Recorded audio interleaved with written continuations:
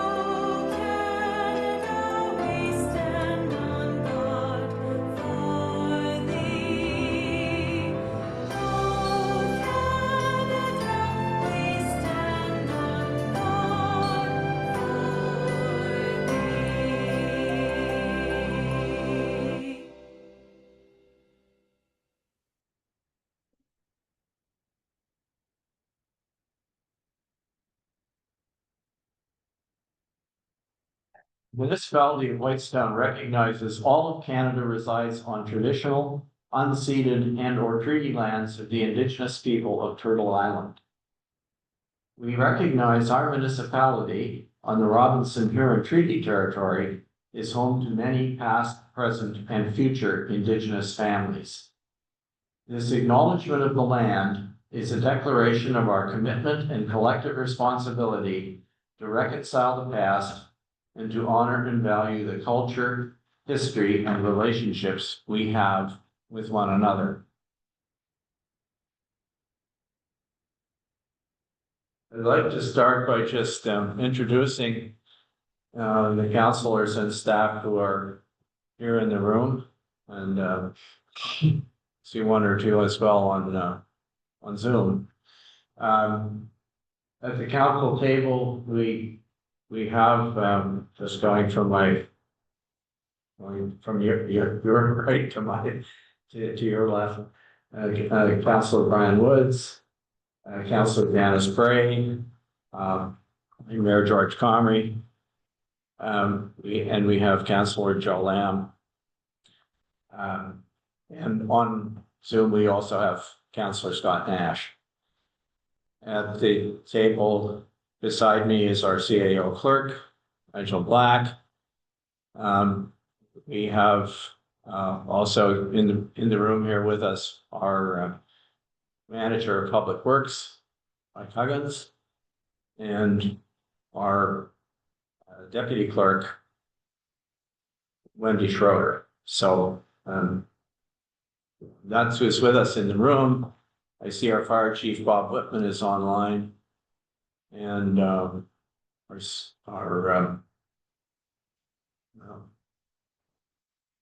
got an ad on my screen that's blocking part of it. There, we see if we can move it down to the bottom there. If we've got anybody else, Jessica Sinkowski, our treasurer, is also online. And we'll have some others to introduce them in a minute as soon as we get an agenda here. Before we do that, I'll ask if there's any pecuniary interest to declare on the part of councillors in today's proceedings. Through you, Mr. Chair, it's Councillor Nash. Hopefully you can hear me okay. You can, thank you. Yeah, thank you. Just wanted to check to make sure you could hear me. Yeah, I'm going to be declaring a pecuniary interest for item 5.1.2 for today's meeting. Thank you. All right, thank you very much. Any others? All right, could we get a mover and seconder, please, for the approval of the agenda? Whereas the members of council of the municipality of Whitestone have been presented with an agenda for the October 21st, 2025 special council meeting. It's actually not a special council meeting, it's a regular council meeting, I think, but anyway. Be it resolved that the agenda for this meeting be adopted as presented. Need a mover and second. Councillor Lamb is moving, seconded by Councillor Bray. Thank you. Any discussion about the agenda? All right. Oh, sorry, Councillor Lamb. Yeah, couple things. First of all, Is your mic on? let's do the test, not on. Test. Okay. Now it's on, sorry about that. Yeah. So, couple things on, I want to add an item under business, I think it's probably under business matters. A couple of days ago, I, for the first time, received, actually sent to me by Councillor Woods, a video clip called Whitestone Woods, and which is the development of the old teachers camp, and there's quite a development going on. It broke out sort of on Facebook, a number of people going down different paths and stuff like that. I tried to contain it a little bit. And then I said, I'm making inquiries, and I actually talked last night for a half hour or so to the owner at Whitestone Woods. And I'd like to be able to report to council and to the public what's kind of happening from my discussion. So I'd like to add an item, I guess, called Whitestone Woods, if you will, and I'll just give a quick verbal update. And I'd like to add it to the business matters, just because it's very timely, and council knows very little about this, and it's a big event for Whitestone, and anyway, so I'll talk. You don't want to do it under councillor items? Well, I can, except, I think there's more people that will perhaps listen if we get hone in on the business. It doesn't matter to me, but I don't want to.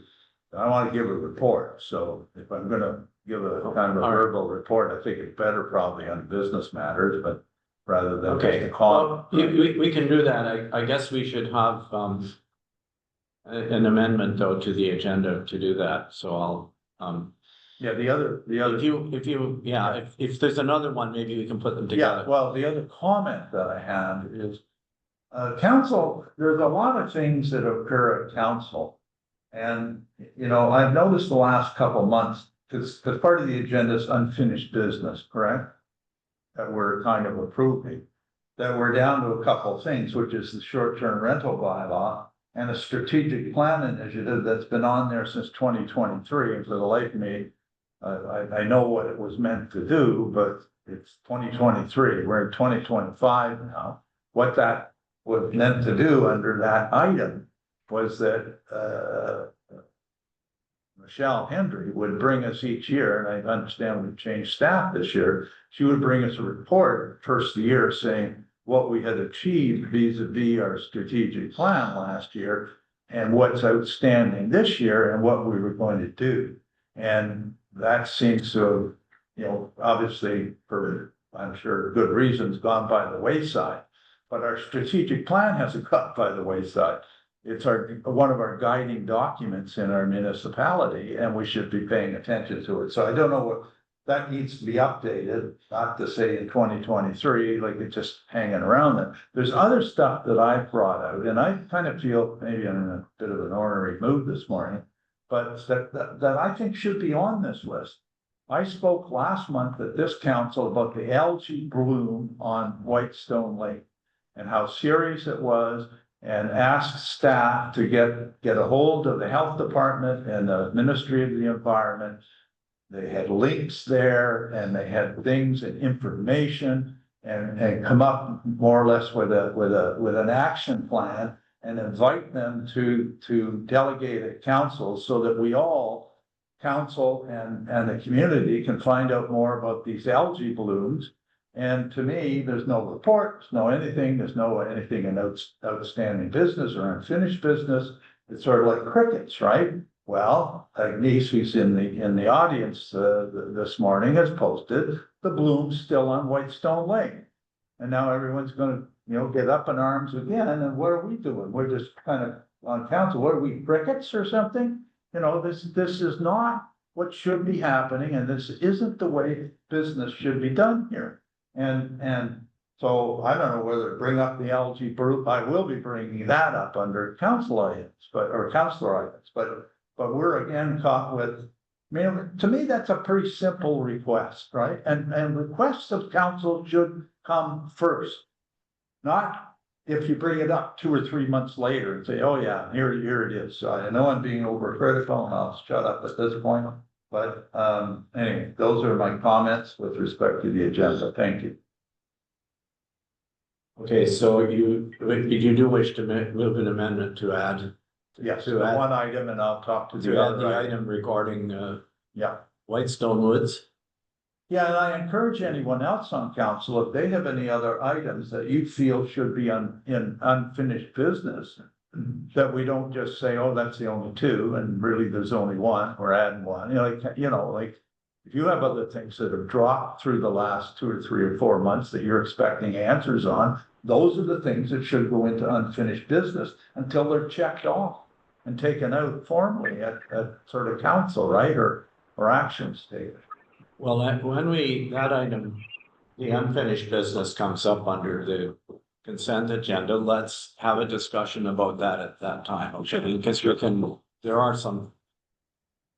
I agree with you. I've noticed that things kind of sit there, and Yeah. we Okay. should figure out. And we would discuss it when, Mr. Mayor? Did you say we? When we talk about the consent agenda, because Okay, thank you. because that is included under there, so we'll pull it. That's a good idea. Thank you. So this is the amendment to the agenda that our deputy clerk has written, that the council of the municipality of Whitestone amend the agenda to add the following item to business matters. Whitestone Woods 11, that would be 11.7, Whitestone Woods Development. Well, the owner doesn't want to call it development, so we should call it the Whitestone Woods trailer park or something. Or it's not even a trailer park. I don't know what it is. Let's just, okay. Just call it Whitestone Woods. It maybe isn't as development. Yeah. Certainly within the meaning of the Planning Act, I don't think it's a development. Okay, we'll just take the word development. Whitestone Woods, so you're moving that, Cal? I'll move it, yes. Is there a seconder for that motion? Councilor Woods is. Any further discussion on the amendment? Through you, Mr. Chair, Councillor Nash, I just had one other comment on it. It's just for another item in the agenda, so I don't know if we want to do it under one amendment. And it was for item 15.2, which was in the closed section. And I did speak to the CAO about it, so if he'd like to speak about it, I'll let him. But I believe that item should come off the agenda today, as our planning assistant is not here. But I also feel that item can be brought back to the next meeting, and a lot of the discussion to do with that should actually be in open and not in closed. So I'd ask for 15.2 to be removed from the agenda if possible today, and I'll let the CAO speak to it if you'd like to. Thank you. Yeah, I think that's a separate, that would be a separate amendment, Councillor Nash. So let's just deal with this particular amendment first. Can I ask all those in favor of Councillor Lamb's amendment to the agenda to add the Whitestone Woods item? I've got hands up in the room. Are you in favor of that, Councillor Nash? Yes, Councillor Nash, yes. Okay, thank you. We've got that one. Now you wish to propose an amendment to do what? Remove item 15.2? That's correct, Mr. Chair. To remove item 15.2 from this agenda and to bring it back to the next meeting, but I believe it should be brought back in open and not in closed session. Thank you. Is there a seconder for this motion? Councillor Woods is seconding, okay, so, discussion on the amendment. Councillor Lamb. Yeah, I think it should be brought back to the next meeting, because obviously the memo writer, Paul, isn't here. So I don't mind it being kicked down the road unless there's some urgency that it needs to be done like today or tomorrow or whatever. Whether it's in open or closed, I mean, I don't know enough about it. I guess I'd wait for the explanation from our CAO. I guess ultimately it was his decision to put it in closed, so whether to put it in open or closed, I mean, I don't know the answer to that part. Okay, thank you. I understand why it's in closed, and I would like to discuss it. It doesn't have to be today. But I think it does need to be enclosed. However, I'll ask if our clerk wants to comment since he's. Sure. Thank you, Your Worship. Through you, I did have a brief conversation with Councillor Nash about this item, and he did have several questions that he was going to want answered at this meeting, and I will not be in a position to answer them. The planning assistant, the author of the report, would be. So from that point of view, I don't think it's a problem to remove it from the agenda and propose it for the next council agenda.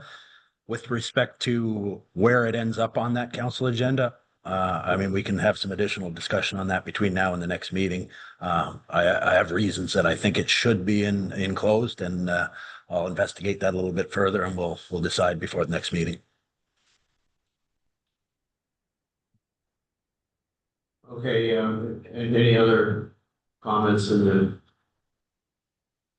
Okay, I will just read the motion and we'll have a vote on it. This is again amendment to the agenda.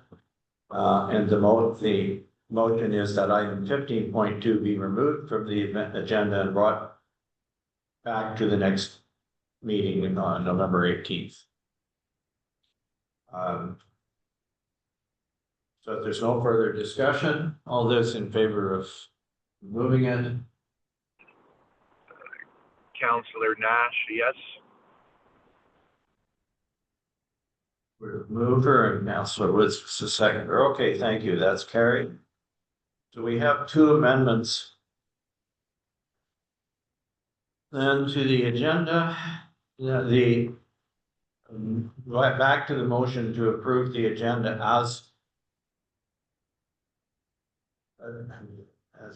presented. This is and amended.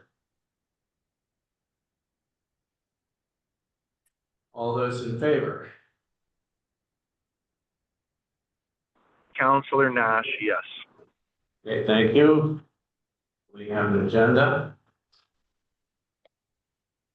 And the next item on it is presentations and delegations. We do have a delegation. We have with us again today Jim Jedden, who is here to talk about Magnettowon baseball, and he's going to give us an update. So welcome, Jim. It's good to you again. Yeah, please go to the microphone just so the folks online can hear what you're. Good morning, guys, and ladies and gentlemen. First of all, we really appreciated the donation from Whitestone to the team this year. We did a lot of stuff. We had 5 kids from McKellar join us, 5 kids from Whitestone, 7 Americans, I might add. And this is going to be coming into play more and more every year. They are taxpayers. They have cottages up here, and we had 3 kids from Atlanta, 2 from Pittsburgh, 1 from New York. They played for about a month with us, which is pretty cool. The The league went through a little bit of turmoil. We lost Carney for this year. They couldn't find a coach. They had kids, but we couldn't find a coach. So I'm probably gonna get involved with Carney again, next season. I want to make Joe Longley from Perry Township and try and get somebody to get coaching that league. In Magnolia, we did an update on our park. We were declined from the Jays Care upgrade. First Falls got it the year before, and I understand First Falls in the summer, which is, it's a downtown and what have you, so I can understand why they need for $84,000 plus. So we decided to do it ourselves. We had Nigel Munn, James Lind, two local contractors. And we did our infield in a day. They taught me how to drive a dump truck. I had a ton in my life. Driving a dump truck, dumping, and we got it all down and packed. We put a liner underneath. The joke was last year that, I would call up Sprucedale when we were coming up and say, we've got an Olympic-sized swimming pool at second base. Tell the kids to bring life jackets, and they did. And the kids would diving into second base, literally.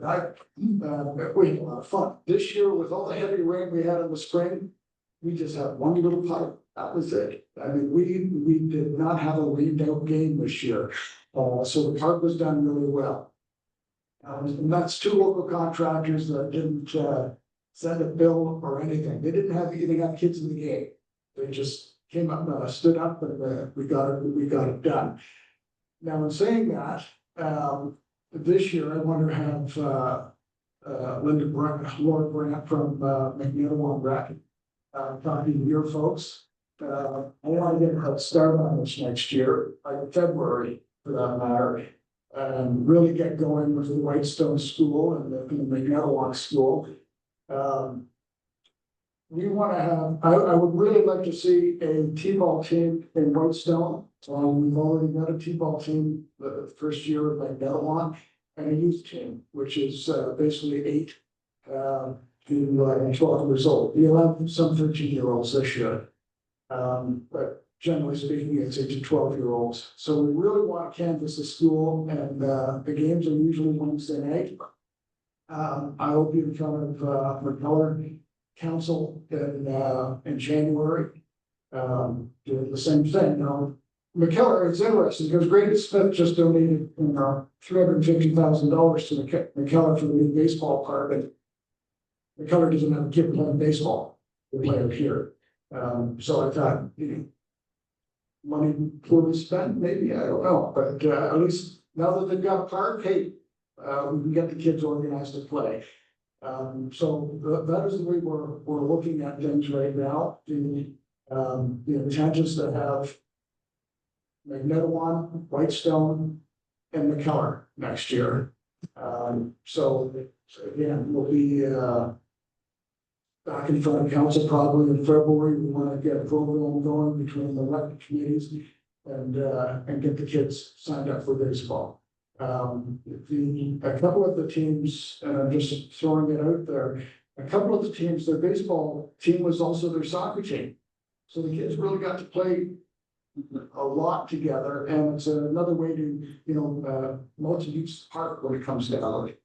So we had soccer going on and at the Meadow Park, the day after. So it worked out really well. So again, I'll be back probably in February. I'm trying to kick this off to get us ideally 13 kids in the youth and as many as we can get in T-ball. I'm going by the numbers. I'm thinking we should be able to get almost 10 kids for T-ball on Whitestone. And I think the part of the thing is we're talking about equipment. Jays Care is phenomenal. Most of the communities were applying for Jays Care in the league, and they all got equipment, baseball bats, helmets, gloves.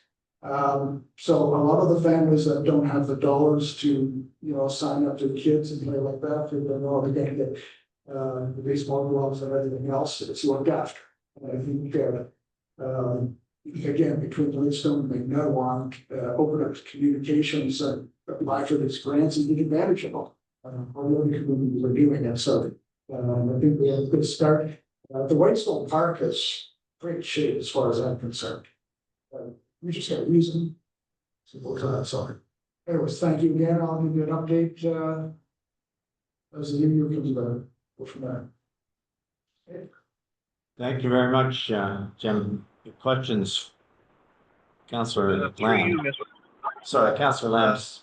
Yeah, Jim, thanks for your report. Maybe you should make it down to Rogers Stadium or Rogers Center on Friday to help them with the infield, all that kind of stuff. And know you're experienced at it now, right? Yeah. Well, hey, I gotta tell you one thing. We sort of laugh. But cars were parking out on the highway when we're playing games. These are little kids. And, the kids are being intimidated. Oh my gosh, there's so many, I think we have about 150 people out. Yeah. I mean, the local people love it. And let's bring it over here, Well, if I can help at all in Whitestone, I played hardball to pretty senior level, so, but that was like a long time.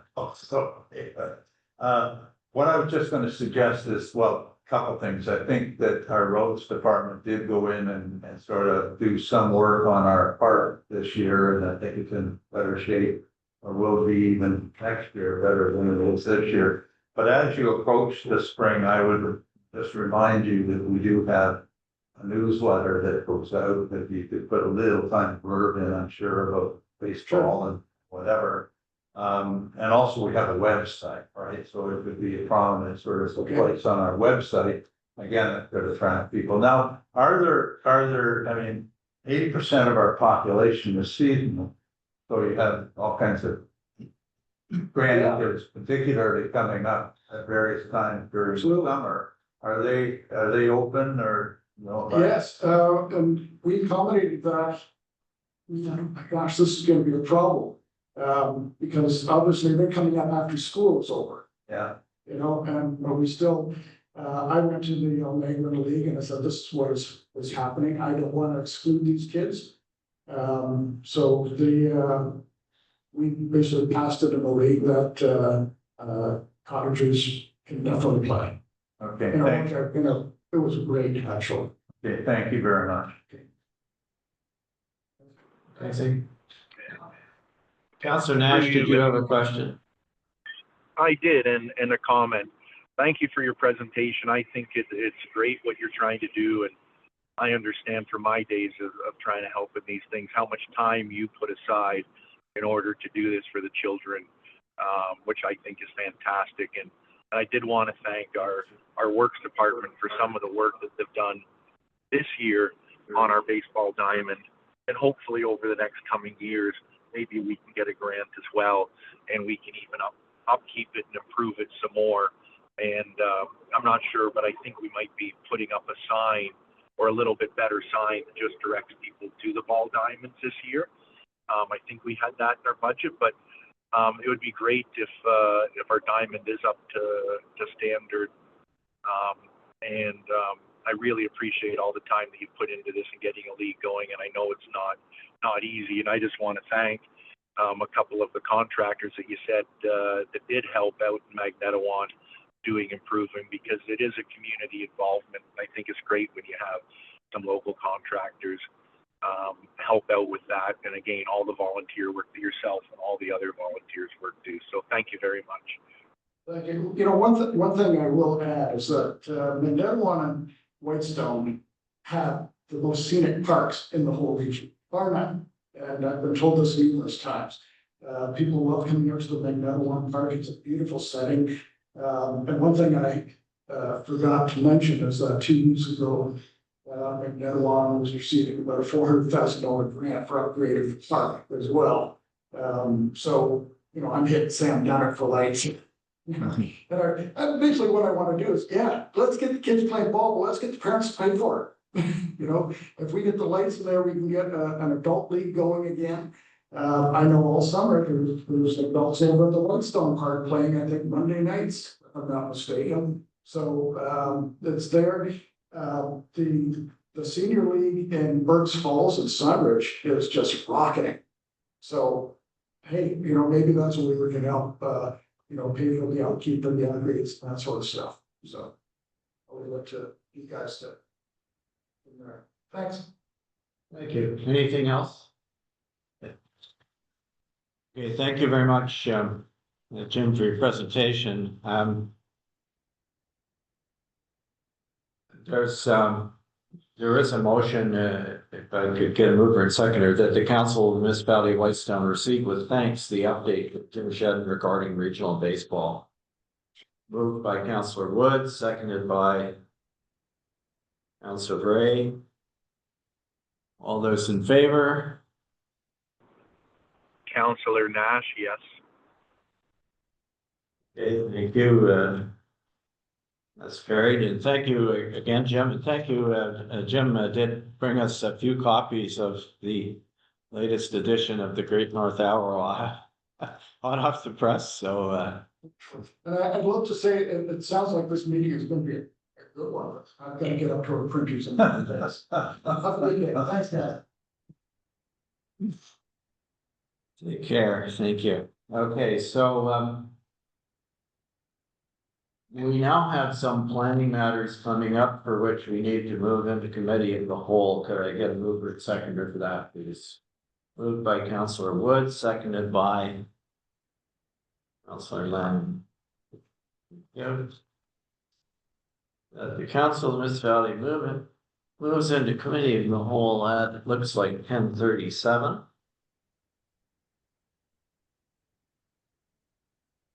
Yeah. All those in favor? Councillor Nash, yes. Thank you. We're in committee of the whole. There are two planning matters. The first one is a consent from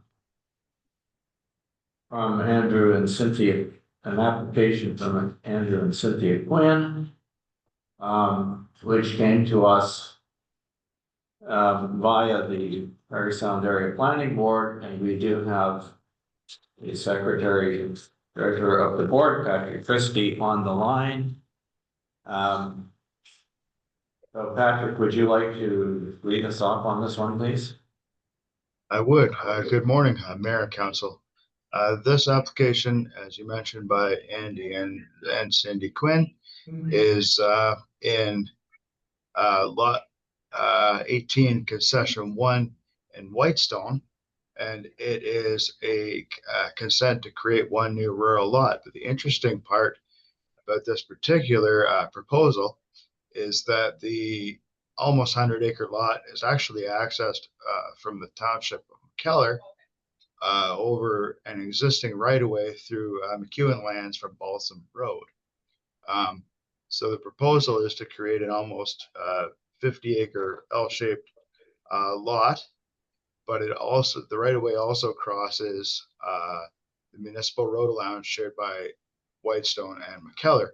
So along with council's support to for the creation of the new L-shaped lot, also comes with it a request to update the agreement that was created for the use and upgrade of the municipal road allowance, and that proposal also going to McKellar Council tonight to have the support for those documents to be updated as a condition of this consent.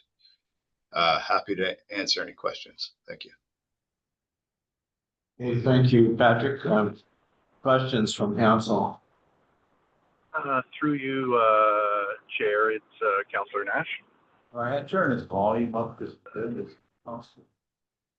Thank you. I guess my question, Patrick, is this would be considered what I'd call a back lot in our zoning bylaw, which I know we approve and allow. And I have no issues myself with the overall request. The only question I'd have is, why do we require that the owners have an agreement with us to maintain or cross the road allowance when I know there's probably dozens and dozens or hundreds of times that roads cross the municipal road allowances, and I don't think there's really normally agreements in place. So why would we require that? That's the only question I have. Like, is it really necessary that that's in place if there's an existing road there already? Thank you. I can answer that through the chair to Councillor Nash. Yes, it's my understanding that the road allowances are under the jurisdiction of the municipality. And so there is an agreement required to not cross, but to upgrade. If anytime you are making any improvement to a road allowance, it's required that you get permission to do so. Thank you. Okay, thank you, Patrick. Yeah, I think there's many roads, like the reason I was asking, I think there's many, I'll call it seasonal or cottage roads in our municipality that we give road grants to that do maintenance across some of these. That's why I was asking. And the other question I'd have, which I think is more, or I guess I'll ask that question when we come out of the committee of the whole on the actual motion itself. So thank you very much, Patrick. Appreciate it. Other questions about this? I guess what isn't clear to me, and this is, I mean, kind of by, you know, kind of a corollary to Councillor Nash's question was that, like I don't know what the status of this road allowance is. I think it is, but I'm guessing that it was, that it's not a road allowance that is open, that there was, but in fact that it's an agreement that that the existing property owners could use it. And if you're creating a new lot, then the new lot has to also have the same agreement. So is what I'm suggesting correct, Patrick? I You believe so. use the term upgrading. I mean, it's not. This isn't giving them permission to put more gravel on it or do something like that, or widen it or do whatever. It's just making sure that the new lot that's being created has the same ability to use the unopened municipal road allowance to access it. Am I right? It is both.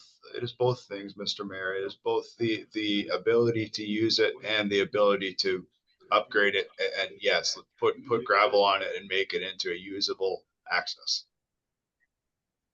But it's not. Would I be right in saying it's not a public road? Like it's not a road that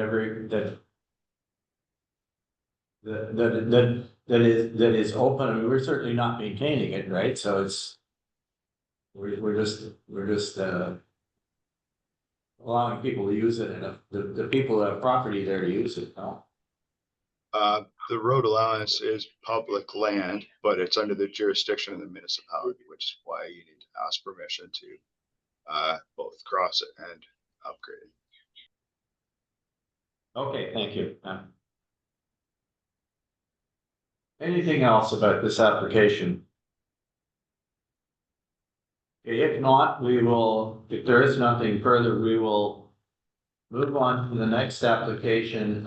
We will come back and when we get back into maybe the whole, we'll have motions with respect to it. So we're now at item 5.1.2, which was the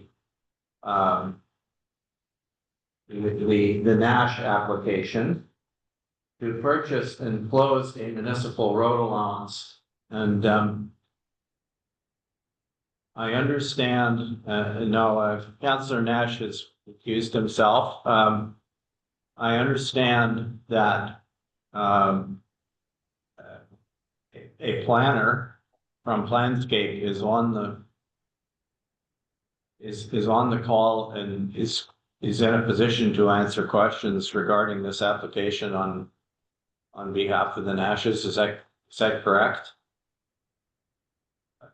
Oh, Your worship, it's Jamie Robinson here. Maybe if I can just interject, my understanding is that yes, Stefan from Planscape is available to answer questions. If you'd like me to give an overview of the application before he does that, I'm happy to do that, but I'm in your hands. Oh, okay, I'm sorry. I had forgotten that you were on the call, but, yes, I guess the report that we have is in fact from you, Jamie. So, please go ahead. Could I just ask the clerk to give me screen sharing privileges? It would just assist with some visuals here, I think, everybody. Just do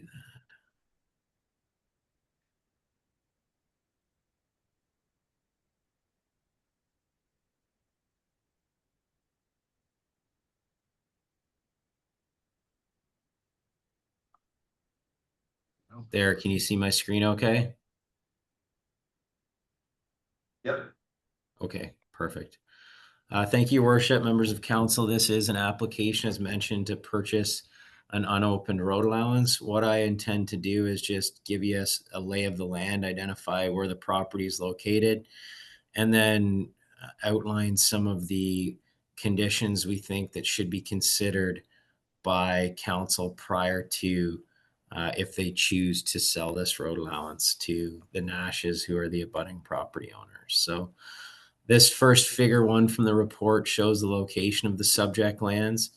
Just a few items to highlight are that firstly, the subject lands are currently located, they are located to the north of 520, so they don't abut 520. With if the road allowance that's proposed to be sold is abutting the lands to the west, and if that land is sold, the subject lands would have frontage on 520 as a result of any proposed sale of the road allowance.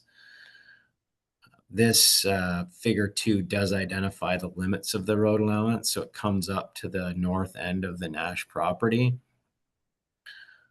There is a McGee Lake Road does traverse through Crown lands that abut the property to the west, and then it travels through the property, which services some cottage lots, which I'll show you in a moment. There are also 2 other road allowances that connect to the road allowance that's proposed to be purchased, both in this area adjacent to Gooseneck Lake, and then also running in a east-westerly fashion as well. There's another road allowance. Just in terms of the McGee Lake Road and the comments I was making with respect to other lots. So there are some other lots that exist along Gooseneck Lake. McGee Lake Road it's a forced private road over Crown land in this location to the west of the property, and then it traverses across the subject lands. It's our understanding that the properties to the north and to the east of the subject lands do have easements over the Nash property, which provide them with legal access over McGee Lake Road. But that is one of the requirements before the lands be sold to, if these lands are transferred to the applicants, that we ensure that every property does have legal access over McGee Lake Road. We just want to make sure that now is the time to make sure that those folks all have legal access through this process prior to any transfer of lands. The second thing we want to just make sure is that when the road allowance itself is sold, I'll go back up to figure number 2. So if this road allowance is sold, there is an area of the road allowance itself that McGee Lake Road travels across. So that 20-meter stretch where the road allowance exists, we would want to make sure that there's an easement in place over that portion of the lands as well, because if these lands are intended to be conveyed to the Nashes, we want to make sure that there is legal access over that 20 meters as well prior to any sale of this road allowance. So that would be another requirement through this process, just to make sure that the folks to the north have legal access as well. So from an official plan perspective, the official plan does have policies that speak towards the sale of road allowances. And the basic principle behind the policy and the official plan is that council needs to be satisfied that there's alternative access where a road allowance leads to water. In our opinion, because of the nature of the crown lands that exist to the west of the site, there is an opportunity for public access to Gooseneck Lake because of the crown lands that exist to the west. And we would just want council to be ensured that they're agreeable that that is an opportunity for public access in the future. And then really to meet the intent of that policy as well as making sure that, again, those easements are in place with respect to existing properties that abut McGee Lake Road to ensure they're accessed appropriately in the future.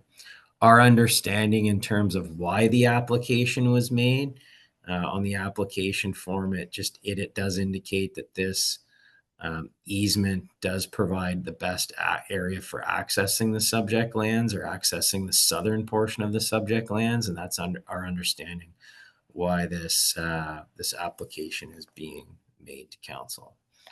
So with that, your worship and councillors, we did make some recommendations, and the recommendations speak to the points that I've just spoke about and referenced as part of our review.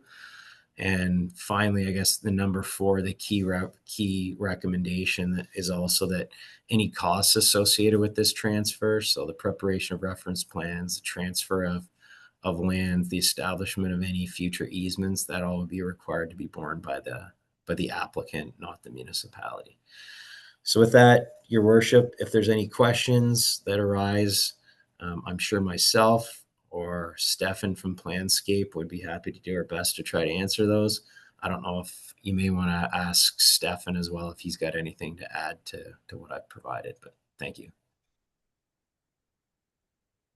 Okay, thank you, Jamie. I will do that. And ask Stefan, do you have any other comments that you want to add to what Jamie's already said about this application? Thank you. Good morning, Mr. Mayor and members of council. My name is Stefan Sherbach with Planscape Inc., 104 Kimberley Avenue in Bracebridge. We are obviously representing the Nash family. We've represented a lot of their previous planning files and very familiar with the subject lands. Jamie's report to you is excellent, bang on, exactly what I would have mentioned to council as well. Perhaps one other item that I could let council know, the Nashes did reach out to the Ministry of Natural Resources. You'll see in the staff report and in the, maybe it wasn't in the staff report, but in the application form, there is correspondence from the Ministry of Natural Resources that have no concerns with the closure of that road allowance abutting their property. So there is that information in play. And again, taking a look at the official plan policies, I fully agree with what Jamie had mentioned to you in response to the various tests. The conditions that are in front of you are very reasonable. The Nashes have zero problems with any of those conditions and willing to follow through with them. And I mean, finally, just perhaps another reason, rationale, Jamie touched on it. There is a small liability issue with a private road that crosses a concession road allowance. Selling this road allowance would relinquish that liability and, of course, providing a easement right of way over that parcel to ensure that any of the landowners that enjoy traveling through that private road will be maintained on a go-forward basis. So if there's any other questions, here to answer them. Thank you for your time this morning. Okay, thank you. Questions from councillors?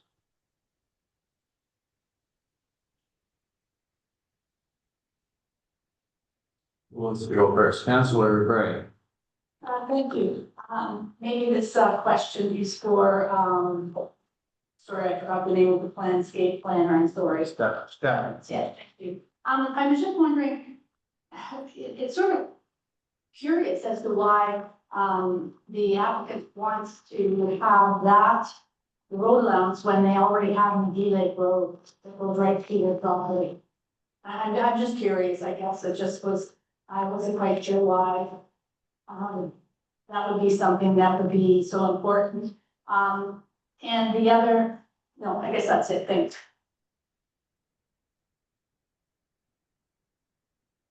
If I may, Mr. Mayor, through you. Go ahead.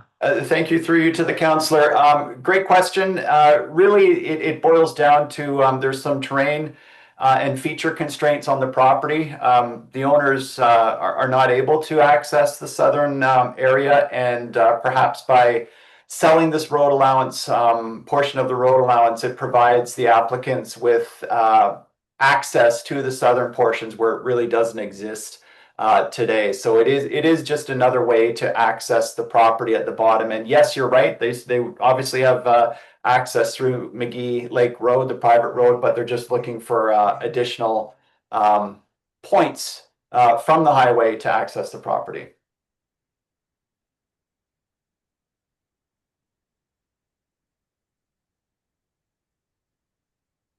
Councillor Lamb.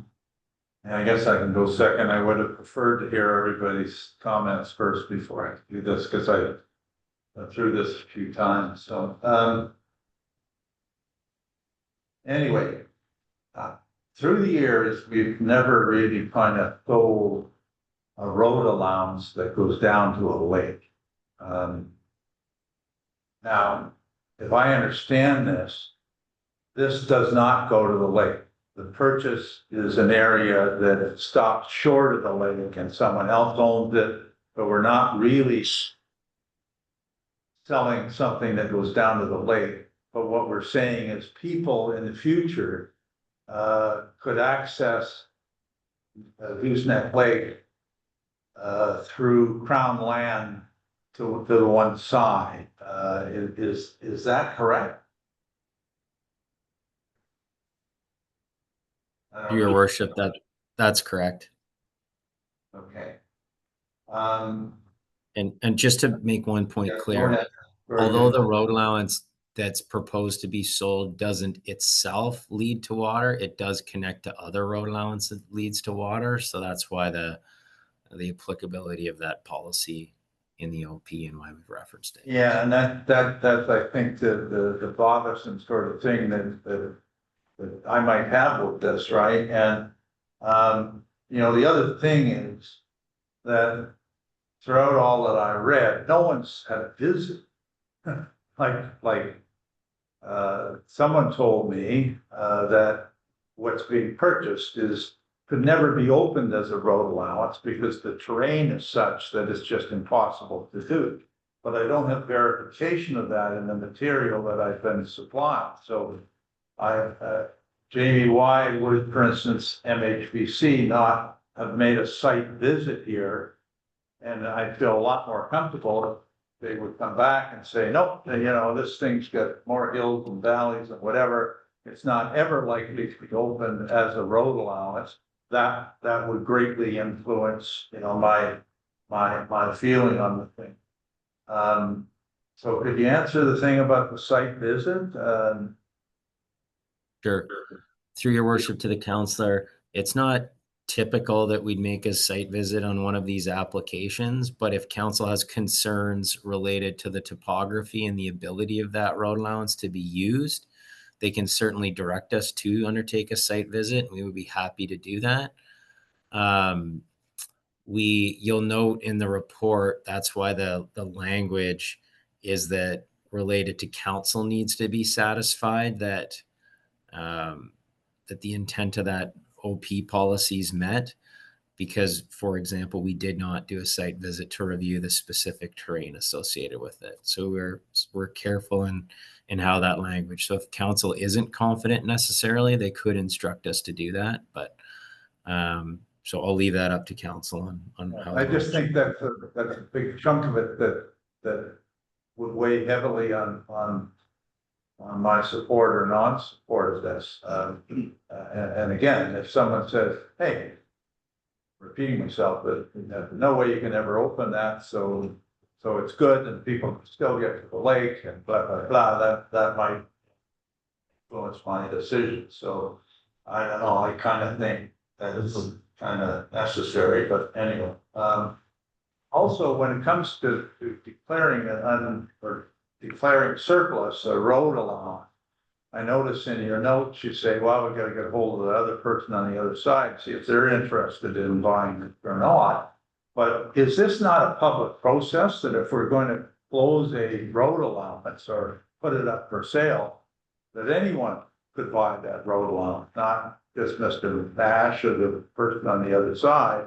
Isn't it a public process that would go to everyone or not? No? Through your worship, the municipality has a process for closing and selling road allowances that's a little different than dealing with surplus lands within the municipality. And typically it's offered to the abutting property owners. And in this case, the abutting property owner is on the other side is the Crown. So there wouldn't be sort of a half split there. It would be offered completely to the in this case, the Nash property. Yeah. My last comment has to do with value. I don't know what the value of this is. I think typically, I can remember a situation on Whitestone Lake before you were our planner, Jamie, where there is a road allowance, and when we asked the realtor what the value of the road allowance is, because it's a 66-foot area, in this case, it's 6.6 acres. It comes back at a very low number because they say, well, you can't build anything on it. So it's kind of useless in a way. So the value is whatever, X, right? And on Farley's Grove, it was, well, no, if we sell that road allowance to this person, it's going to mean X to them. Or in other words, if that means that their value of their property goes up, for sake of argument, 200,000 because of this of this transaction, but the real estate says it's worth 10. I think that the municipality should sort of kind of share in wealth there, right, and not just turn it over at the 10. Now you know it may be. Maybe 10,000 in both cases, I don't know, but shouldn't we be looking at what the trade is, and in terms of what we're selling and what Mr. Nash or anyone else is getting, or am I wrong? Through your worship, the purpose of today's exercise is to determine whether there's a will to sell the property and a will to transfer the road allowance.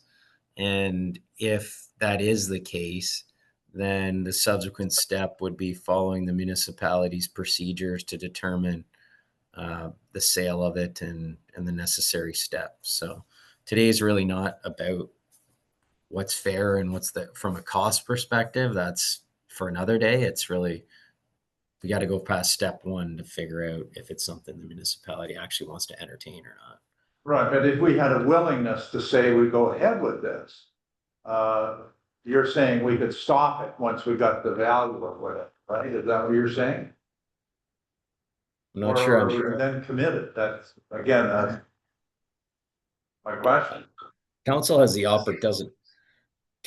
opportunity, just as anybody would, to either go through with a sale purchase or not go through with a sale purchase. But step one would be so today is something the we want to final day. entertain or not. We could stop it if we wanted to. Not saying it would or wouldn't.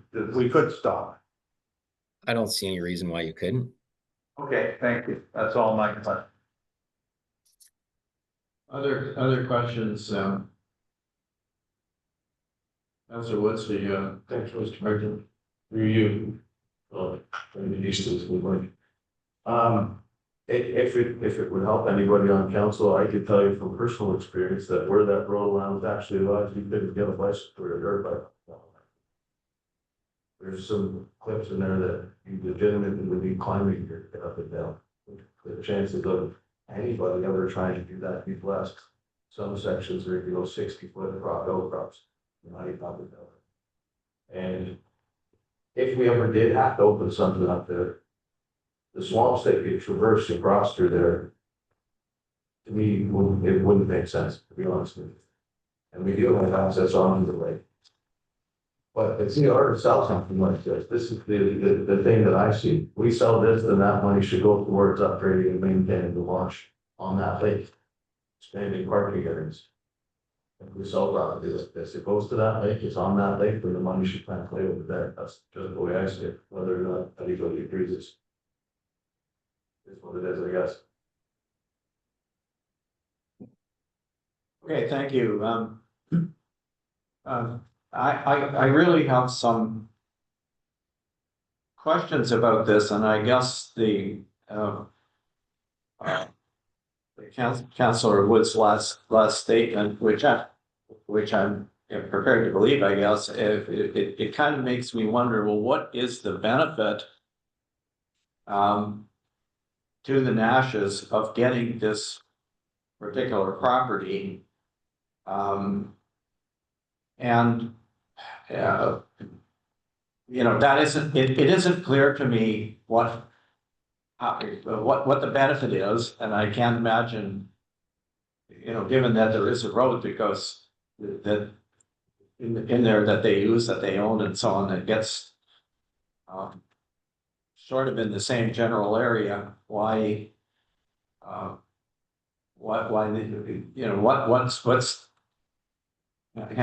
does having the road allowance benefit them? And I have two concerns about it. I guess the first concern is that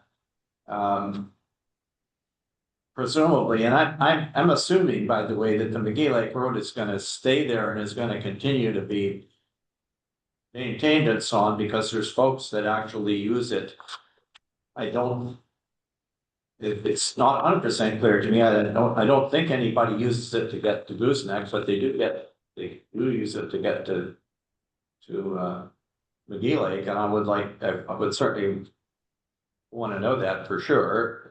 And this has already been raised, of course, is that those folks who are using that to access their property, we have to make sure that they're not affected somehow by this. But my concerns are, the first one is that, in fact, this does provide access to Gooseneck Lake,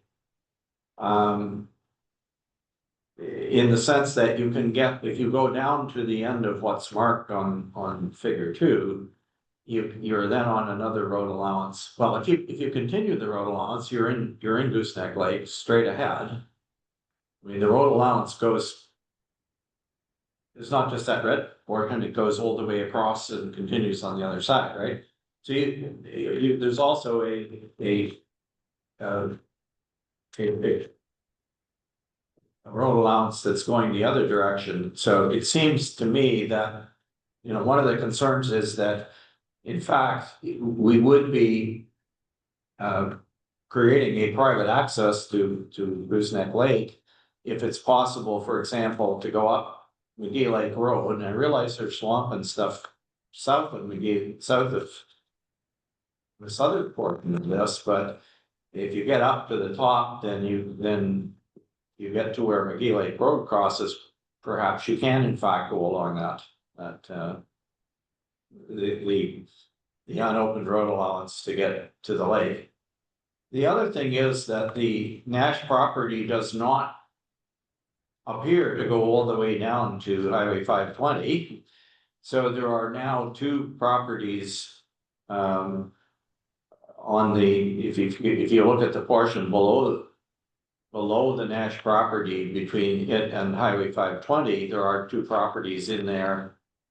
And we're closing a road allowance that I don't know who owns those properties, but there are other folks that would have to have been given the opportunity to say whether they agree with this or not, or have any interest in it. And in fact, if they have an interest, then they would have a right under our policy to purchase half of it and add it to their property. So I guess that's a long roundabout way of saying, I mean, there are a whole bunch of questions that I would want answered on this before I would be prepared to say, yeah, it's okay, we can go ahead and sell it. So I don't feel that I'm in a position to support moving ahead with it today. I think we do need to get more information, and somebody needs to go and look very carefully at at the terrain and look at who owns the adjoining properties and everything, and just see what's possible and who's potentially affected by this. So that's my.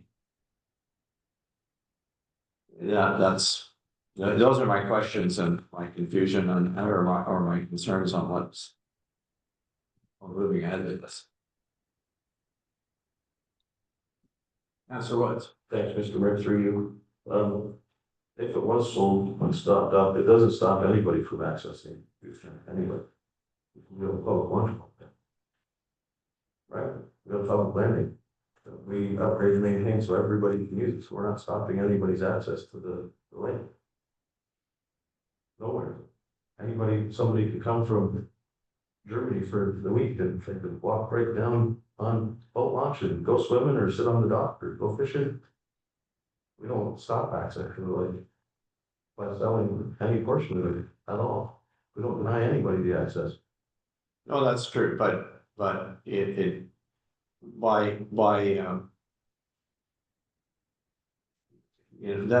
doesn't mean, first of all, that doesn't mean that we might not want another access point at some point in the future. If a public access point, it also raises the question is, does having that access facilitate development of other lands in the area? So then I think council is entitled to know what that would, if it's part of a bigger game plan or something, then I would want to know that. Because it goes back to the question of I still don't understand how that other than adding to their land holdings, how does this benefit? Is there something that they need to build somewhere that they can't build without it, or what? I don't get that. Well, I think through Stefan, if I heard him right, it provides access to the southern portion of the property. And that was the reason, or one of the main reasons why they wanted to purchase this, but maybe I misunderstood it. Is that right, Stefan? Thank you. Yes, through the mayor to you, Councillor Lamb. That's correct. They do want to access the southern portion of the land simply because of the terrain and the features. Is it going to lead to something in the future? They don't know. I mean, they really would like to access that area just to see what's there. They have no immediate plans to do anything.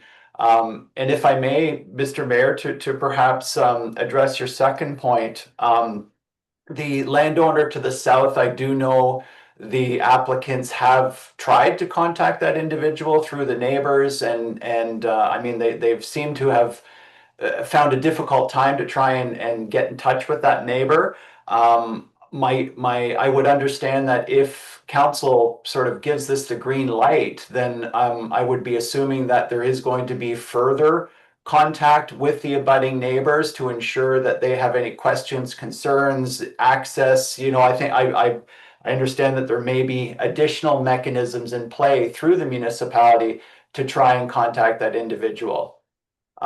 So I would believe that they would also have a second attempt here to at least let them know what's going on and they can join in with the process.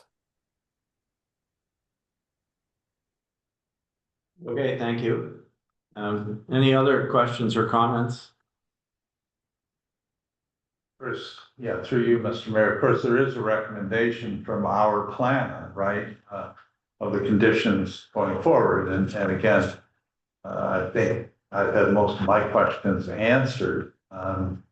The only thing, I assume, Stefan, you haven't had a site visit?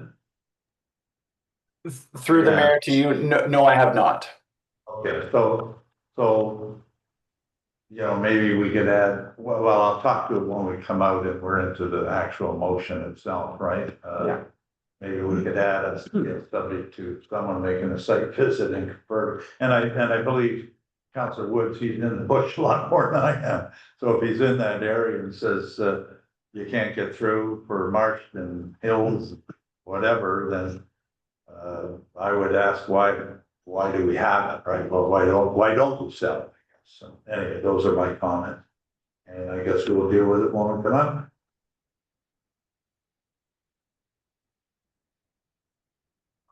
Okay, thank you. If there's nothing further, I guess, we will, we can thank our. Sorry, okay, sorry. If there's nothing further, then we can thank our consultants for their input, and, I guess we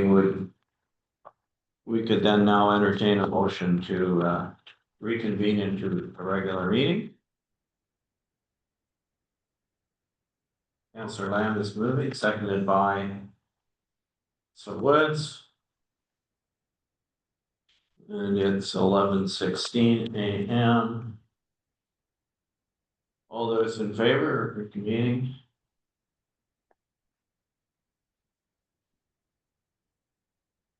Thank you, that's carried.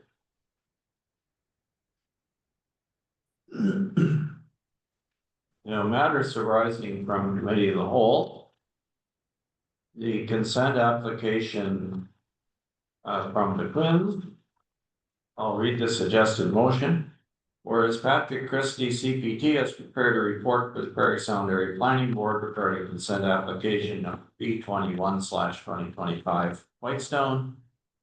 The applicants, Andrew and Cynthia Quinn, have provided a copy to the Municipality of Whitestone. Now therefore be it resolved that the Council of the Municipality of Whitestone receives this report as information, and that the Council of the Municipality of Whitestone recommends this consent application for approval in principle, subject to the following conditions. There are 5 of them. Number 1, the payment of a parkland dedication fee be made in accordance with the current municipal fees and charges bylaw. 2, that the new lot receive 911 addressing from the municipality. 3, that the owners update the agreement to improve and cross the municipal road allowance with the Municipality of Whitestone and the Township of McKellar to include the retained lot. 4, that all applicable planning board fees be paid to the Prairie Sound Area Planning Board. And 5, that payment of all municipal planning consultant fees and all other fees associated with the processing of this application be paid. Is there a mover and seconder for this motion? Moved by Councillor Woods. Seconded by Councillor Lamb. Any further discussion on this one? Hearing none, we'll have a recorded vote since it's a planning matter.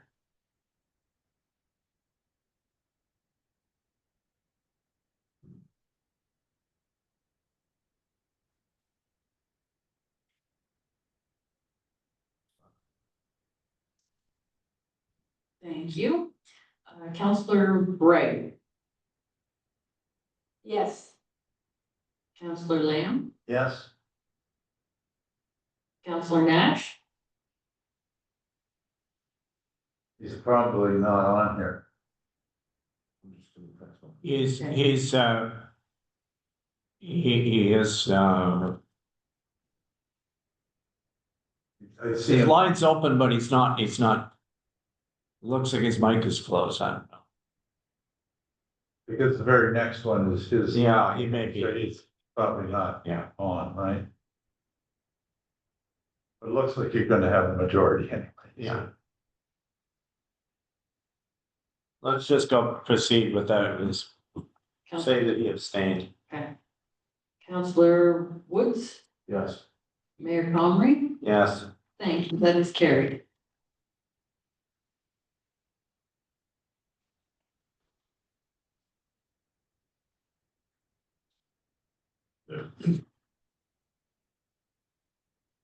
Okay, so this one, now that brings us, thank you, that's carried, it brings us to 5.1.2, which is the Nash application to purchase and close the municipal road allowance. I will read the motion that has been drafted here, and we'll see if there's a mover and seconder. Whereas MHPC planning consultants have prepared and provided a report to the Council of the Municipality of Whitestone regarding an application submitted by Scott and Jennifer Nash for the closing and acquisition of a portion of the municipal road allowance legally described as the road allowance between the Township of Burton and the Township of Mackenzie, east of the center line and south of Gooseneck Lake. And there's a Terranet pin number 52250-0540, as shown in the report dated October 21, 2025. Now therefore be it resolved that the Council of the Municipality of Whitestone approves in principle the closure and acquisition of a portion of the municipal road allowance as applied for by Scott and Jennifer Nash, legally described as the road allowance between the Township of Burton and the Township of Mackenzie, east of the center line and south of Gooseneck Lake. As shown in the report dated October 21st, 2025, and that such approval be subject to the following 6 conditions. 1, that closure of the part of the municipal road allowance requested does not remove access from any adjoining lands. 2, that the unopened municipal road allowance shall not become a separately conveyable lot and that it be merged with the applicant's property. It says in a manner to be deemed appropriate by the municipal solicitor.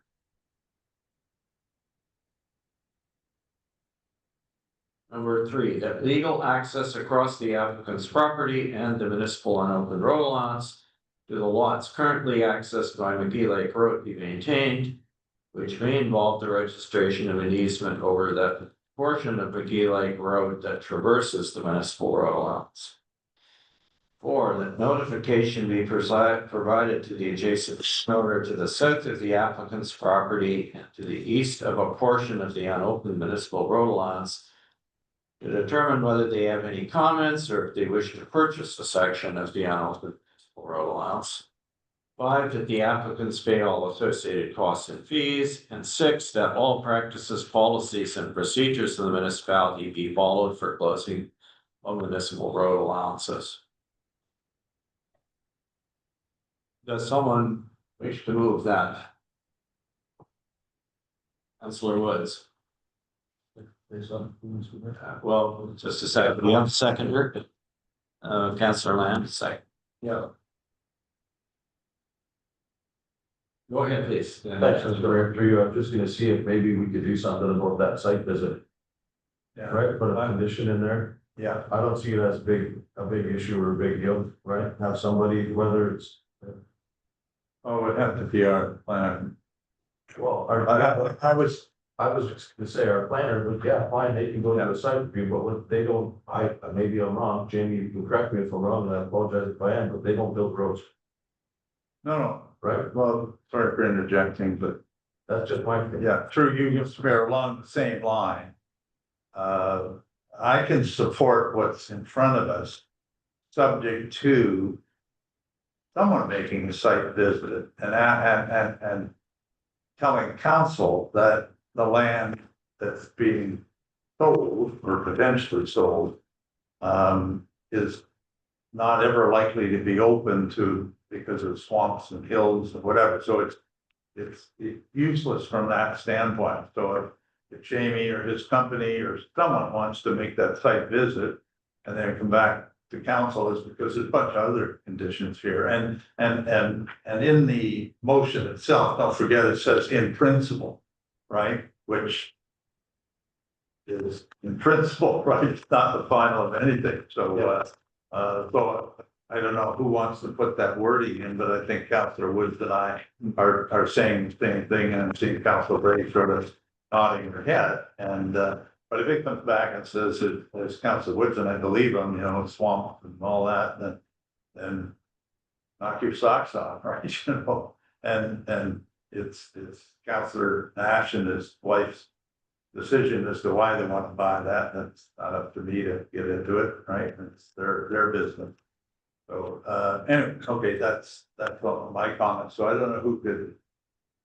I would move, I don't know whether it's an amendment or an addition or what, but I leave that to greater minds than myself.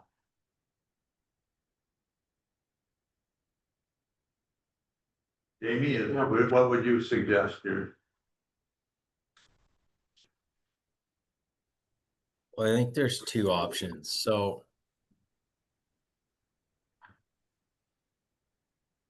and there's a comment I wanted to make on the principal piece, but one option would be to just defer this whole item until a site visit's completed. Then we come back and say, we did a site visit. This is what we saw. The conditions we've identified are appropriate to consider the sale, and we proceed. So that's option, I'd say one, is you just defer. The other option is you approve the resolution that's before you with the modification subject to a site visit being completed. And then the site visit gets done and we come back. Like, my gut's telling me the first option I've outlined is probably the best one.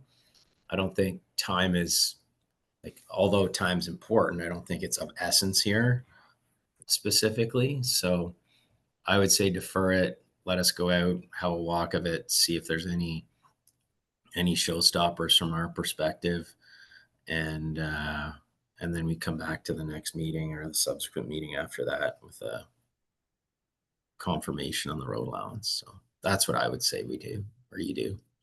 And you said also you had a comment on the in principle. Oh, sorry. So just on the principle, I think what's important there is that if you pass this thing in principle, what that means is that kind of gives the go ahead to the applicant to start spending money, because they're going to spend money on getting reference plans prepared and making sure all the transfers are organized correctly. So if you're going to approve something in principle, I think you got to be pretty confident that you're going to make the sale eventually. I think it would be disingenuine to approve it, them start spending money on a bunch of things, and then come in at the 11th hour and say, no, we're not going to sell this thing now. We're not satisfied. So that's another sort of reason why I think the option one that I just described of if you think a site visit's necessary, get the site visit done before you pass the resolution. Yes, but having said that, when I said in principle, you said earlier in our discussion with me that when it came to price, that we could, like if it comes back and says the land's worth $1, you said, well, you can stop it or you're not happy and da. So what's the difference with that? Are you saying we really can't do that? Because they still would be doing all those things, wouldn't they? And incurring costs, and I wouldn't want you to come back and say, well, tough luck, it's $1, accept it, right? Like, so I don't get it. Well, Yeah, I think go ahead, Jamie. you gotta make the decision whether you want to sell it or not, as I think why we're here today. And I think where your concern was, or your question earlier was related to, all right, we want to make sure we get fair value for this thing. If they're that was the context, I think, in what your question was, is that if they're getting a lot of money for this property or increased value, our sale price should be higher. I think that's where you were going with that. Well, potentially that might be the same price, who knows, but yeah, I'm not in a question to answer that, and then the whole purpose of doing the site visit and whether or not you want to sell this thing, I think for council is this useful for us or not in the future? And if the land's not useful for you in the future, you should probably consider selling it regardless of what the price is. But you can deal with that fairness question through the sale process. But that's the whole purpose of I think the site visit. And the way our report was structured for today's meeting is effectively council needs to determine whether or not this is a useful property for you in the future. Based on what we've reviewed, there's been the policies, there's other access to Gooseneck Lake, there's access through the Crown land. So we think that policy test is met, but you really need to, and our report was structured to say, council determine whether this thing's useful for you or not to maintain. What you've said today is we want someone to go out and inspect this thing and have a look at it. So if that's the case, then I say press pause, have us go out, take a look at it. We'll report back to council and then decide which way to go. okay. Well, I'm in support of it as long as that visit comes back and it's, you know, useless, I'll say, or whatever the term is, right? So I don't know whether we're best to just say, go do that, let's defer this and then come back. Or whether it's to approve it and either one accomplishes sort of, but your recommendation is that the visit take place and then we come back to it. Is that right? Yep. Jamie? Yep. And that's, Yeah, okay. you want to Go ahead, just as I could say something real quick, Mr. Brennan. Maybe this is a learning lesson for us. Anytime we look at selling any type of road allowance, there should be a site visit. I mean, in actual fact, all of us are fully capable of going and looking at things in person, but it very rarely happens. It's a true story. We rely on pictures that aren't always the greatest pictures, but not all the time does everybody go out and do it. They just armchair quarterback. I go out religiously to look at things. People ask me what the hell I'm doing up there, right? Looking around. But like obviously, if you go around the municipality and see things firsthand, then we can have a much better idea, right? But if we're gonna sell something like this, maybe automatically there should be a site visit included in all of these things. Or there might be a part of the missing there. I would support that comment personally, but Councillor Bray, you wanted to. Yeah, I would support that as well. I think it's probably best, and I just think, my preference would be to defer. It's not gonna change anything because it still has to come back. And we might have better information and be able to be more decisive on the next one with that information. And I'm going to agree with that as well. And I believe that the right thing to do is to defer simply because based on information that may come, at this point in time, I can't say, well, I support it in principle, because I might not. I mean, if based on what we find out, I might turn around and say, no, I don't. If they don't think this is in the interest of the municipality, we shouldn't sell it. And so I don't want to attack a condition of a site visit onto a motion that says we approve it in principle, because I just don't think we could say that at this point. But maybe based on what we get, what we find out from the site visit, then that I'm open to changing my opinion. I'm just not there with that site visit. So the whole thing hinges on the site visit. What do I need? I'll make a motion that we defer this item subject to a site visit by our planners and a report or something to that. Okay, sir.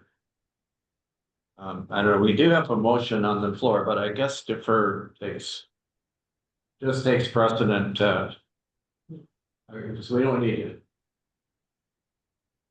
We need I guess we need a mover and seconder to defer though, right? Yeah. Are you seconding? Second, but Well, first of all, the mover and seconder have to agree to defer, right? yeah, or to withdraw. I wouldn't withdraw, we would defer subject to. Yeah, you can withdraw the motion and we can replace it with another motion, or you can. What I would like as the mover, second, is for us to defer a decision on this until we get a site visit by our planner and a report back to council.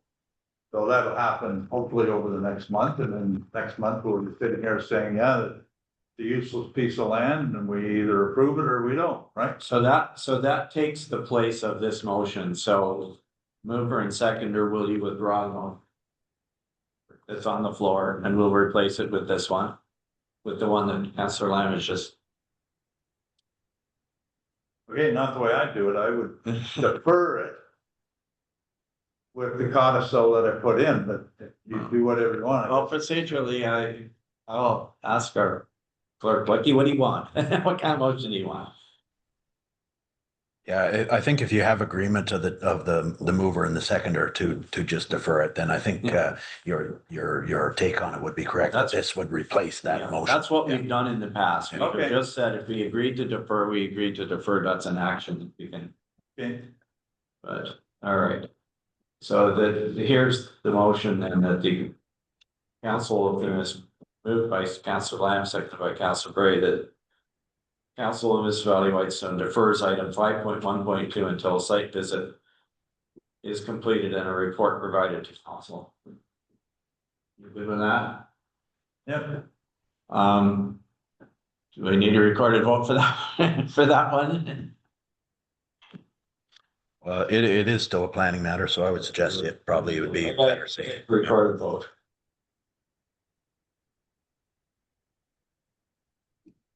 Thank you. Counselor Lamb, Yes. Counselor Woods, Yes. Counselor Bray, Yes. Mayor Comrie. Yes. Thank you. The motion to defer item 5.1.2 is carried.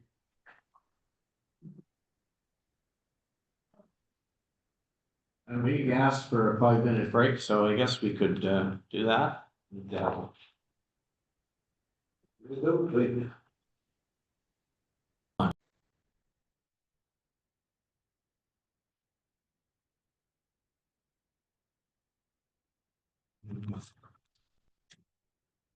No, Gary Merritt's on. Yes, so that's-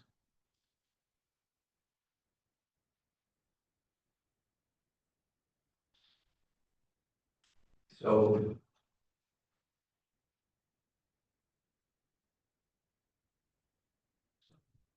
Did we reconvene into a regular meeting before I'm asking our deputy clerk? Because I have an order paper here and I don't see it. That one was 11:60, Yeah.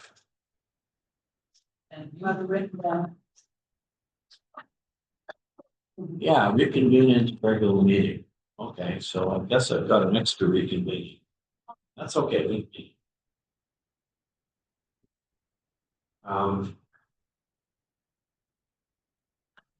You'll We need have that. to move into a public meeting. You'll need that when we move back into the regular. Oh, that's for later. Now.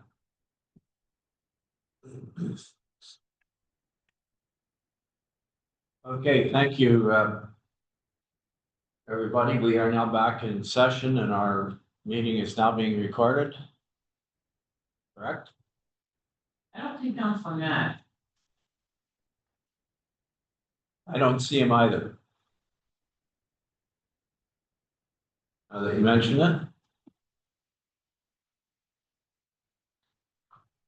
Yeah, you can text them or something.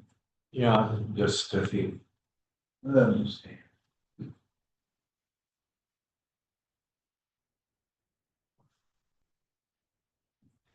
Uh,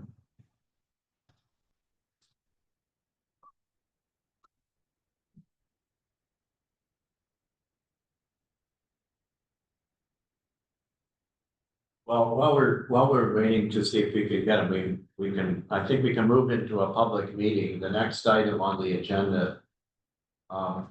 Is a road renaming application, which causes us to. Go into a public meeting. So could I get a mover and seconder that we move into a public meeting, please? Moved by Councillor Woods, seconded by.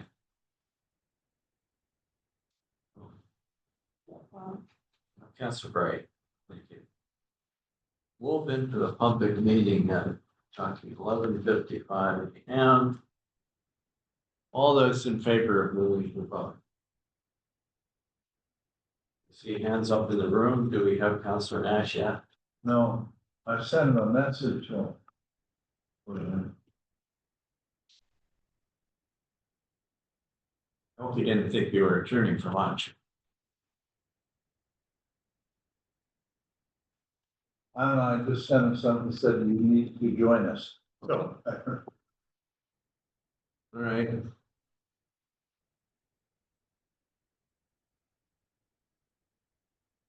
I'm watching my screen to see if he would come back.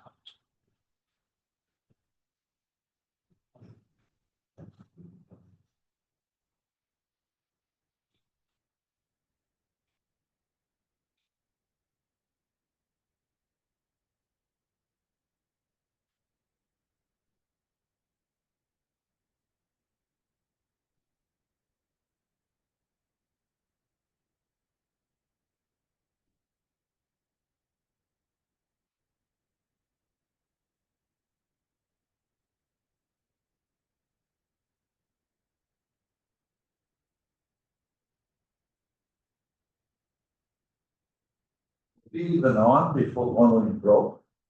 Like there was still on. He was showing as connected, but muted and. No, I don't know. What would call it? If you don't mind, I mean, I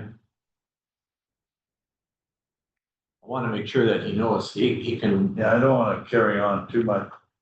he can decide if he lets us know he can't participate or something, that's fine, but.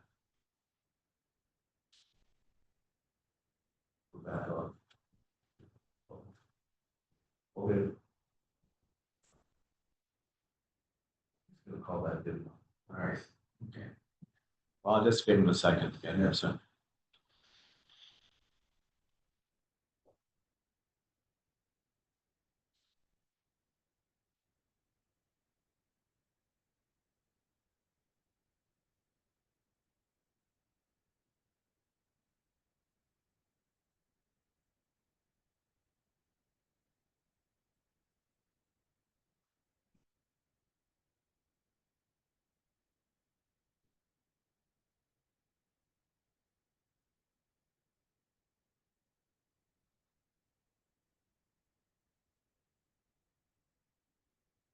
Counselor Nash is supposed to be calling in, Madam Deputy Clerk, can you just keep an eye in case he's in the waiting room or something? Not on here yet.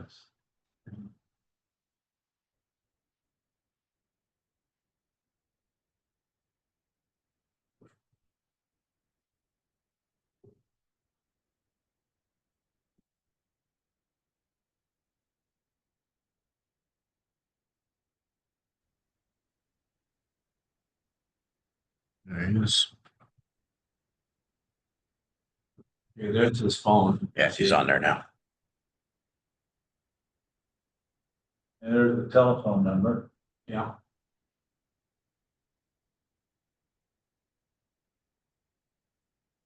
There he is. Counselor Nash is on there. Okay, thank you. Now, we're ready to proceed with our public meeting. I will call it to order and then we'll once again introduce the council. Here in the community center, we have Councillor Woods, Councillor Bray, Comrie, Councillor Lamb, and we have Councillor Nash on Zoom. And we do have our CAO clerk, Nigel Black, and our manager of public works, Mike Huggins, deputy clerk. Brother. And our fire chief is, they're in the room, and our fire chief is online, and treasurer Jessica Sinkowski is also online. And looks like we have two members of the public, here in the room and two on Zoom. So, once again, I will ask if any councillor has any pecuniary interest in the proceeding of this public meeting, the matter for us. All right. And say that none was declared.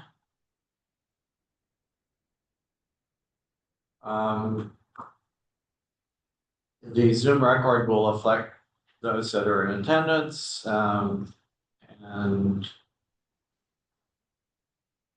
I guess we do. Do we have we do circulate a paper for people who are in the room? Do we? No. Okay.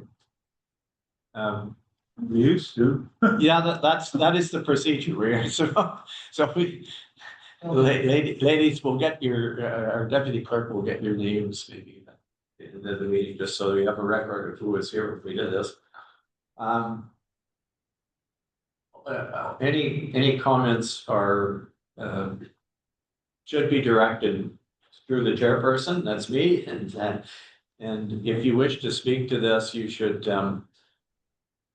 you should state your name and go to the podium, if you're in the room here.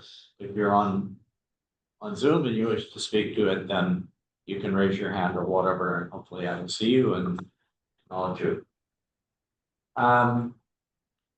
So next, what I'd like to do is just ask our clerk to advise how the notice was delivered and if we have received any correspondence in regards to this matter.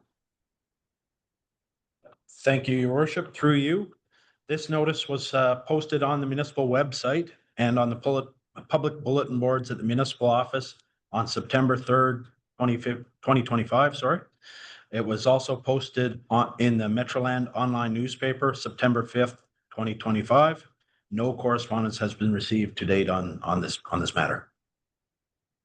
Okay, thank you very much. The matter before us at this meeting today is the rename, or not the renaming, the naming of a private road to the name Merritt Lane. There is in the council package, it starts on page 30, page 30. And so that tells you what this is about. I noticed that our applicant, Gary Merritt, is on Zoom, and Gary, if you would like to say anything to introduce this request, you're free to speak up. You need to unmute yourself if you want to do that. Yes, thank you. Okay, thank you. And Mayor and councillors, I did send a little note into Paula Crichton that my grandfather back in 1927, well, back up a little bit.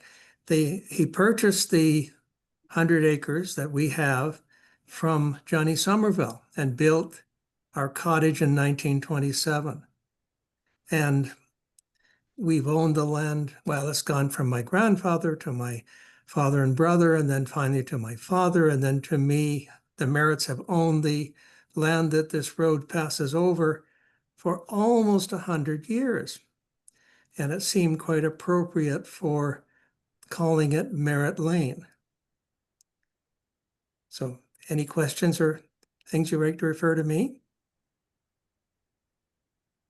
All right, thank you, Eric. So questions and comments. I'll start with councillors. Are there any questions or comments from councillors on this application? Councillor Lamb. Yeah, I'm in support of it, Mr. Mayor. But who has circulated this? We're having a public meeting, but who got notified? Because obviously people up Amarak Trail, and we've had discussions before on solar areas. So were they notified, and therefore there's no comments that are coming, right? Well, my question is, who got notified? May I speak to that? Sorry, I think it's our clerk who has to answer. Well, maybe it's our planning assistant who has to answer. Who's it here today? But yeah, through you, your worship. From my understanding of the matter is that the action with respect to the naming of the road and the issue that we're here to deal with today, that has just been through the channels that I identified earlier in terms of notice. So that being the notice on the website, the notice on the bulletin boards, and the notice in the Metroland newspaper. I'm not sure if, that this matter has been considered a number of times by council. I'm not sure through any of those processes whether other lots would have been approached at that time, but they have not been, I don't think, for the purpose of this public meeting. Again, I'm in support of this, but I would hate to say, you know, my road would be renamed and, I'd have to catch it somehow in the newspaper, on the website or something, right? There has to be some regulation of say, you're naming a road. Any interested party in that area, could be notified, I think, but, again, this is a natural road, Merritt Lane or whatever, it was a natural, I can't think of any other name it would be, but, oh, more information, yeah. Yeah, Go ahead, through your worship. Gail. If I could just bring your attention to page 32 in the report, there is a mention of this in the report. It does say, since the right of way proposed road to be named is owned by Gary Merritt and a numbered company, no public notice was sent to other property owners. So just to confirm that with respect to the naming of the road, no additional notice was made. And there's nothing that tells us through transparency that we should be notifying people? I mean, I'm fine with this. I hate that people come back later and say, I didn't know. I live next door, I didn't know. And All right, Councillor Woods. I was just going to state that there was a notice published on our website. And you know, the website about the naming of the road.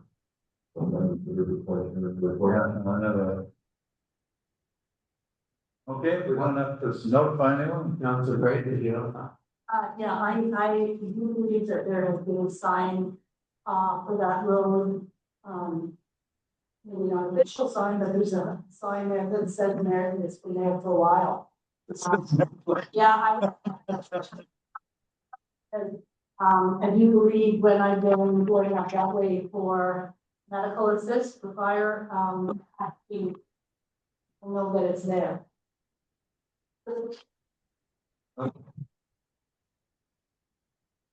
Well, I guess this is, from my perspective, this is an interesting question that's being raised. I would have assumed that a notice would have been given at least to the cottagers, like, I mean, it's kind of like, it's not really a planning act matter, I get that, but it's in the same general category, and I would have assumed that it would have been sent to the Conservation Association. So that other folks in the area would know about that. Now, I doubt that any of them would be surprised by this. The road has always been referred to, quote unquote, as Gary Merritt's Road since it's created it. So I don't think there's any. I can't assume whether there would or wouldn't be any interaction, but it's possible that as we find out from time to time, not everybody is looking at our website or our Facebook page or whatever. So they don't necessarily find out. And I guess if somebody wanted, when we get to deal with this matter, if somebody feels that it should be postponed and given notice, we could do that. It's an option that we have if council feels strongly about it, but I don't feel strongly enough from my standpoint to do that. I think we should approve this. Through you, Mr. Are there any other questions? I hear Council Nash thinking in the background. Okay, Councillor Nash, are you trying to get in? Yes, I am. Thank you. And Councillor Woods, thank you for phoning and telling me to come back on.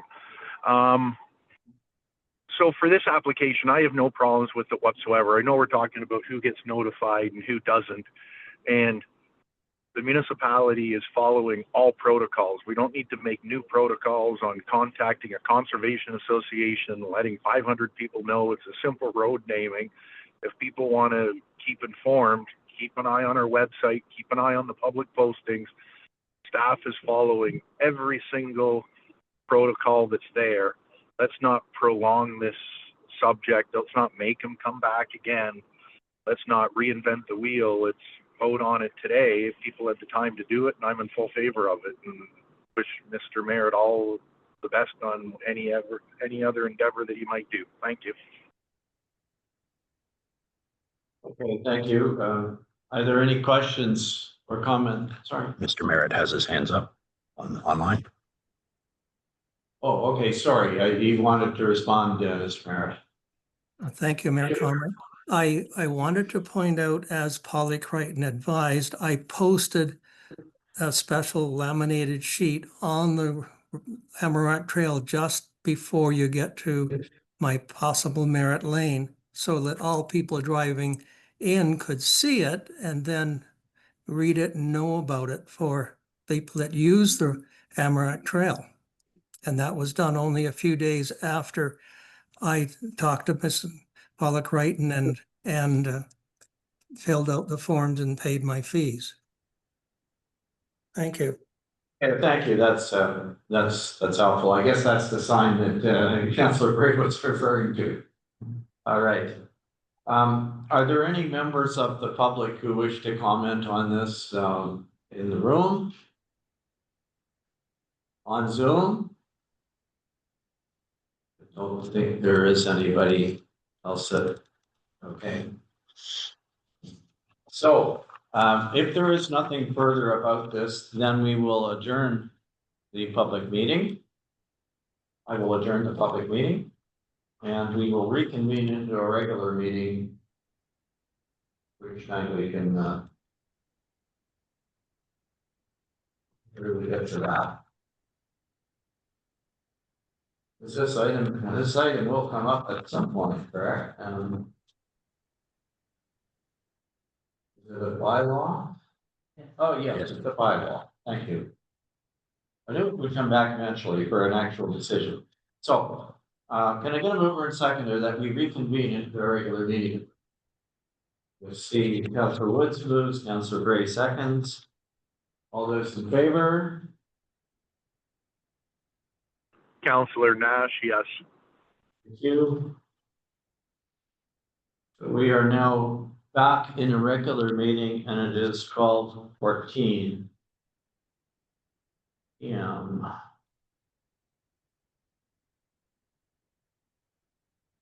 And it says matters arising from the public meeting. And all I have here is a suggested motion that the Council of the Municipality of Whitestone receive for information a memorandum from Paula Macri, Planning Assistant, dated October 3rd, 2025. I know already done that, but oh, I need a mover and seconder, sorry. Councillor Brace moving and Councillor Woods is second. Now we can vote. Good. Do what we've already done. See the report. You in favor, Councillor Nash? Yeah, sorry about that, Mr. Mayor. All right. All right, so put this back in order.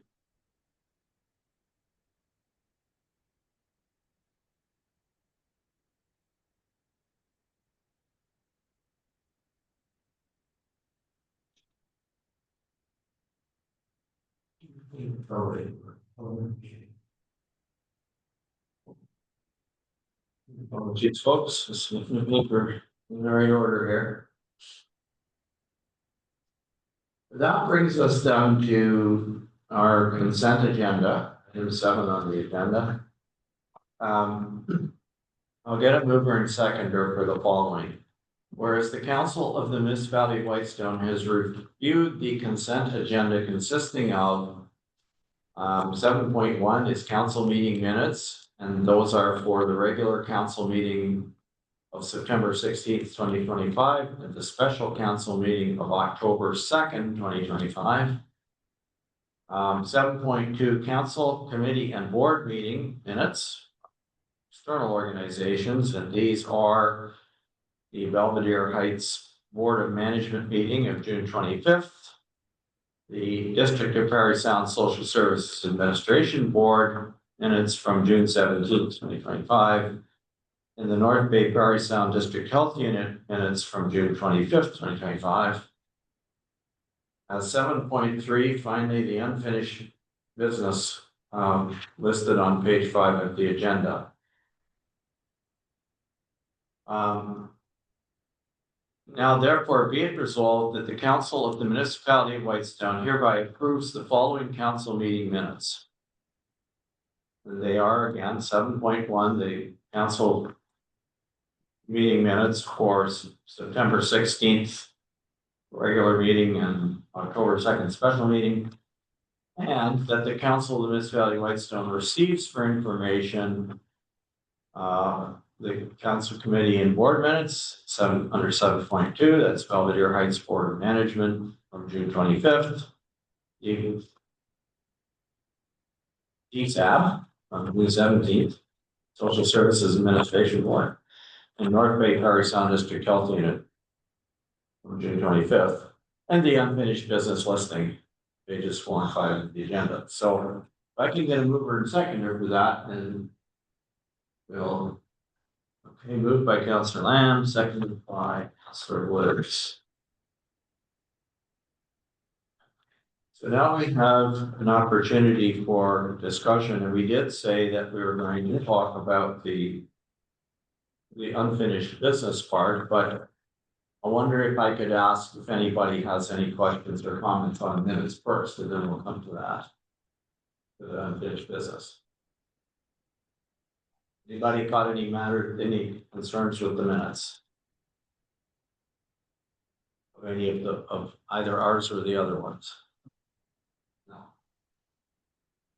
All right, so we did have a concern raised earlier in talking about the agenda about the unfinished. Yeah, I was. So do you want to speak to that, Councillor? Yeah, I do. And again, I think this item should have been added to the unfinished business. And I think we should have had a report at this meeting saying what was done. It was, obviously on Whitestone Lake, we had an algae bloom. We've had one, more than one in the last couple of years. This was the first one this year that was seen as toxic. And I came to council last month and said we have to have a plan on this. We have to invite the Ministry of the Environment and the Health Board to at least maybe come out to council and delegate, talk to what can be done, what can't be done, give us more information so that our citizens know more. And that we should contact them and there are various, I talked to the Health Board, there are various links and things of information that I said should be put up on our website. We should have a plan of action. And, this month we have nothing on it. So it's a month later and it's still a critical item. There was something posted this morning on Facebook with pictures about the algae bloom. It's still there. And where do we sit? We sit with no information. And I'm peeved off as a counselor that, that should take some priority. When we bring items like that up, particularly items like this, they should be actioned and done. And council should be notified of it so we can tell people, not, wait a month later and say, well, it's still around. What are we going to do? Maybe we'll do it next month. I'm not happy about this.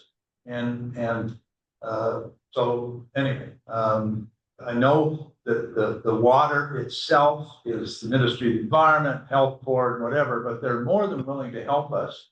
And again, I'm just peeved off with this, and maybe you're supposed to, praise in public and criticize in private, but this one's got the stuff. So there are other things that have come off here, and I noticed the last couple of months, there's only these two things. I already talked about the July 4th strategic plan. We've got to either take it off or take out 2023 or tell us what we're going to do with that if it's going to stay on the list. I don't know whether there's other people have noticed things on this that have come off. Maybe they're all legitimate. Whether there are things that have come off that you don't know the answer to, I don't know. But anyway, that's my comment on it. So I really, really hope that we could get moving real quick on some sort of action plan on the algae bloom on Whitestone Lake in concert with the Ministry of Environment and the Health Board. Thank you. Through So- you, so Mr. Chair, The Councillor. discussion at the moment, I guess, really is about, keep in mind, we did add item 11.7 to the agenda, which is the algae bloom. So if you want to get into a further discussion about the algae bloom, I'm suggesting that we leave that in a moment, but the point that I just heard is that, I guess is, why did we not add this to the unfinished business list? Because there was a sense that we were going to, Do something. we're going to invite people to come and speak. So I don't, do you want to respond? Yeah, I certainly can. PAO? Thank you, your worship, through you. Just address it in sort of two separate issues. One with respect to the ongoing unfinished business list, and secondly, the algae bloom issue.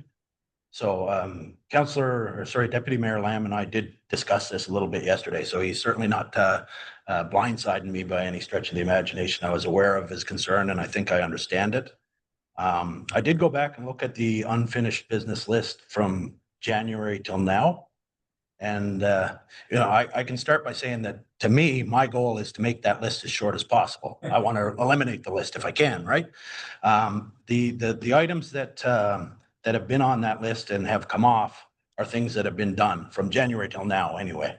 But I think what the deputy mayor is expressing as a concern is that we're not capturing some of the new direction that should be on that list.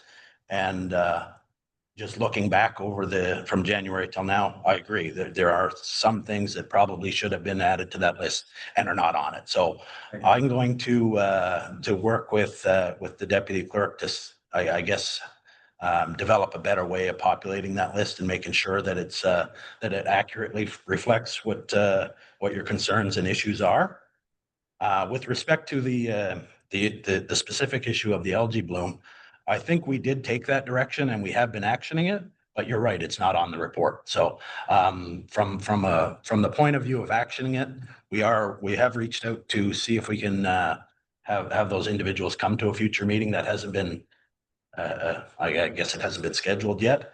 And we have put all information that we can find on our website for a link. So we have been actioning it, but I do appreciate that it should be on the list and it's not. So I think that's all I can answer with respect to the issues raised. Through you, Mr. Chair, Councillor Nash. Go ahead, Councillor Lynn. Thank you. Just a couple points on the list. I think it's great that we've been able to get a number of items off the list. And I think it's great that at the end of the day, as the CAO said, the smaller the list, the better. But I do believe there could be some items added to the list as he's indicated that may not have been added recently. I'll just give a few examples. And I know some of the time it might be under councillor comments when people might speak to items, and maybe a councillor may think it's an actionable item, but there's no formal motion signed. And maybe those are the ones that are slipping through the cracks, as was the algae bloom that was brought up by Councillor Lamb at the last meeting. So I know I've spoken in the past a couple times about the dam replacement at Gooseneck Lake, for example.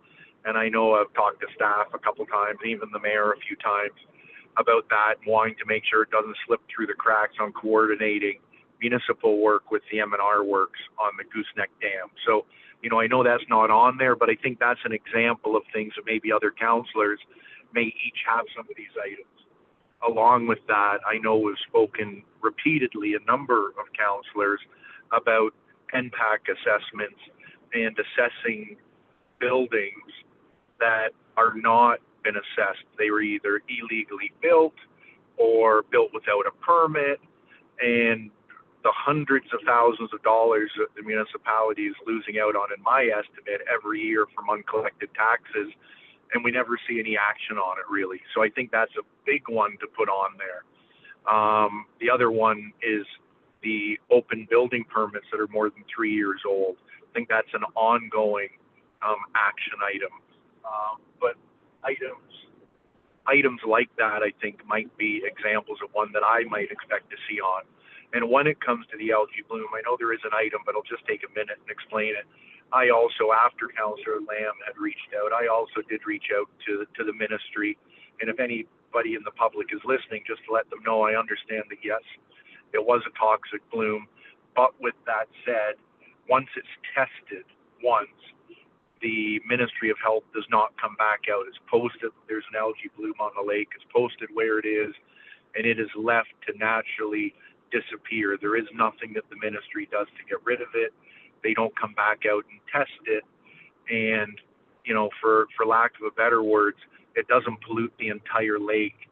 It affects the area right where it is, and that's the area you should stay away from. So I'm glad that they might be coming out, but once it's been shown, there's not much else that the Ministry of Health does other than to advise that yes, there's a bloom on the lake, and then it's left to naturally disappear. So I'm not sure if that helps anybody listening, if they expect there to be something done, but I know it is an item on the agenda today. So thank you, and hopefully yes, we can populate that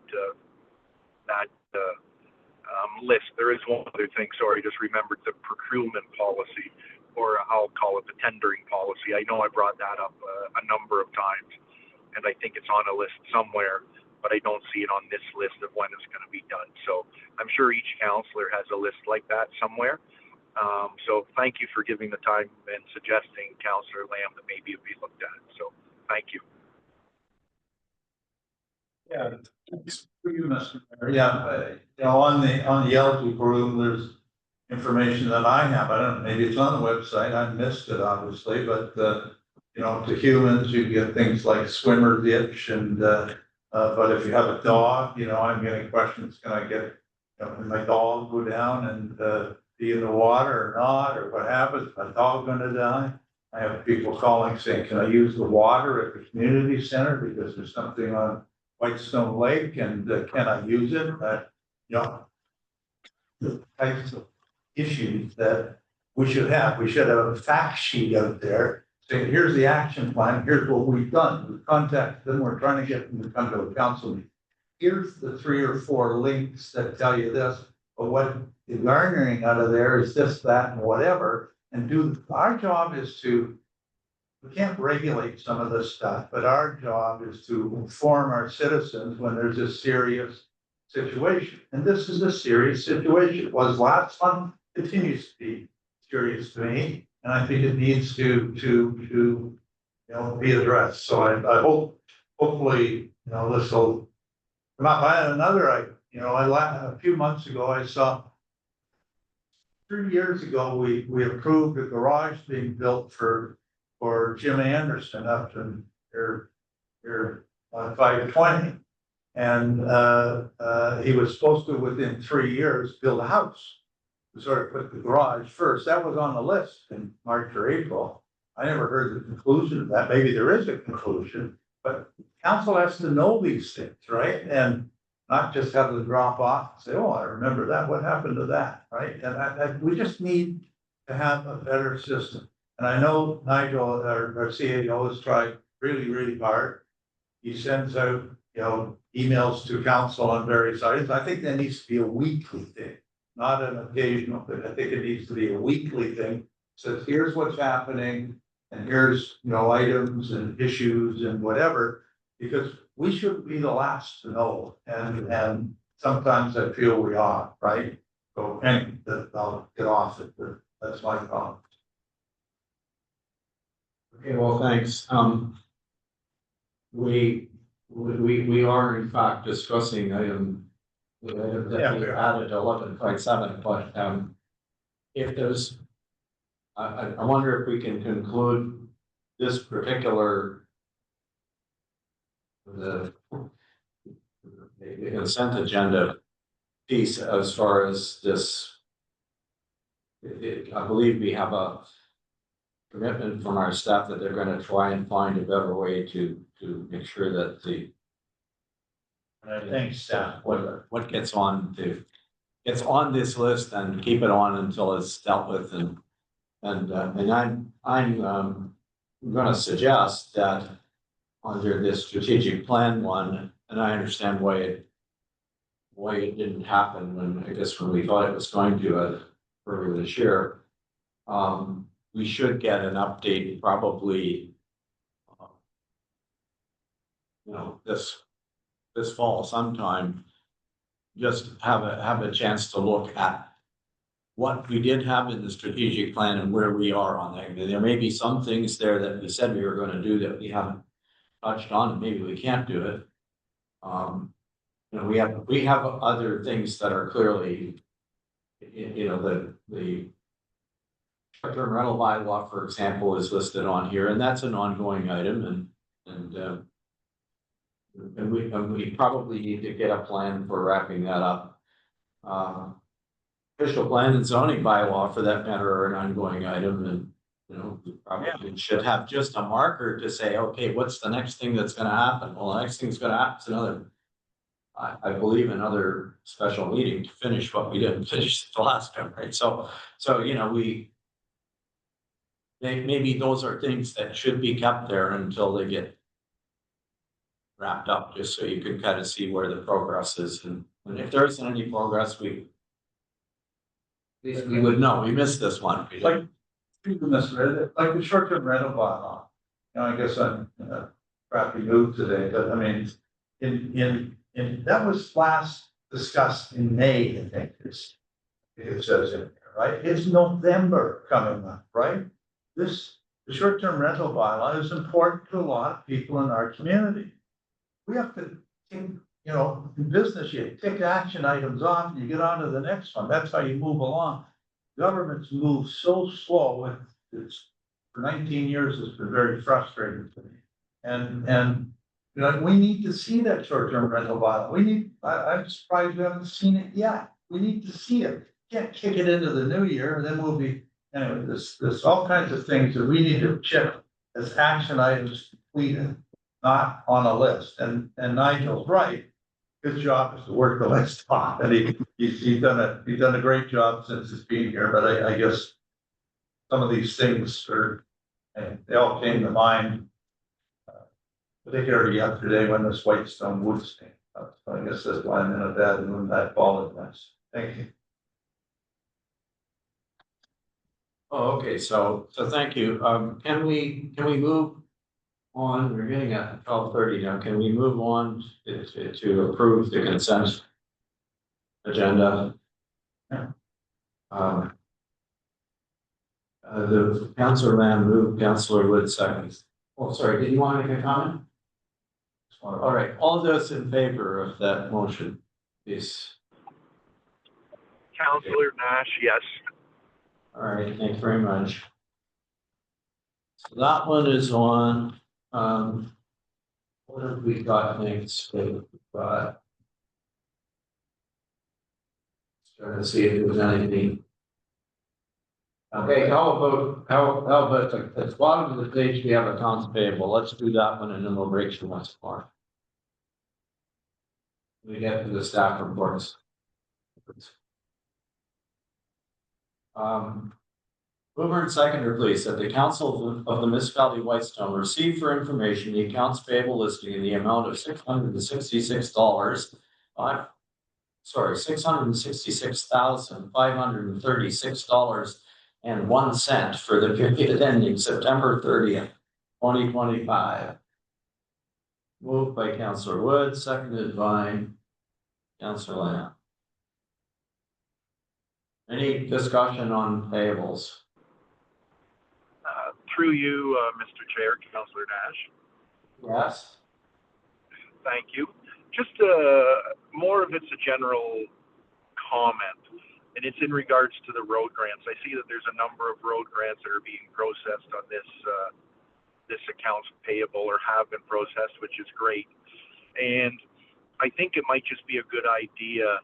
I know that with our new road grant protocol, there is a timeline to submit your receipts by, and maybe it would be a good idea just to have that reposted on our website, what that deadline is for having your receipts in to the treasurer to ensure that the work was done this year. And with that said, I don't need a response from the treasurer, but I just hope when we're processing all of these applications that we are ensuring that there is assigned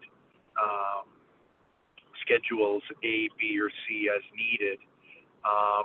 And if they are being done by a digital way, ensuring that when an owner may be providing approval for work to be done, be it an easement holder or a right-of-way holder or a landowner, that they understand they're approving whatever schedule it is and not just an email saying, yes, we're okay with somebody doing work, because those schedules take liability off the municipality. So I think it's really, really important for our treasurer and staff to ensure that when there may be a digital email come through with somebody saying yes to work, that they understand they're approving a certain schedule, and that should be referenced in that digital approval or digital signature.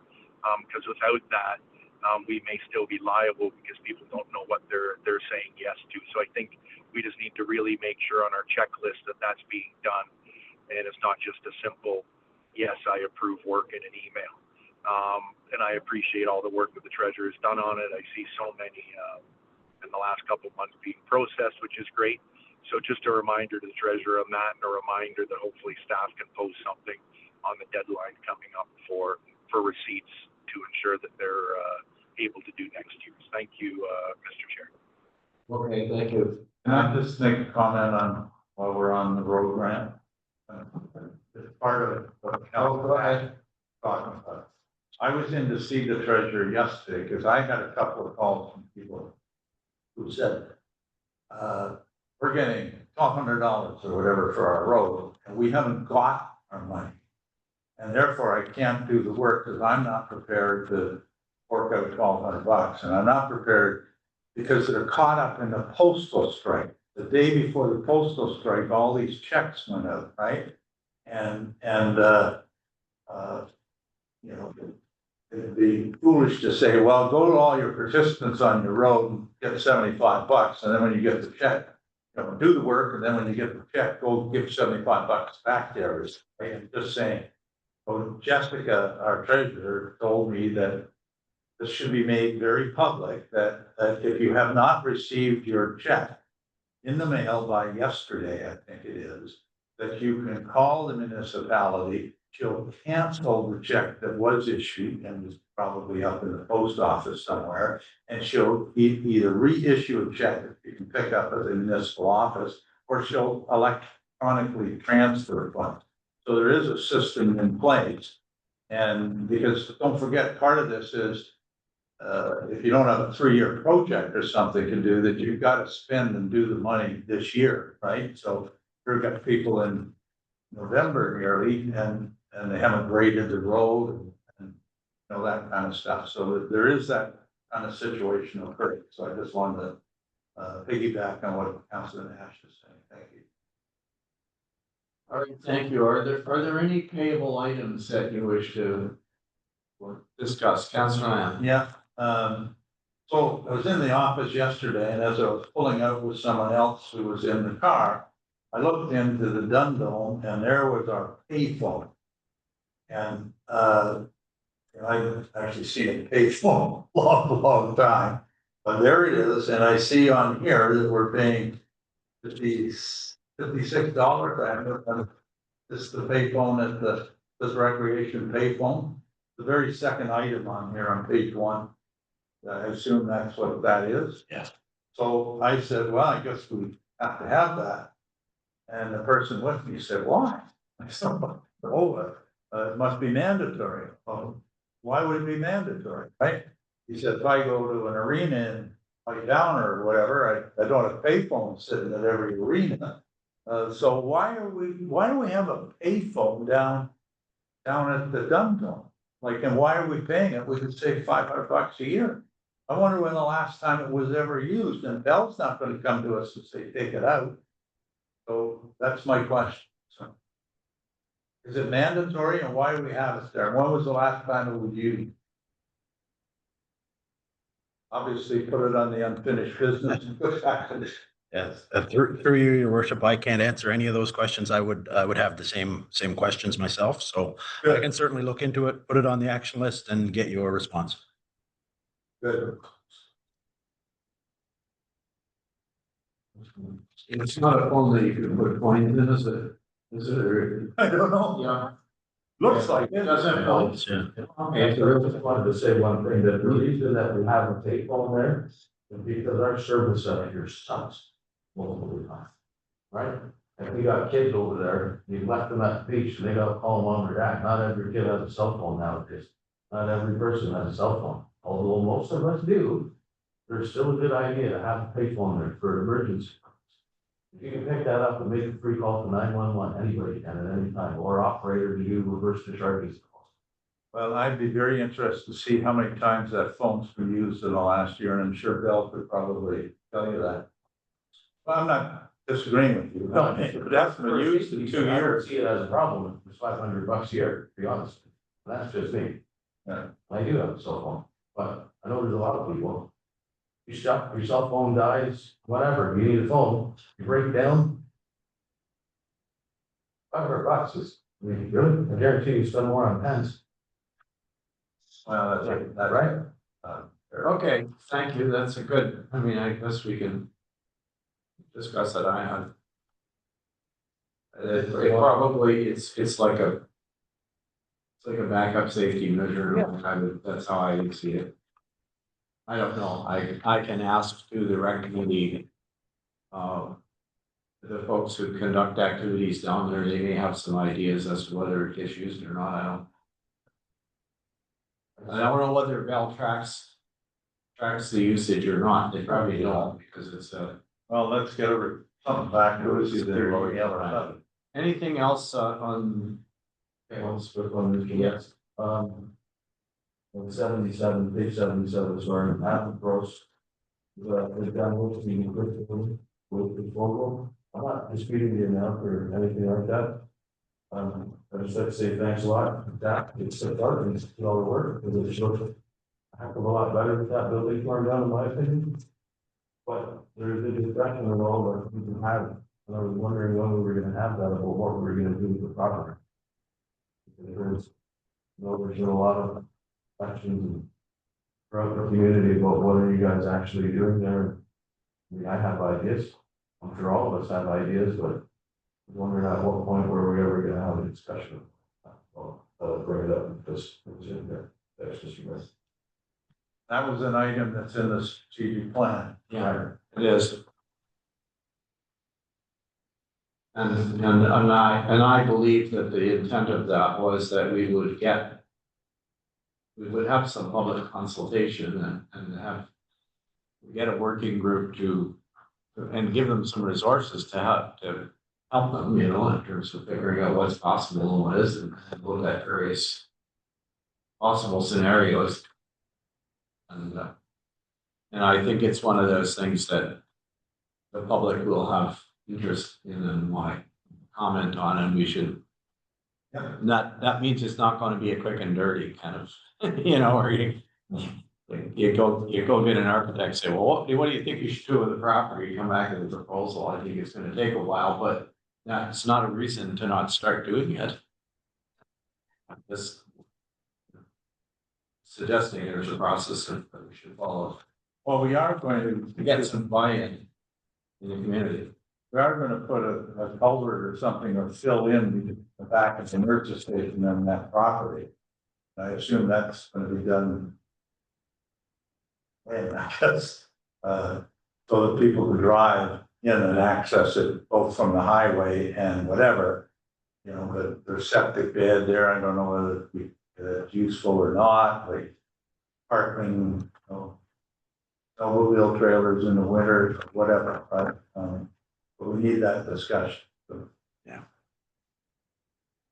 Okay, thanks. Are there any other payable items?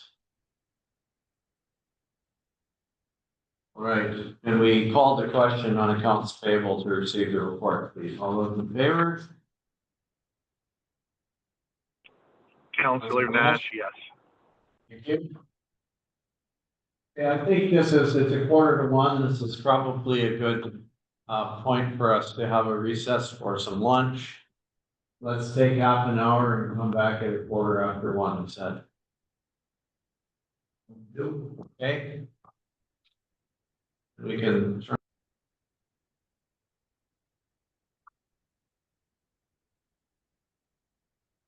Okay, good afternoon, everybody. We're coming back now into our meeting. A little bit late, but late.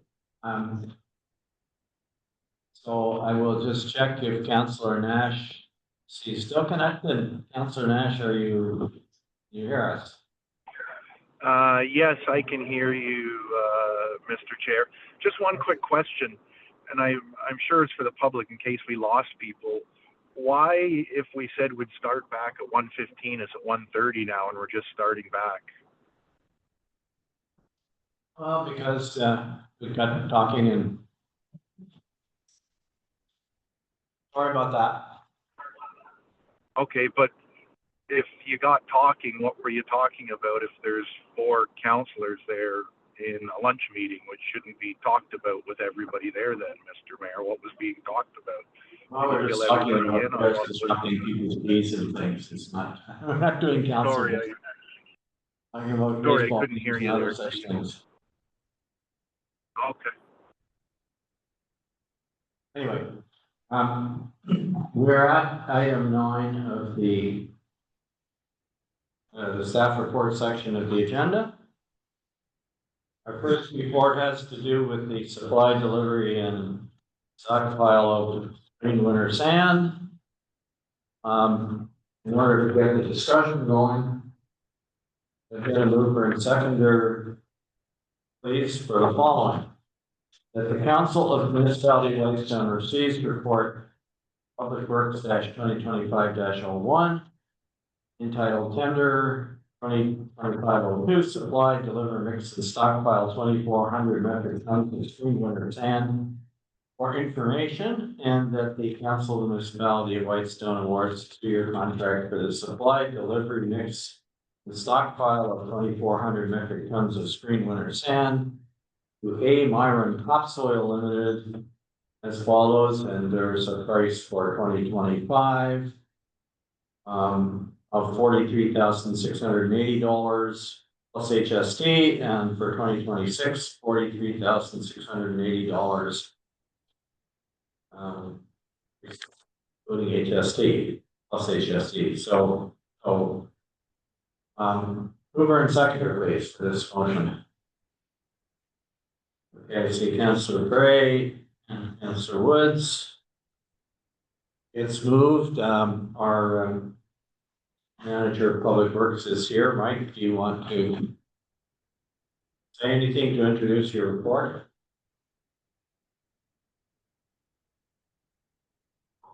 Through you, your worship, pretty much covered the whole thing, what I would have said. I'll just give you a little bit of background. We put a tender out once and had no tenders coming in at all. We changed a little bit of the wording on it and removed granite screens off of it. We got 2 tenders back in. We got the lowest of the 2 reports.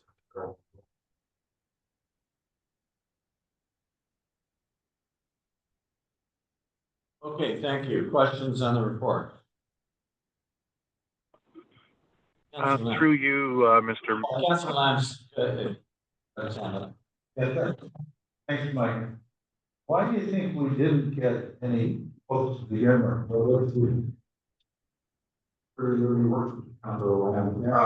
What we were getting was what we called out after receiving no tenders, is they're all complaining about cost. So they were putting on trucking cost for anything. They didn't want to bid on it. What changed in the second bid? We were on put in and apparently they were working local, so they worked it all in. So this has already been delivered, I think, and I know we had an meeting notes. This is academic to a sense, right? But my thing is here, I didn't have this information. That, you know, it's been 34,000 and the lowest bid 43,000, like that's a $10,000 increase, right? Like, and if you go back, it's 23, and then, you know, last 2 years it's been 33, 34. Like, why would it jump 10 grand? Percentage wise, it's not a lot. If you want to supply. So why would that rule and supply another year? Yeah, the story we're getting is the material is getting harder to come up.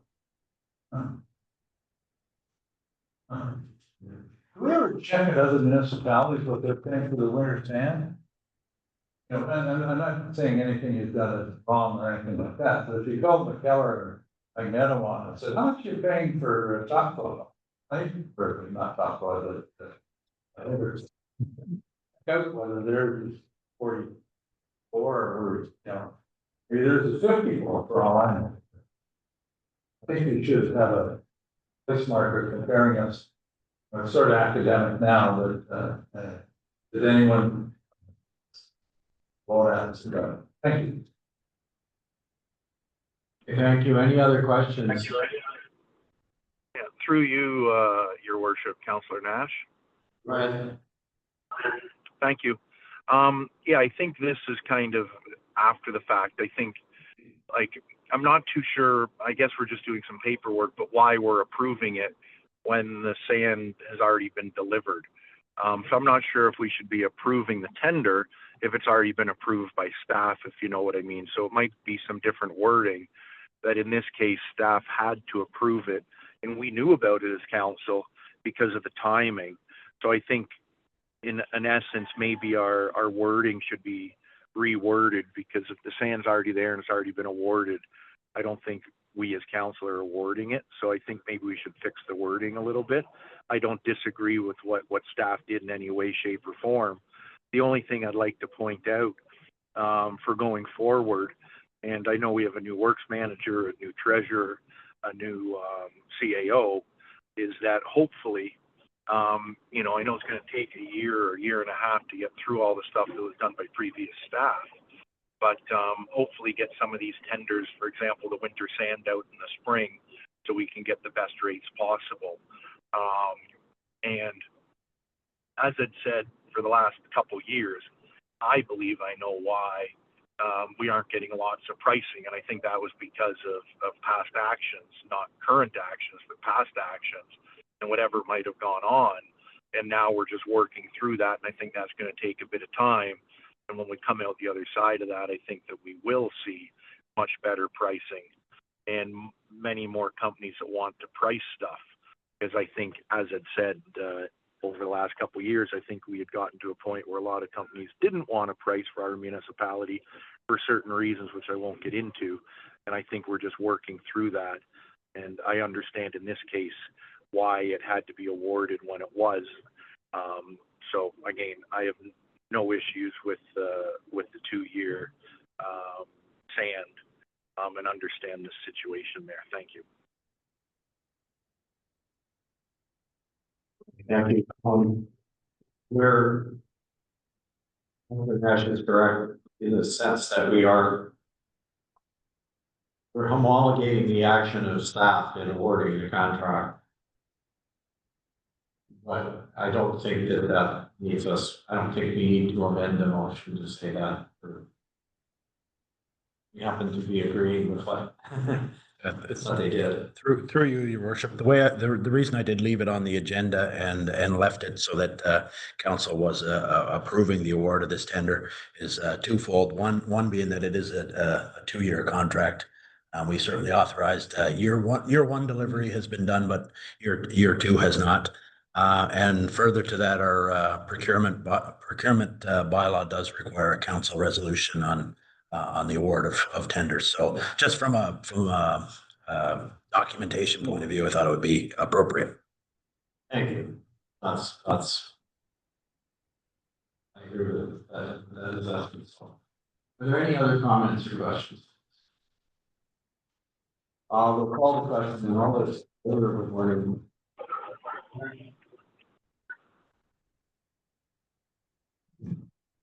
Councilor Nash? Oh, sorry. Yeah, could I ask for a recorded vote, please? Thank you. I guess you can, yes.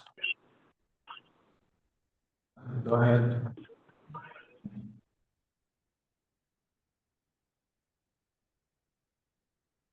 Councilor Nash, Abstain. Councilor Woods, Yes. Councilor Bray, Yes. Councilor Lamb, Yes. Mayor Montgomery. Yes. Motion carried.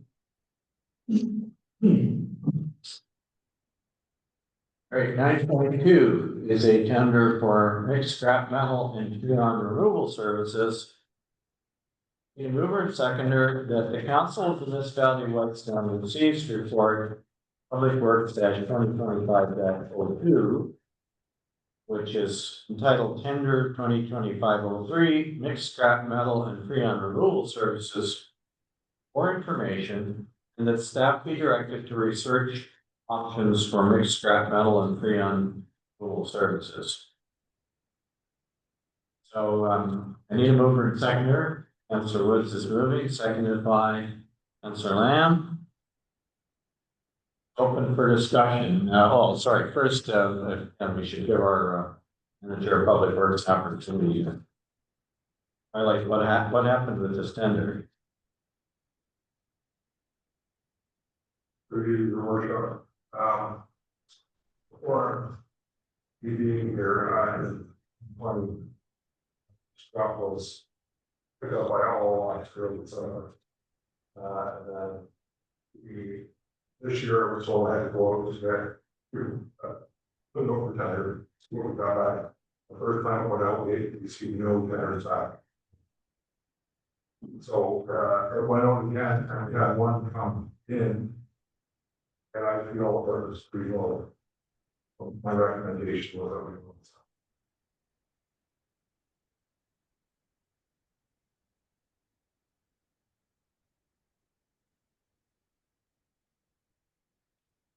Okay, Councilman Woods, that's something that we.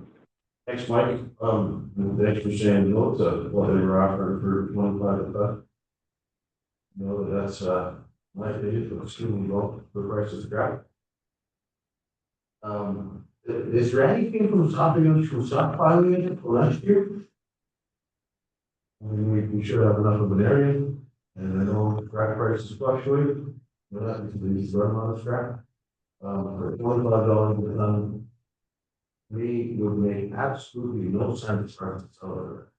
When it's averaging 200 and up, depending on how far you. All that is they pick it up, they put it in the bin, they take it away. I mean, if we were set up for it, that's, but I think when you got 30,000 for scrap, that was, 25 cents on the dollar, we built your receiving us.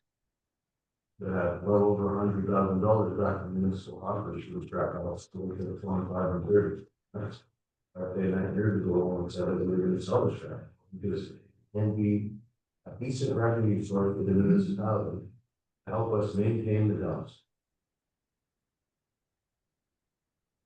Yeah, at certain times of the year, scrap metals up so high that you can make a heck of a lot of money, and that money can most definitely help us with all the projects that we have going. That's your report.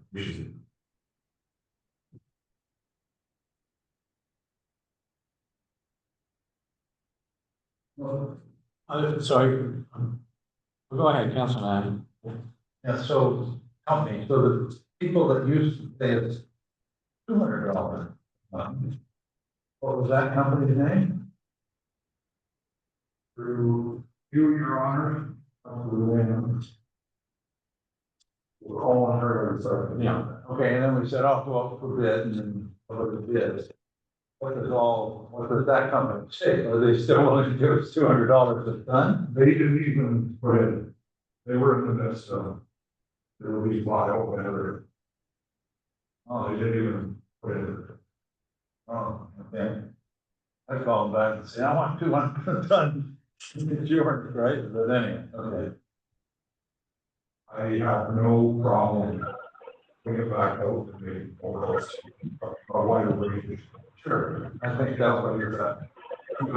People's, absolutely, and I agree with Councillor Woods that this is a good decision, but keep it for a year and sell it next year. And get even more than 200, right?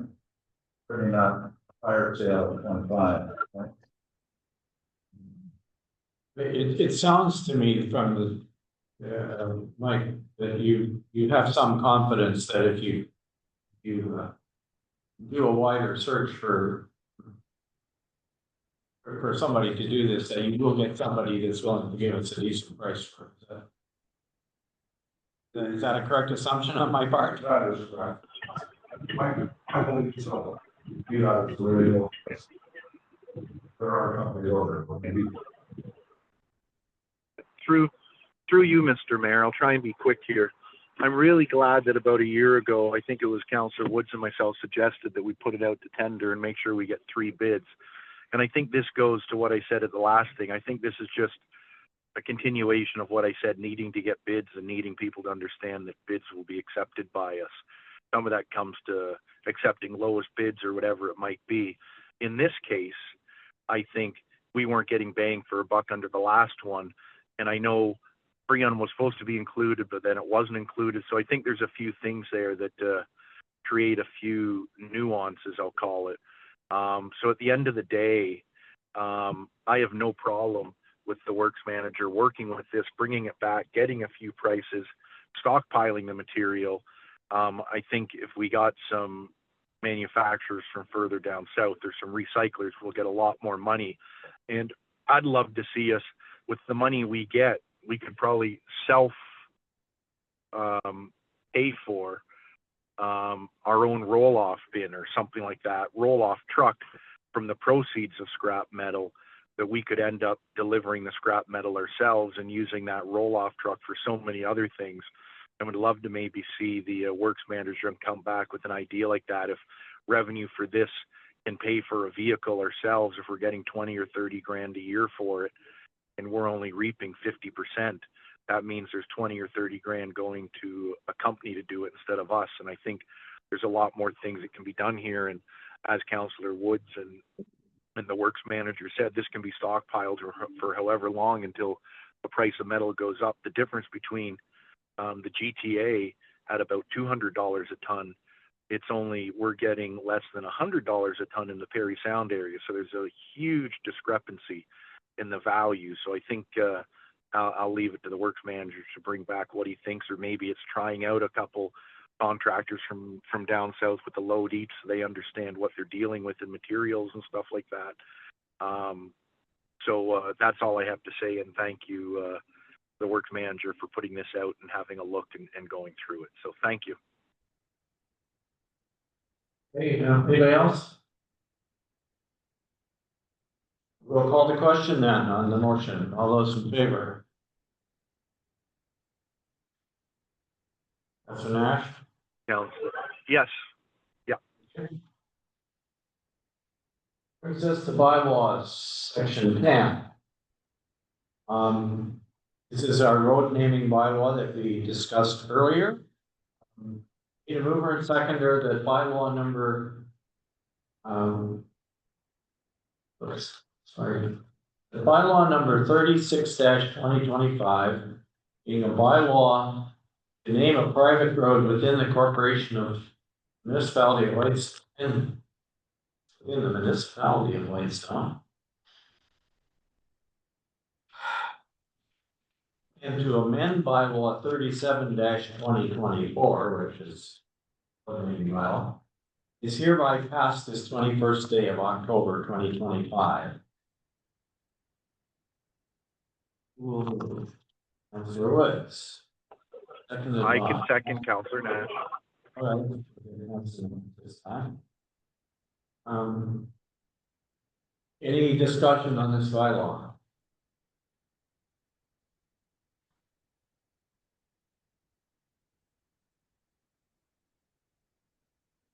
Okay, so I will again call the question, and all those in favor? Councillor Nash, yes. Thank you. Didn't have to be recorded, all right? I don't think so. So Merritt Lane is now officially Merritt Lane.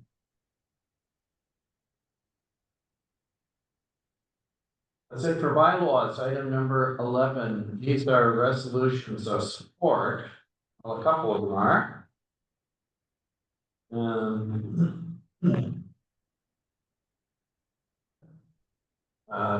Item number 11.1 is a resolution of support of a town of Perry Sound resolution asking the province to complete the 4-laning of Highway 400. That's north of Perry Sound, Perry Sound suburb. Whereas on August 12th, 2025, Council of the Town of Perry Sound passed Resolution 2025-099 requesting the province to complete the 4-laning of Highway 400 from Perry Sound to Sudbury.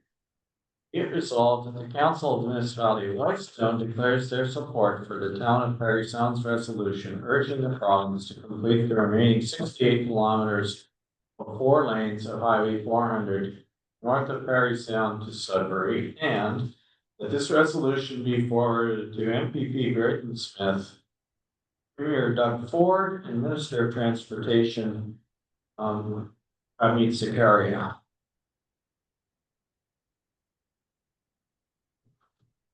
We're gonna move and seconder for that, please. Can I just ask a question before we do that? Like, I'm in support of this.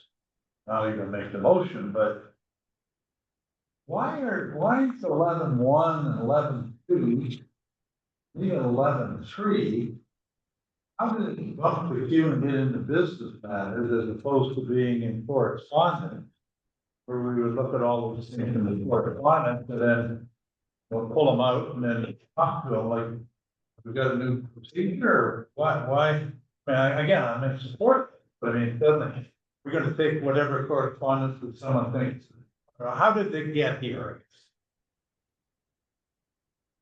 I think that's a question. We'll let our CEO respond. Through you, your worship, these 3 items were in the correspondence of the last council meeting, and they were directed to come back to council meeting with a motion of support or resolution of support.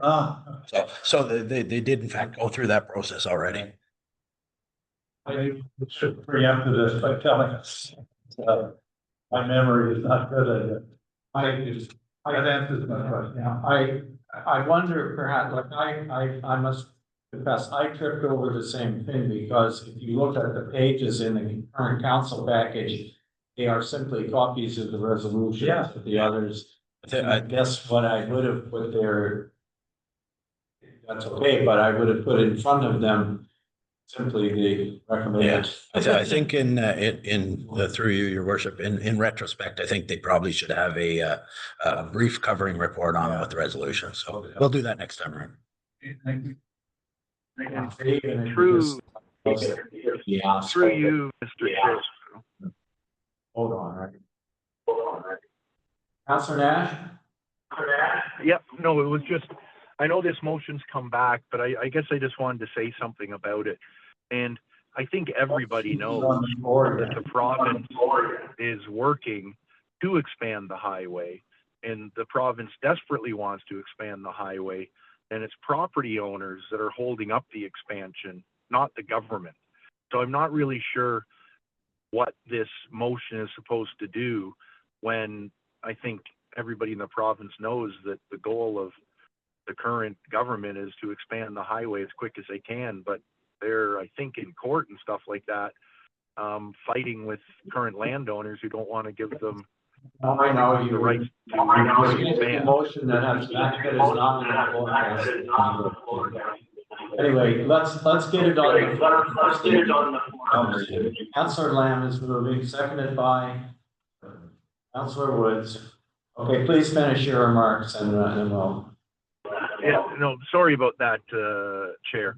I thought we were to that point. No, I think I finished it. Like, I don't understand why, we're bringing this motion back, but why Perry Sound passed it. It's already well known, and I think there's courts and everything, and it's being held up by private landowners. who don't want to give permission for the province to expropriate their land and go over their land. And to me, by giving another motion to the province, it's just poking a bear at it and saying, what are you guys doing? When they're doing everything they can, we should be sending a motion to the property owners that won't let the highway go through, in my eyes, if that makes any sense. So that's all I have on this. Thank you. I'm not wanting to prolong this, but there is an answer, and the answer is simply this: your assertion, Councillor Nash, is correct. The government, the Premier has publicly said, we're gonna play hardball on this. And I think what Perry Sound and others, I mean, this whole motion originated with Phenom, is all. They put it as a resolution of Phenom to the province a while ago. And I think what they were trying to do is to get municipalities to if you like, encourage the government to take the hard line that they want to do, so that they can say, look, we're under pressure from folks who are serviced by this highway to say we need it to be 4-laned. And so if we have to, if we can't, we're not going to. We're gonna try to move ahead and not allow folks to hold people in such a. So that's kind of what the issue is. I think the purpose of the motion is to demonstrate support for the government moving ahead, which I'm satisfied they do want to do. So anyway, could we call the question on this one? It's with us adding our voice to the. All those in favor? Councillor Nash? Yes. Councillor Nash, yes.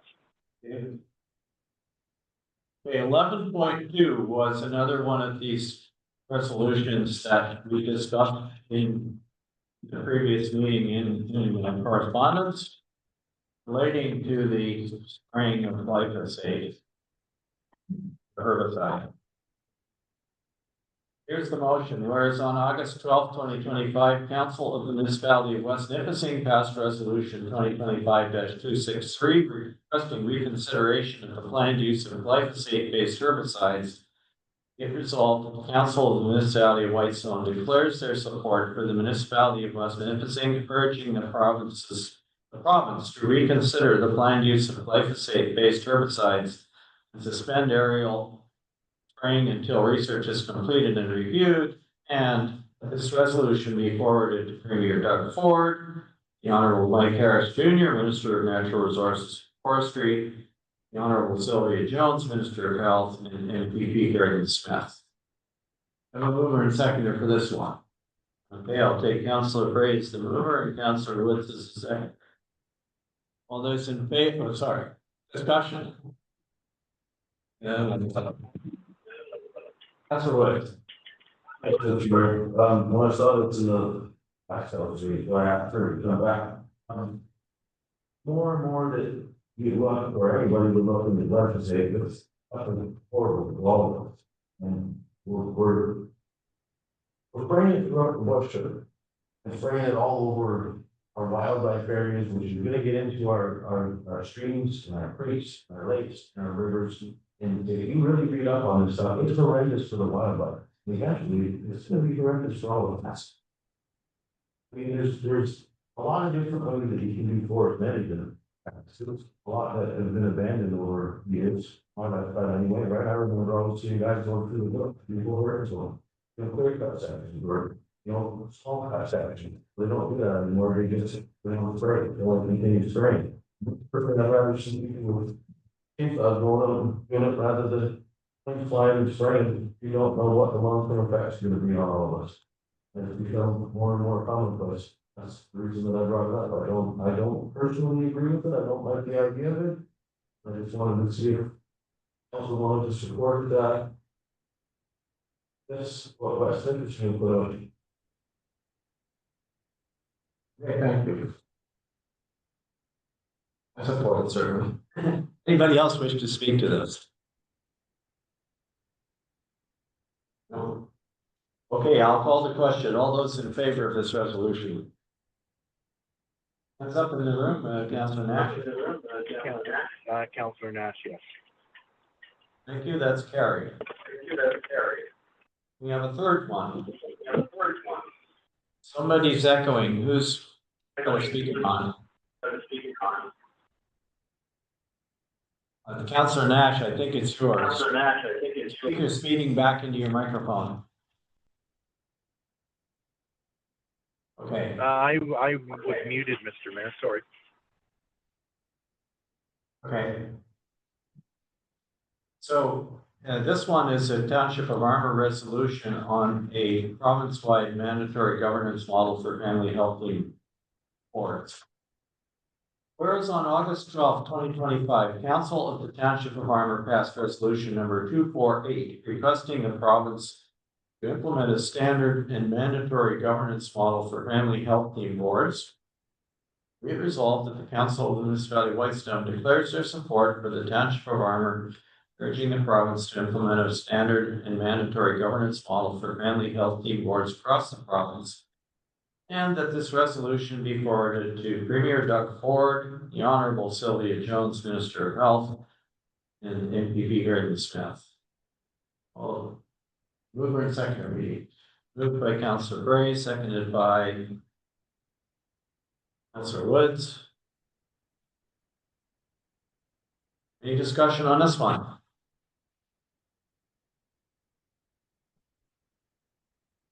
Councilor Bray, please. Yeah, thank you, Mr. Mayor. I would, be able to support our, fellow Township farmer with this resolution. I realize I work in the east side of the district. I realize the difficulties that the Algonquin area has in getting representation, because they are, sort of in the middle. The northern part is all connected with North Bay, and so it's north, the hospital that services them, and then it's Huntsville that services the Algonquin area. And I know that it is hard when you don't have representation on the boards to be able to get your voice out and to make sure that your area is being serviced as well as any other area.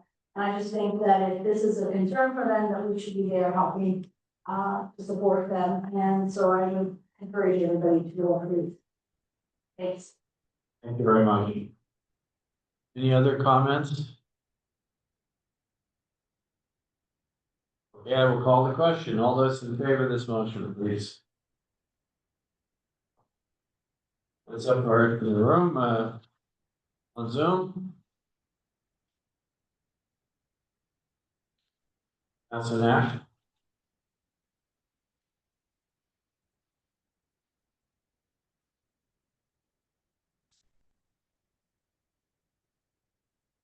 No, maybe we've lost him. Let's see here. He's still there. I know he's still connected, but he's There. Councilor Nash. Yes, sorry about that. Okay, thank you. 11.4 Municipal Office and Landfill Holiday Schedule. The mover and seconder that the Council of the Municipality receives their information memorandum titled Municipal Office and Landfill Sites Holiday Schedule for 2025. And I guess that this is for information and approval, probably, is it? I think approved. Well, it says, sorry, it says receives for information. The approved. You're looking for an approval, I'm guessing, right? Or you just. I had it for information. I didn't think it was a matter that required your approval, but if that's what has been done in the past, certainly I can take approval as well. All right, Councilman is really. I guess in the discussion, if council doesn't like it, then we'll amend. We can amend. That's right. We may end up amending. And Councillor Woods is seconding. So we have it on the floor now for discussion. And you can see from the report, I don't know if you want to comment on it first, CAO, but, Yes, I can if you like, Mr. Mayor, through you. It's just a fairly basic schedule. It's very similar to what has been done here in the past. I would highlight the only difference being December 24th, which would be Christmas Eve. My suggestion would be to close the office for the entire day as opposed to the half day that would have been closed last year.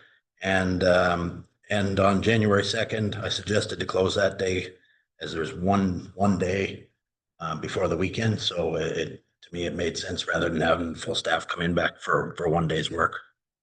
Those are the two changes. The other thing I think that's important to note is that any of these days, staff are required to use their holidays for the days off. so the changes were to a whole day on Wednesday, December 4th, and party, and adding party January 2nd. That's correct. All right, thank you. Now, discussion, Councillor Land. Yeah, I mean, we have a collective agreement in place here. I don't want anyone to think that suddenly we're expanding our holiday schedule for anyone that's within the union or quite frankly out of the union. So I'm a little surprised, like in the past, we have had a half day on December. First of all, I have no problem with the landfill open and closed and all that kind of stuff. But the municipal office, if this means all the employees, then there's only 3 statutory holidays. December the 25th, December the 26th, and January the 1st. All these other days, as you say, people have to do one of two things, either use their vacation or have accrued time off. But I don't want people to, like, I'm a little stunned at the January 2nd, right? Like, I know it's nice, oh, let's finish the weeks on it, right? But I mean, we've got road grants that you gotta get all your information in by the end of the year. Like, how can they do it if we're closed on January the 2nd? I don't mind if it's closed, but I just don't want to always, it's a long time. A lot of municipalities would have people back in January.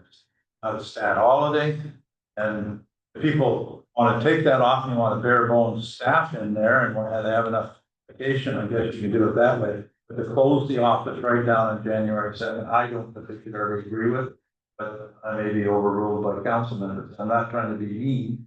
I'm just thinking someone should be in that office that day. And the 24th has always been a half day. I don't know, I guess, so we're adding what I'm saying is we're adding 1.5 days to what's normal, right? So, I just want to caution you. Council. Thank you.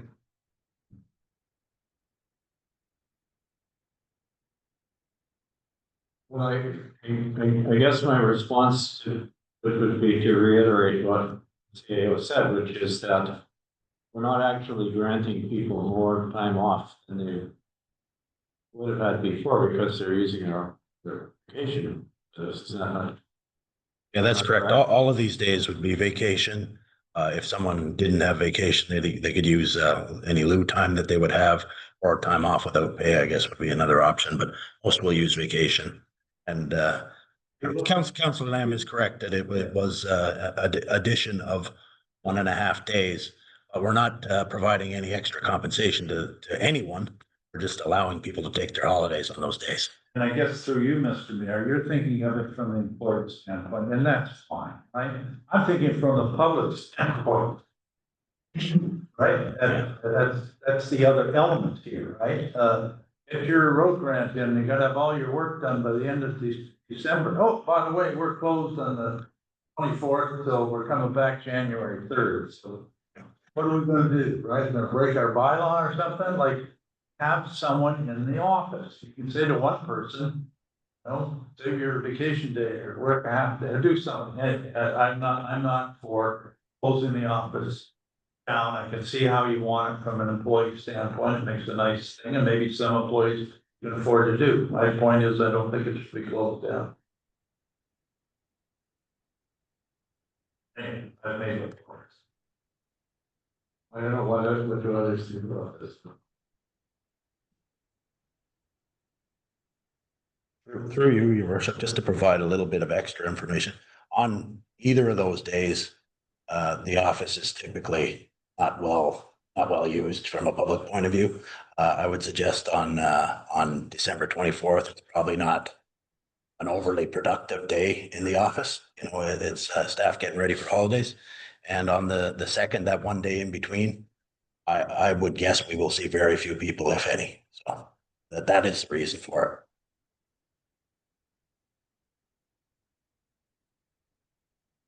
Okay, well, if there's no further comment on this, I guess I will call the. Oh, sorry, Councilor Gray.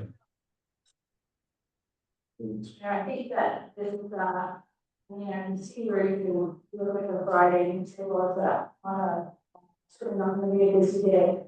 And I guess what I would suggest is that we be very careful that these don't become a regular thing, because that's what happened. And I know, because I work where people are, you know, if we had a collective agreement, and everybody wanted more and more holidays and more time off. I you know, closing the office means then there's nobody there, and so there's nobody there to answer any questions. Even if there is today, the thing is that we just have to realize we're setting a precedent. That's the one thing that we should be thinking about. Going forward, because it becomes like, oh, well, you did it last year, why can't we do it this year? And I can understand that, but we just don't want to create that kind of a situation where we do get into a situation and then we have to say no. And then I've done, upset with us and angry with us. for you, Mr. Mayor, I've done collective agreements for them in this municipality. And you know how easy it is to say you're closing anyway on these dates. You know, give it to us, you know, you're already doing it, but there is a cost to the municipality of that if it's granted, right? That's my point exactly, Councilor Ray.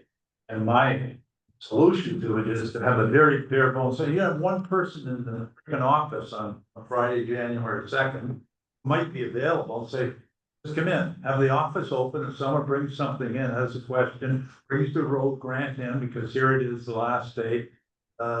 Whatever, just have bare bones, maybe it's one.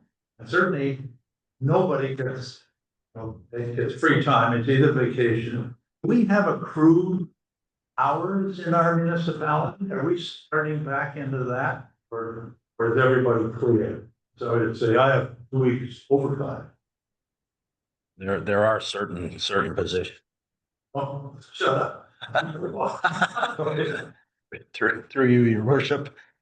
We several of the non-union positions do have provisions in their contract to acquire, you know, to have a certain amount of leave time.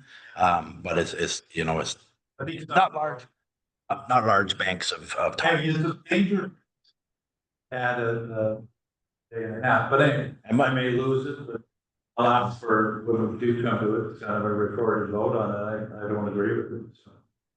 Because I think there's a halfway point that's more reasonable, which is what I described. Okay, Councilor Woods. Councilor Nash, something passed us, yeah, he's in the waiting room. He's back. Yeah. He probably didn't hear it. Oh, no. Right. Just, if I could, one more point, your worship, if it's appropriate. Like, go ahead. I think Councillor Bray made the point that you don't want to set a precedent for this, and I don't think you are. I think you know, as an example, this is more calendar based and convenience based than precedent based. As an example, last year there would have been 2 days in between that it would have been open there, and I would think in that case you would open, you know, for 2 days. My thoughts on it for 1 day. It didn't make a lot of sense, even if you did it on a bare bones basis, to make one person have to come back and work in the office. So that was the logic behind it. I can certainly go either direction with it. Councilor Nash, what did you hear? Did you hear any of the? I have heard nothing for the last 10 minutes. I've been sitting in a waiting room. But with that said, thank you, Councillor Lamb, for asking. Like, we do have a procedure. If one of the council members is on Zoom and the call drops, the meeting's supposed to be put on hold until the councillor comes back on.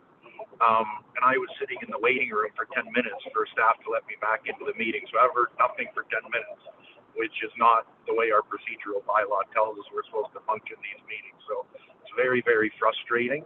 I called back in, I was on hold, I hung up, called back in again. I was on the waiting room for over 6 minutes before I got let in from staff. So I know nothing about what's been talked about for the last 10 minutes.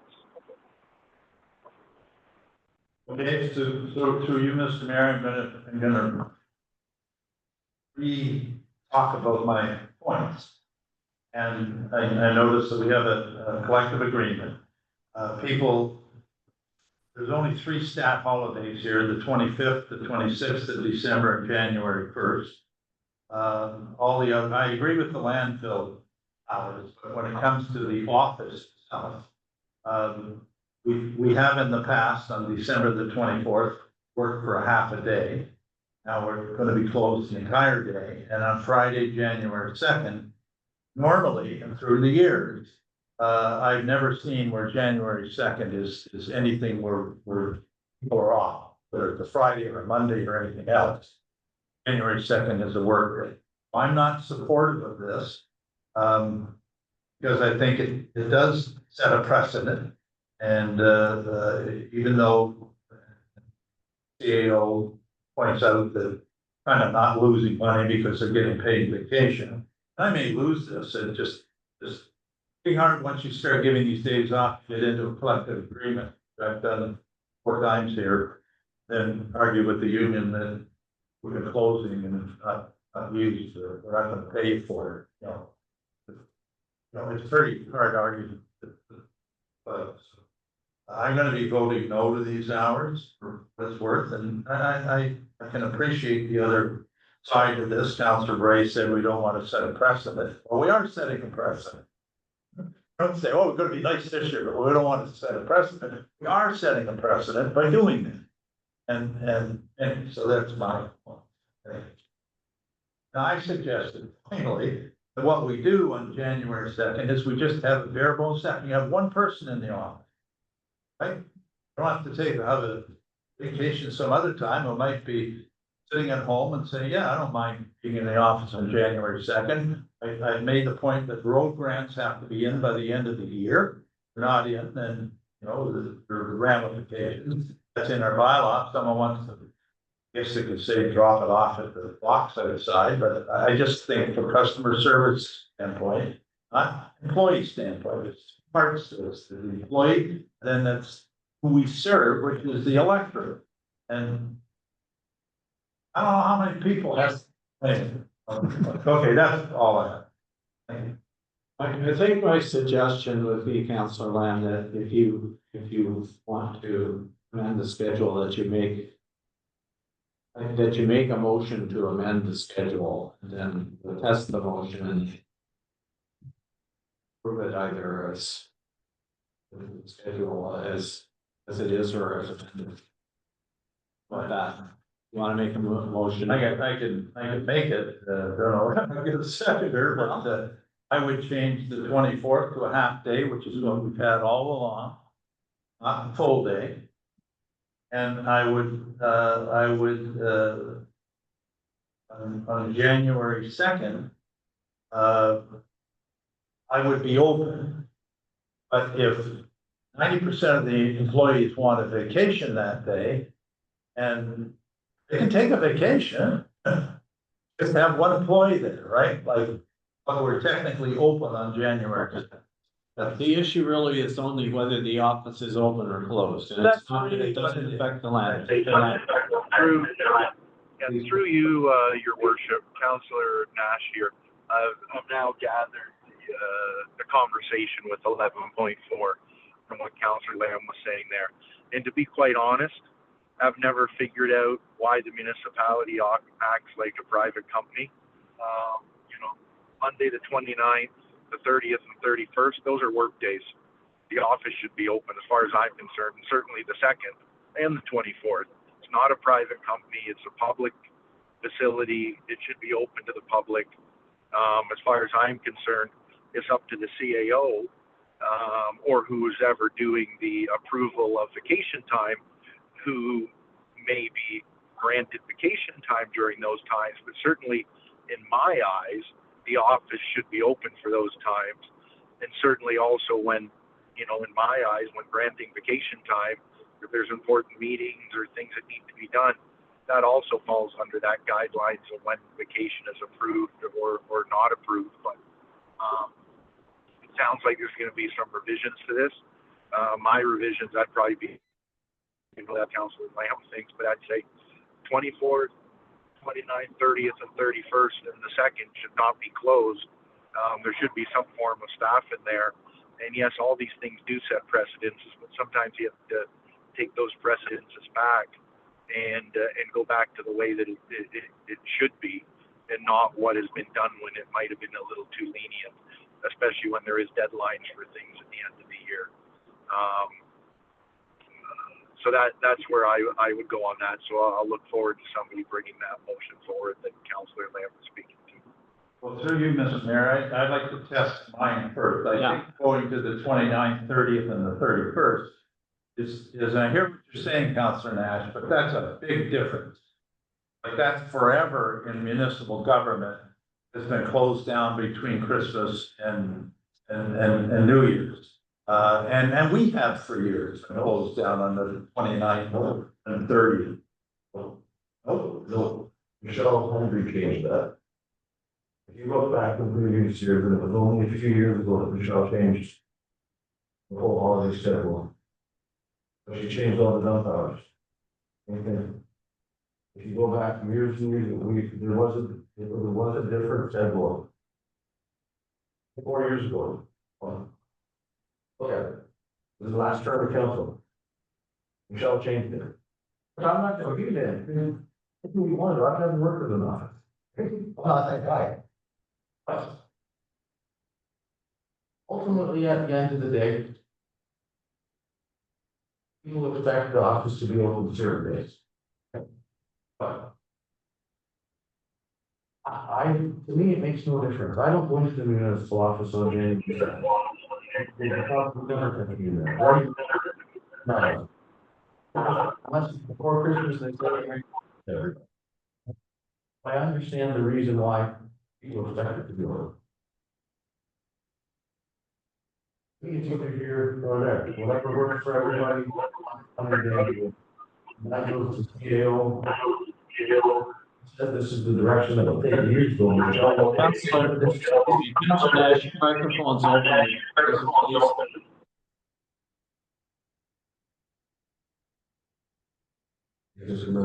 Go ahead. You know, Michelle made some changes as to how things worked around here a few years back. They were different than what the previous CAO had, and probably the previous CAO. Right, so I mean, I'm not office manager, I don't do that. I take direction from people, and that's what they do, right? And that's what most of you have done, not me, so I'll just go with the group. Okay, so, And if I could just one more. I was trying to say something, Mr. Mayor. Well, I'm trying to move on with Councillor Lamb's basically. But I am allowed to speak on what he's I don't think we need to get into the debate of what happened 4 years ago or whatever. We have a proposal on the floor, which Councillor Lamb has moved to put us back to essentially what we had a previous year, which is that the office is open a half day on the and on January 2nd. I would like to get a seconder for that, and January 2nd. I'll second it. And that's the change that he wants to make to the schedule. Is there a seconder for that? Yes, I will second it, Mr. Mayor. All right, thank you. Can I now speak? Yes, you may speak. Okay, so, thank you. I think everybody knew what Councillor Lamb was trying to do though, Mr. Mayor. But with that said, we need to remember, and I know we don't like talking about this, and I hope some staff is listening. If we close an office, those are not vacation days for the staff because they are not able to work. That is the way that the Ministry of Labor has deemed it now. If an office is fully closed, those are not considered vacation days. If it's open and the CAO, whoever, choose to allow everybody to take it off but one, those are vacation days. So by doing things like this, it drastically does affect what we do. If somebody is 3 weeks off, we're giving them another 5 days, they're getting another week off. That does cost us money. And as Councillor Wood said, things do get changed by CAOs. You know, I understand what Councillor Lamb's proposing with January 2nd being a work day, which I support, but I think we need to look at it other ways, and for staff to look at it other ways. These aren't vacation days that we're talking about here. These are just days off because the building's closed and they are unable to work. We're basically locking them out on those days. So those are not vacation days. We shouldn't expect them to be vacation days. And based on that, the 29th, 30th, and 31st, I went into other municipalities. I know they're open because I've done business during Christmas and New Year's at other municipalities and done things for work during that time. This is what we have chosen for our municipality, and we'll hear this is what we do, or this is what's done up here. Doesn't mean it's the right thing, doesn't mean it's the wrong thing, but it's something we need to look at. That's all. Thank you. Okay, thank you. We have an amendment to the schedule on the floor. Or any further comment? Let's test the amendment, please. All those in favor of Councillor Lance? Could I ask for a recorded vote, Mr. Mayor? Thank you. Okay.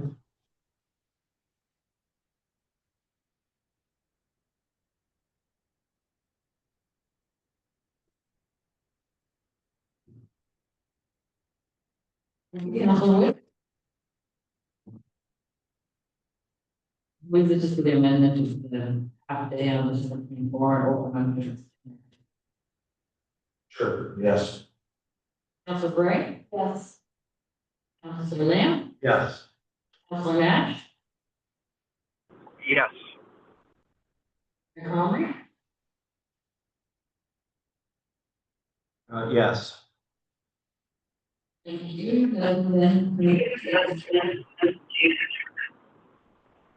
And then through you, Mr. Chair, could I also ask for another amendment that the office also be open on the 29th, 30th, and 31st, please? And I'll ask for a recorded vote on that. You may. Need a seconder first. You'll need a seconder. Thank you. Is there a seconder for Councillor Nash's motion?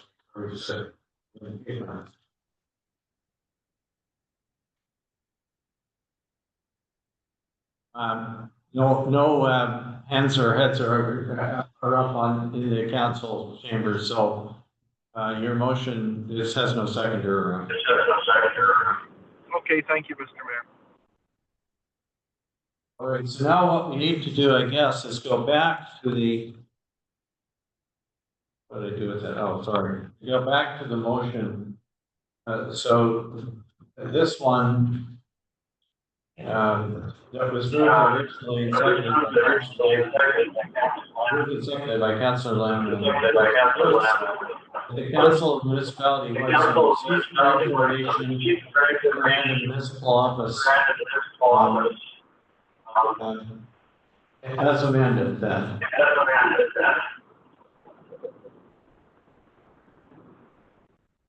So that's the amendment to 11. Oh, yeah, okay. I'll call the question on the motion as amended. All those in favor? Through you, Mr. Mayor, do we have time to speak about it?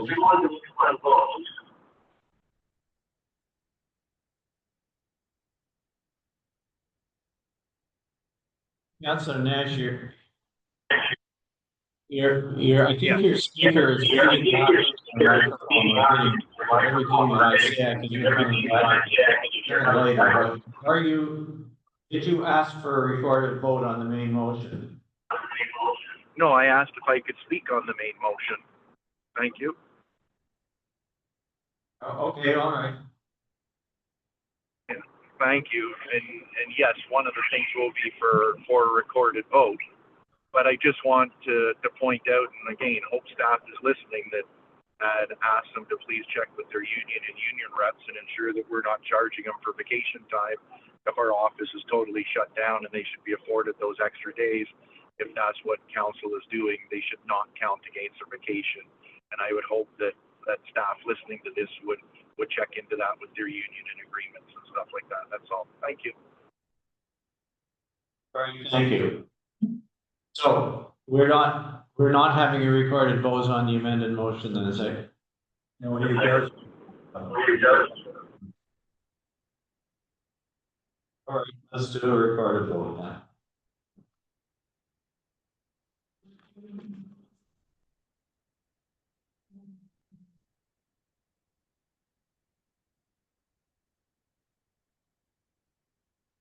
Thank you, Councilor Brady.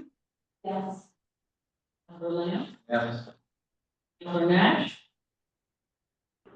No. Councilor Woods. Yes. Mayor Conley. Yes. This is the motion as amended is carried. Thank you. Okay, so, that brings us to 11:25, which is the Roma conference coming up again in January. And, the motion is, the motion is as follows, that the Council of the Municipality of Whitestone authorizes the following members of council and staff to attend the 2026 Roma conference. And so can I get a mover and seconder for that to get it on the floor, and then we'll properly listen it in order to hear the CL wants to mention. It's moved by Councillor Wood, seconded by Councillor Lamb. You want to raise your make your comment about this, Mr. CAO? Sure. Thank you, Mr. Mayor. Through you, the one additional piece of information that I wanted to, and I did send around some information by email to all of you, was regarding a delegation at the Roma conference for any government ministries. And that opportunity is now available to submit any requests for a delegation. So as a second part to this piece of information, once we decide if anyone's going, that we would decide who we might want to delegate to. Thank you.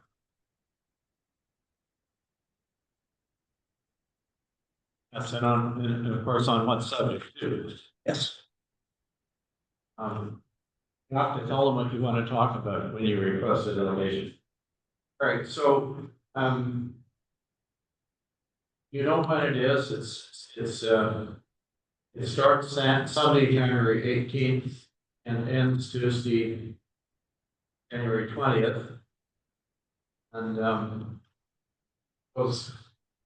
we haven't got the council 2026 schedule, but we may have to bump our council meeting a little bit depending on how that works out. If we're gonna have people on, but anyway,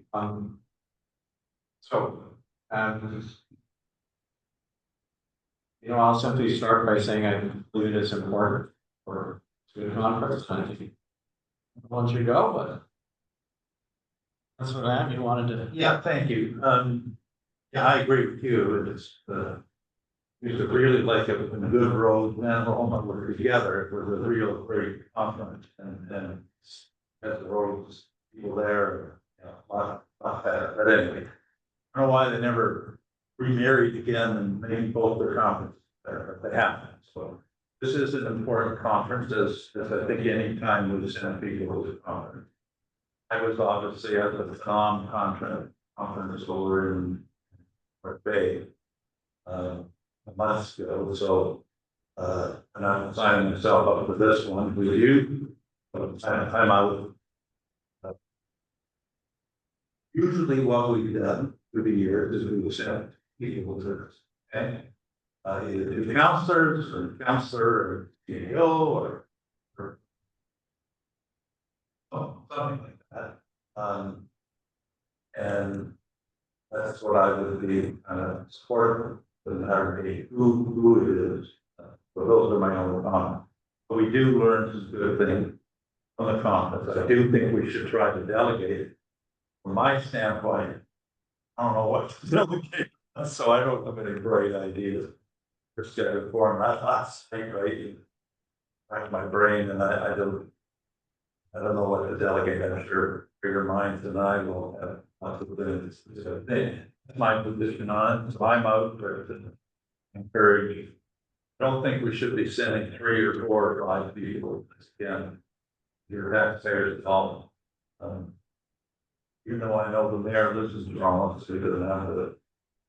That's his spirit. I think Councilor Ray was at it before, say to her sisters, again, hotels and all that kind of stuff. So I bear that in mind too. So thank you. Okay, other.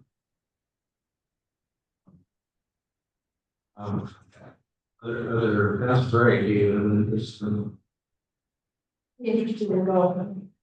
We've always done this great. Then my friends place them. Easy.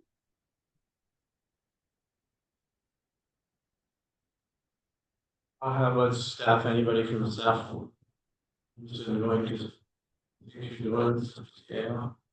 I did attend last year, Your Worship, and I'd certainly be willing to do it again if council wish.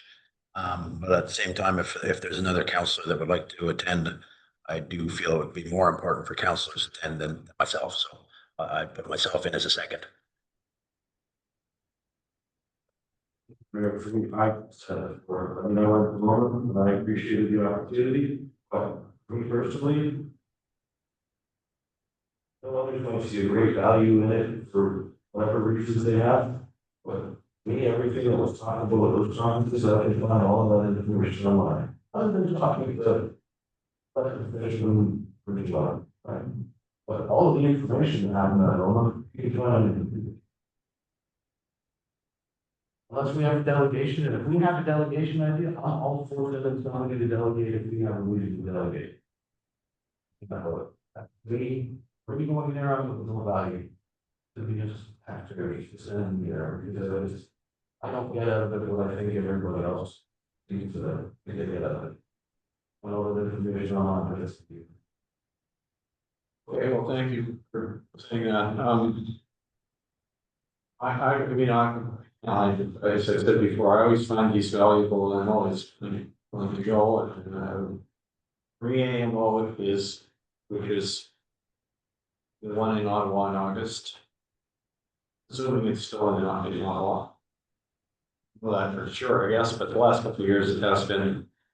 In many ways, to me, it is actually more important. So, you know, as long as someone is going, and probably, I mean, we do need a little time to think about the second issue that Gail raised. And again, there's delegations are they're useful enough in some circumstances, but what you get is 10 minutes with the person that you're seeing. We've done quite a few of them over the years. I have a list if anybody wants to see what else we've done, but and we've been multiple times over some of the same issues too, I have to tell you, but You know, if it is, it depends who you want to talk to about what, because sometimes you can get a much longer period of time speak to the relevant person at a different location than the conference, because there are so many delegations, and for people who are coming from, you know, places like Red Lake and Thunder Bay and so on, I think they tend to give priority to them, as compared to these people, because they're coming a long way to go to the conference. This is an opportunity for them to see people, but if you have access to Queen Thornton years here, the meetings, somebody down there, maybe get them to set an hour with their timer, and that's more effective. So it really depends. I think we should think about what issues we want to raise first, and then try to figure out.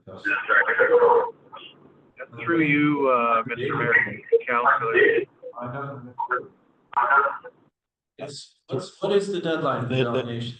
Through your worship, the deadline is November 18th, so it's just before, or right around the same time as our next council meeting. Yeah, it's before our council. I knew it was before our council. Yeah, we would have to, we can have a, you know, if you want, we can have a discussion offline about this and then have something that people can look at it in the meantime. If you want. Through you, Mr. Mayor. Here's one topic that might be good for a delegation. Speak with the MNR about the type 1 and type 2 fish habitat and the lake trout lakes, and put in and take out. So a delegation on that topic with the Ministry of Natural Resources, because it seems like it's very hard to get a hold of them. And if we have a delegation on that, we might get some answers back, which could help us with our official plan. Thank you. Thank you for that suggestion. I will have something on the MNR to share with you about that, a day or two, hopefully. In fact, I just should have had it by now, but I haven't checked my inbox to see. I'm not sure you need a delegation for that. They have a policy that they agreed to share with us. But anyway, thanks for the suggestion. You can still decide after you see what the position is on. Okay, you want to go? We could go on and on about this. I've heard, I've got Bray say she wants to go. I have her name on the list. Yeah, Councillor Nash, I'm assuming you don't want to go, or you do want to go? You haven't been to any of them. I don't need to go to it. I suggested a delegation got shut So we're down. back. No interest in going. My suggestion is the mayor has expressed an interest. And if we are having a delegation, that at minimum you would be preparing a delegation probably, so that someone from staff, be you, Nigel, or whatever, please drive to Toronto that day and be part of the delegation and whatever. If there's strength in numbers, I'm in Burlington, I don't mind taking a go training just for the delegation. So then we're finished, but I don't know the topic.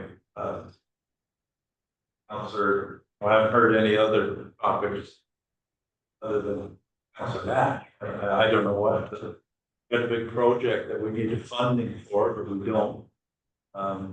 We'd like to take all the funds we can, but I don't even know if we know.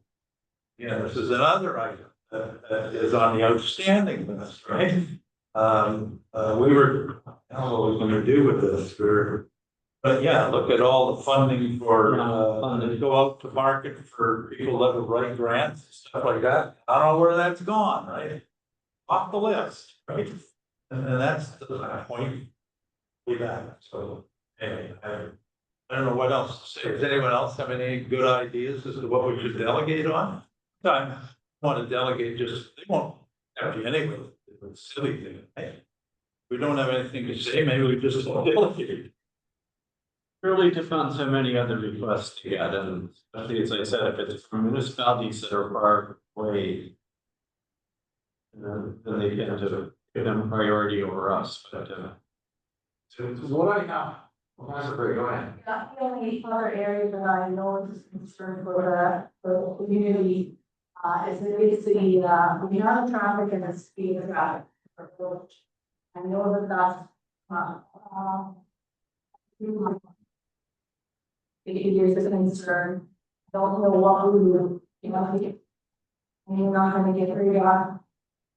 Radar on a highway, they did a way to look for that, but I think we need to say, they need to come up with something. I know a great idea to delegate on. Way back, we were looking at a sidewalk, they're doing work on this bridge here, and it's great, right? Right by the resort, right down. And we had in a sidewalk to go wherever from the school all the way down the sides to get it turned across the highway and whatever. Then we found out we're supposed to get 50% funding, then we had no funding, and it was gonna cost $700,000, which is way above our pay grade. Well, maybe we should delegate to see if they will in the sidewalk as part of the road work that we're doing for Part of the safety. yeah, for safety and tie in the speed and maybe they'll come up with some funds for the sidewalk. That'd be a great idea. I think a good idea. Through you, Mr. Chair. Check to see Through if you, there's Mr. some- Chair. I don't know, there's some. They haven't pulled it for redoing No, I it. don't know. Okay. Councilor Woods, yeah. Councilor Wood Nash, mic's on. Yeah, thank you.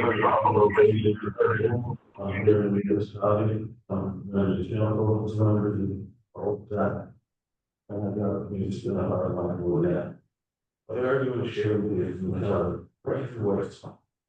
We got one team doing work, once that contract is that we review and when we were at the district facility engineering in Bruceville. And it got brought up, that contract hasn't been let yet. Well, my advice would be, if we want something. We're gonna do that, that's when we start asking to do that, that's to nothing, if you get it done, if you're already here, and you have it. And it was also something that we have to make sure, and like I don't we take the organizer, you take note. When they do that project, it was one thing to ask for all of the ball drivers this year. Through you, Mr. Chair. I'm not sure if Councilor Wood's mic is on. That we could take it, it's not probably the lead on our, right, not wrong with that material, it's not, I mean, the gravel road is. It'd be a huge process. I mean, if somebody wants to make a delegation to the sidewalk, that's, I got no issue with that, it's a good idea, it'd be awesome to do the sidewalk here, if we were trying to get at the library or over here in the community center. And the rate of speed going through here, I'm talking about that later under council comments, so the rate of speed we can there. I agree with that 100%. People that go through fast, that is. Say a little bit more later. For the sidewalk, that would be a very good thing to ask for, to get ready to that contract. Because it'll cost next to nothing to have it done, you know, good. They might just do it for us, right? Nice. Great. Yeah, through you, Mr. Chair. I was trying to say I can't hear a word Councilor Wood saying. I don't think his mic was on. You hear it now? No, not at all. Yeah, no, can't hear it at all, Councilor. Nope. You gotta shave your beard. But with that said, I picked up the odd word. But when it comes to, how do I say this? When I suggested the M&R and was shot down by the mayor quickly, I'm not sure why we need to do a delegation on the sidewalk when the government's already given us $250,000, and for whatever reason, staff just dropped it a year and a half ago. There was ideas brought up about going through maybe Bob's Crescent and through the road allowance, and for whatever reason, staff just dropped it. We have an open work order for the government to spend up to $250,000 on a sidewalk, and we as a municipality are holding our hands doing absolutely nothing with it. I don't think we need a delegation with the ministry. We need to decide what we're going to do as a municipality and follow through with it instead of going to them and saying, well, you gave us money, but we want to know what you can do. And I don't think we need a delegation to talk to the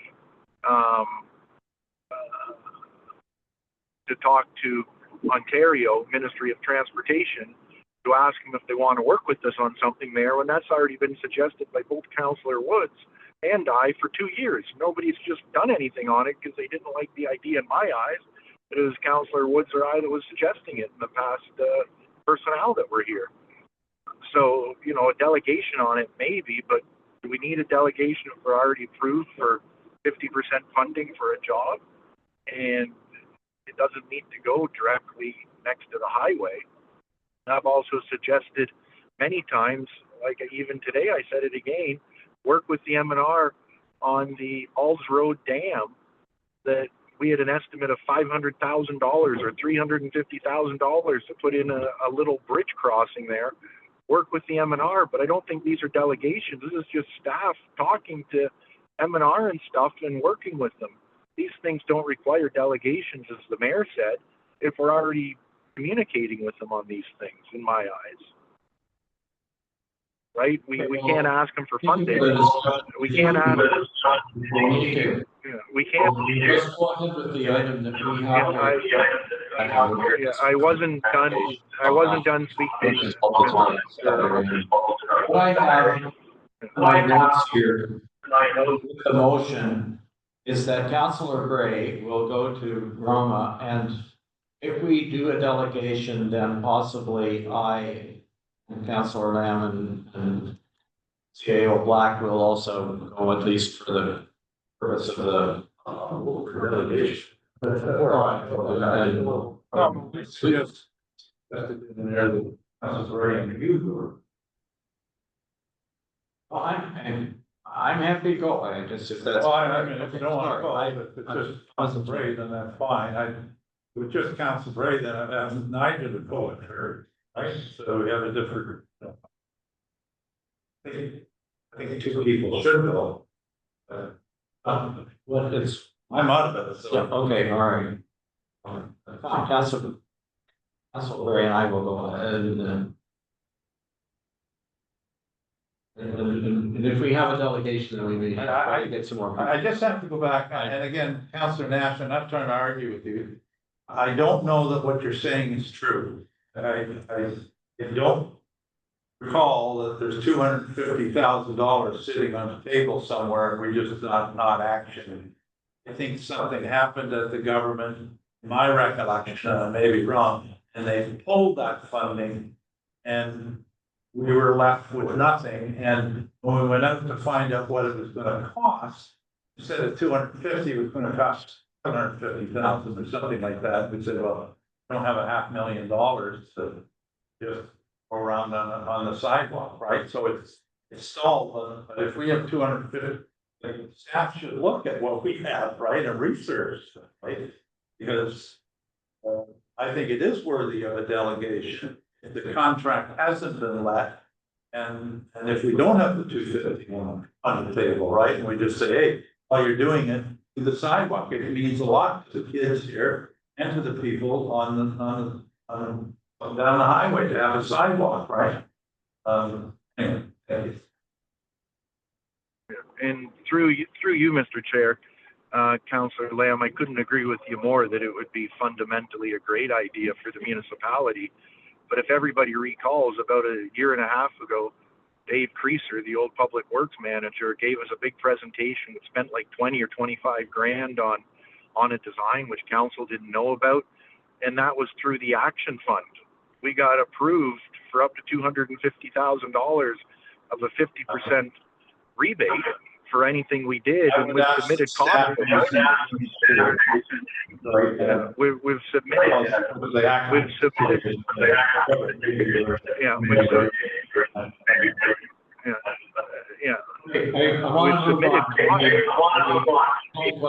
Please, Mr. Mayor, Mr. Mayor, I'm still in the middle. Mr. Mayor, can you not hear me? I'm in the middle of talking still. Unfortunately, Councillor Nash, all we can hear is echo noise in the background most of the time. So it sounds like your microphone is open and you're talking to somebody else. Is it possible for you to go to a computer or get a Zoom screen so that we can see you and hear you and because this is becoming very difficult. I can't tell whether it's background noise or you're actually hearing. Well, I'm trying to speak. I'm in an enclosed 6x4 area, and I don't need to be on Zoom because we don't need to by our meeting protocols, and being on Zoom serves no purpose other than I'm in the middle of talking and then somebody talks over it and I never got to finish. I don't know what the background noise is other than our sound system has absolutely been atrocious for 4 years and we're still trying to figure it out because I still can't hear people. You're not helping the situation. If there's something you want to say, please finish it up. We need to move on. Well, obviously there's something I want to say and you're cutting me off, Mr. Mayor. When somebody talks, just let them finish their conversation. You love cutting me off. I don't know why. You and I don't get along. That's fine. Just don't cut people off. I'm allowed to talk. I'm allowed to talk for 5 minutes. I can talk and rant if I want. Councillor Lamb did it earlier, and he said he might have been he said he might have been in a bad mood. You didn't cut him off, but you're cutting me off. Get our sound system fixed. Everybody knows who's on Zoom. They can't hear anybody half the time. It's not me, it's our sound system. The sound system. And why are you cutting me off now, Mr. Mayor, when I'm trying to talk? Because so far you haven't said anything in the last 5 minutes. You're just arguing about. I'm not arguing. I'm not, Mr. Mayor. And get finished so we can move on, please. Mr. Mayor, if you didn't cut me off, we'd be done. Mr. Mayor, if you didn't. If people didn't cut me off, I would have been done. And I thought I was saying something very important when past staff dropped the ball on $250,000 of funding because they didn't like the idea of doing something different to their sidewalk. I'm sure Councillor Wood can speak to it a little bit. Mr. Mayor, don't cut. Mr. Mayor, I am ruling you out of order. You may not talk about that. If you have something else you want to say about Roma, say it. Now. Yes, that we don't, Mr. Mayor, do not cut me off. I'd ask for a vote. As you already know, you can go find it. I'm not going to tell. That's part yes, of my you've job. declared me. Mr. Mayor, you've declared me out of, Mr. Mayor. You've declared me out of order.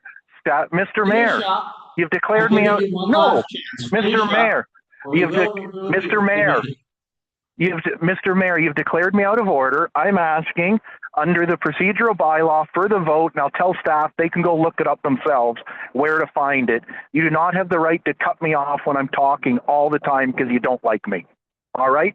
Ask staff to do the vote. They can read it out. They can find it. We can waste 20 minutes here because you want to cut me off. Can we please proceed with the vote? I'll ask staff to dig it up themselves. Well, Councillor Nash, we've been at this sort of situation several times, and I hear what you're saying. I hear what the mayor is saying. I think it's beneath council that we enter into this sort of situation, and for whatever reasons, and I'm not trying to cast blame here, but what we're talking about is the Roma conference. The mayor is right. We're having a very difficult time when we're talking in the room. We can hear it all echoing in the room. I don't know that it's our mic system. I think it's more got to do with whatever system you're on. I guess, but I don't know. But it's always we're getting thrown in here. And we just proceed on talking about the Roma conference. Let's reset the thing. You've got what do you do? Minutes or whatever, and finish your talk. Then we'll proceed on and have a vote. That's just not with all role, right? And I hear what you're saying. I'm trying to mediate this. Yeah, with all due respect, Councillor Lamb, I has already called out of order. I've already asked for a vote. If we're talking about Roma, I can talk about whatever I want. Go listen to any politician talking. You ask them a question, you get what direction is north, they tell you how to go south. People are allowed to talk about what they want. The mayor's already called me out of order. He threatened to kick me out of the meeting. I'd like a vote on it. Staff can pull up the procedural bylaw for that portion. They can read it out. We can have a vote and we'll see if I'm out of order or not. Period. And we'll waste 20 minutes because the mayor cut me off again. It's well known that the mayor doesn't like me. That's fine. I have the right to talk and not be cut off, just like you do. And when you get cut off, you get upset as well, which I totally agree. Mayor's already called me out of order, already threatened to kick me out. I'd asked for there to be a vote under the procedural bylaw if I was out of order for what I was talking about when I was bringing up ideas and suggesting that maybe $250,000 got left on the table by previous staff, because that's what happened. That's not talking bad about previous staff when it's the facts. So can I please ask for there to be the vote? You can have a vote if you want.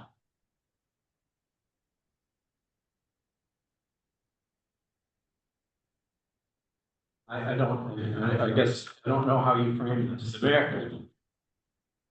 Well, you just asked for a vote on whether Councilor Nash is He's challenging, I think procedurally, he's challenging the chair, so, he's not out of order, so staff can decide whether, not staff, but council, staff don't decide. Mr. Mayor, you know what I'm asking for. It's for point of privilege. It's like, I know you're trying to. Mr. Mayor. In the background, right? And that's the problem here. Sorry, Mr. Mayor. Point of privilege is what I'm asking for. The mayor knows that because it comes up every other meeting. So does staff. Go read the procedural bylaw, read the vote to me so we can have a vote. Other people need to learn this as well. The mayor just can't cut people off. It is not a point of privilege, it's a point of order.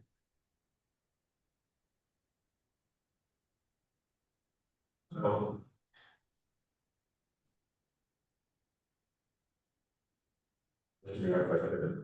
Yeah. Talking to the mic. I'm giving the floor to Councilor Lewis. Is when Councilor Nash is trying to speak, the volume isn't coming through loud enough for everybody in the room here. He thinks he's talking to all of us, and we're not getting it, and none of us are talking, and that's how you guys. Okay, I just, be honest, I'm completely fed up with the same behavior, guys. Honestly, we're all better than that. You know we are. We know we can work together. No reason for us to argue. If we call the vote of order, that's fine. We call the procedure, take the vote, lose the vote, and who's after it, because I think we all need to reach some words. I'm not trying to start arguing with each other with anybody, but I want to get through this. That's just a good thing. Councilor Woods, what you said is exactly what happened, right? And it's more the system than anything else. I just thinks that Councilor Nash is out of order.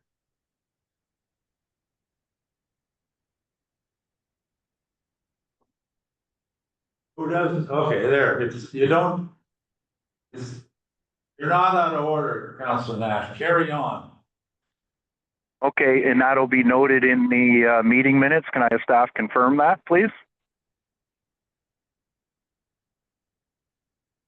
Yes, we can confirm that. Okay, thank you. Now, can I finish off without being cut off by the mayor, please? Thank you. So, if staff want to look into it, and I would hope another councillor can speak to this, when it came to a delegation, the reason I don't think delegation on the sidewalk is needed is we already have funding under the Action Fund for up to $250,000. Staff can go back and look. A couple years ago, we got it. We've already spent money on a design. Councillor Woods and I suggested it go through a sidewalk, through a road allowance, and it was dropped after that, and that was the end of it. And it's probably almost run out of time on it. I've brought it up a couple times, and it just sits there and dies. We don't need a delegation on it, in my eyes. And that's all I was trying to say. And I know Councillor Lamb simply said he wants staff to look into it because I believe it to be, he hopes what I'm saying is not true, because it wouldn't be good if we lost out on $250,000. And I totally understand that part from Councillor Lamb. I just really don't like being cut off. And I don't think anybody else understands when you're on a Zoom call on a phone or on a video, how hard it is to hear. The only other person that can verify this would be Councillor Woods, because something in our sound system is horrible. Any other meeting I have on Zoom, Teams, never a problem. Only in our council meetings. And it's brought up almost every meeting how bad our sound system is. I don't know if Councillor Woods, at least if I ask a question, would you agree sometimes that it's very hard to hear people when you're on Zoom or on a phone call for whatever reason it might be, especially as the day goes on? Really off the topic. Yes, it is for other plans here. And when I sign into calls, because in I don't need a phone call number. Maybe I don't have to do a phone call number, but I look at this. That was my suggestion a few minutes ago, is that that's the way to solve the timing, the latency problem that's causing an echo and things. Anyway. Can we please move on to this, to have a vote on the council, the resolution, please? All those in favor?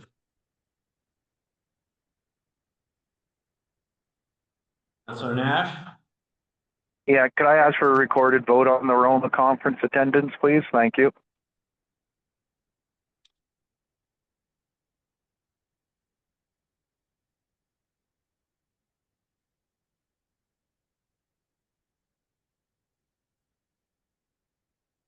Thank you, Councillor Lamb. Yes. Councillor Nash. No. Councillor Woods. Councillor Bray. Yes. Mayor Comrie. Yes. Thank you. That motion is carried. Do you want to break now, Councillor Woods? A minute. 8 o'clock. Okay. 5 minutes. 5 minutes. Make sure we're back Okay, we'll come back at 5, yeah. on that 5.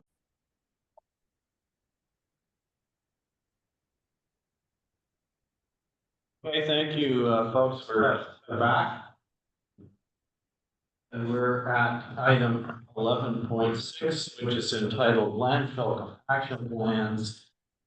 Mover and seconder, please, that the council of the municipality of White Star receive your information. Memorandum of Mike Huggins, manager of public works, dated October 3rd, 2025. We'll move. Councilor moves and Councilor Woods. Seconds. Okay, do you want to say anything about your report? More or less information for all of you in case you get a phone call from taxpayers. And so that you know what was going on. I was looking into the landfill here when I first moved in. And seeing that the environmental control, the North landfill 5 years life. And when I was up there, I noticed the ground moved quite easily, we connected the agent with the one patch. I figured the best thing we could do to get more years of service of the landfill itself would be to compact all the garbage and all that stuff there. We can have less more time, which I believe it has. All of this will be covered through the operational budget, through the cost of the landfill, the additional money.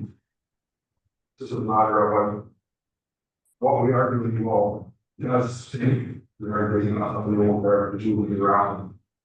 And which is really needed to do that. What we do, parties are doing, I believe we got, about another 13 to 20 years of it. A lot of action. Wow. There you are, we figure what we've done this week, or early next week, what we do, we get resolved.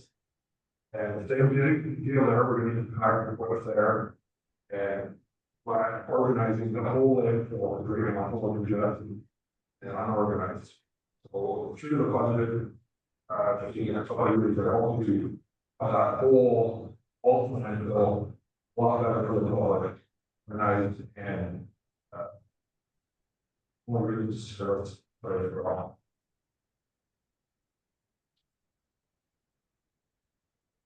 Okay, thank you. Are there any questions from council? Mr. Woods? Thanks to you, Mr. Chair. We'll like to pick this up. Mike, thank you very much. Appreciate it. The action is something that I brought up. For years. It's not something that ever got around, which is why I'm really happy that we, the middle of that, only got us years.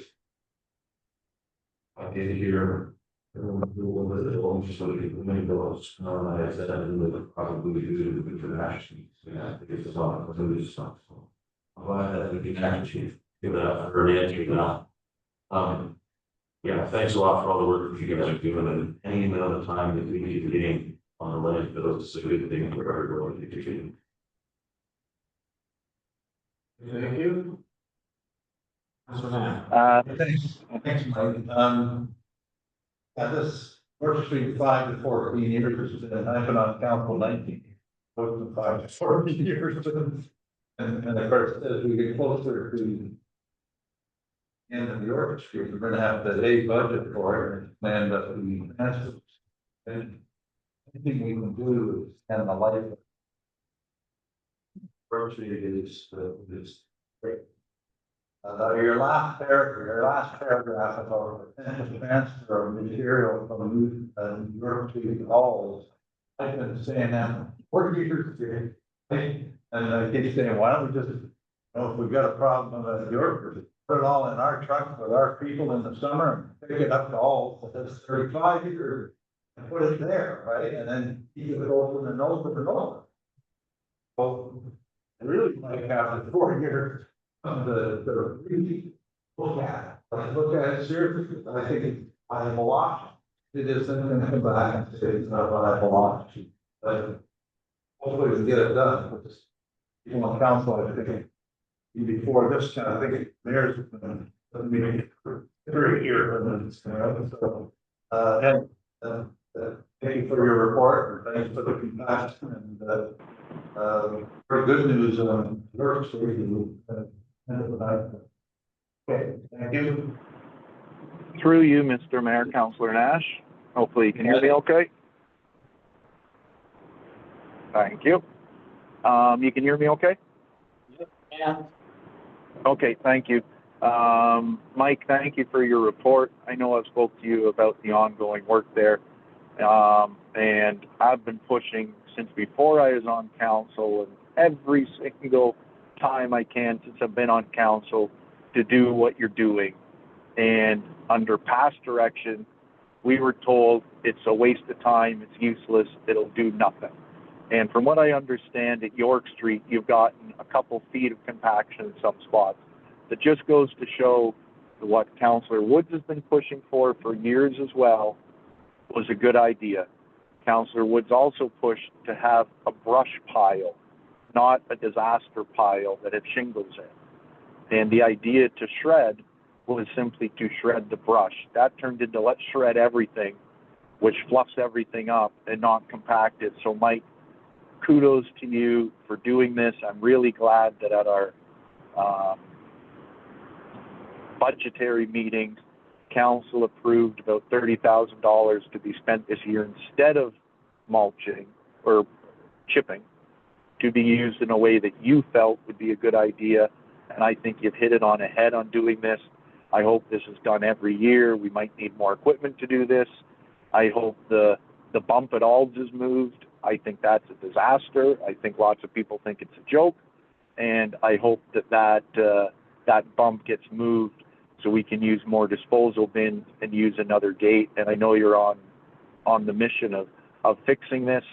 I know your past work in other municipalities shows what you can do on this. And I'm really glad that we have you as Public Works Manager to do what you feel is right here, which is already showing good results from what you've done at York by compacting a couple feet down. That might have given us years of extra room at Alds. Instead, it was laughed at in the past. Now it's being done because it's the right thing to do. And I really hope that we as a municipality invest in having a topo survey done on both York and Alds when your work is done, to compare to what that looked like to last year's numbers, to see if we actually went down in volume, even though it's a whole year later, because I think council will see the really good results of this overall and how much we've penalized ourselves for not doing this in the past and listening to information that might not have been the correct information in the past. So thank you, Mike, for doing this. Sorry, it's a bit of a rant, but I'm really glad this is being done. This is one of the most important things I think we can do for our municipality, and I'm really glad to see it ongoing. So thank you very much for your report and for your work and the crew's work and everything you're doing with this. I know it is not the nicest job, because I'm sure the smells aren't the best, but really appreciate the guys and you working on this. Thank you.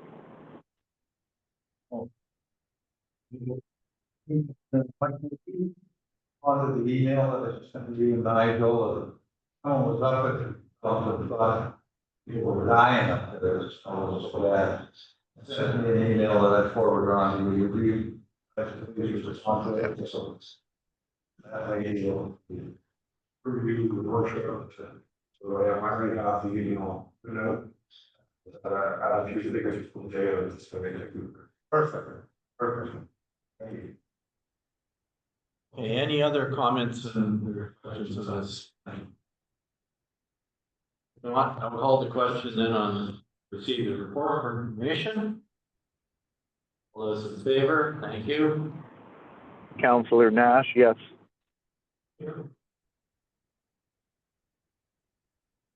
Okay, next we have correspondence. Sorry, next we have 11.7. This is on Whitestone Wood. That's Whitestone Woods. And we don't have any.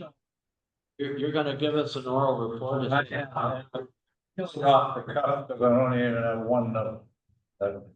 Anyway. Counselor was in a video on Sunday afternoon. And Sunday afternoon, yeah, I guess. And I read it. Oh, holy. And it ended up quickly going on to Facebook, taking the life of its own, and you can imagine all over. And I tried to kind of contain it a little bit, say, well, I've got fiery about it. Well, don't everybody jump to conclusions. I finally last night I called the gentleman. His name is Keith Eric. He's the owner of Keith. So he owns the trailers that will be put into the site. This is the site, 700 and some odd acres in total that they bought. It was north of $6 million that they paid for it. So on that. And they plan to develop it. He doesn't call it a development. He's working in all the rules of the camp now, right? And what happened was he was in touch with the municipality for a staff. June, they responded to inquiries saying, yeah, generally you can do this, that, and whatever. He thought would have gone up to Nigel and council, and everything was kosher with council and everything he doing, right? And I told him, you're going to right next here. We don't know anything about it, right? And what about the infrastructure? What about the cost? And are you going to adding to our costs?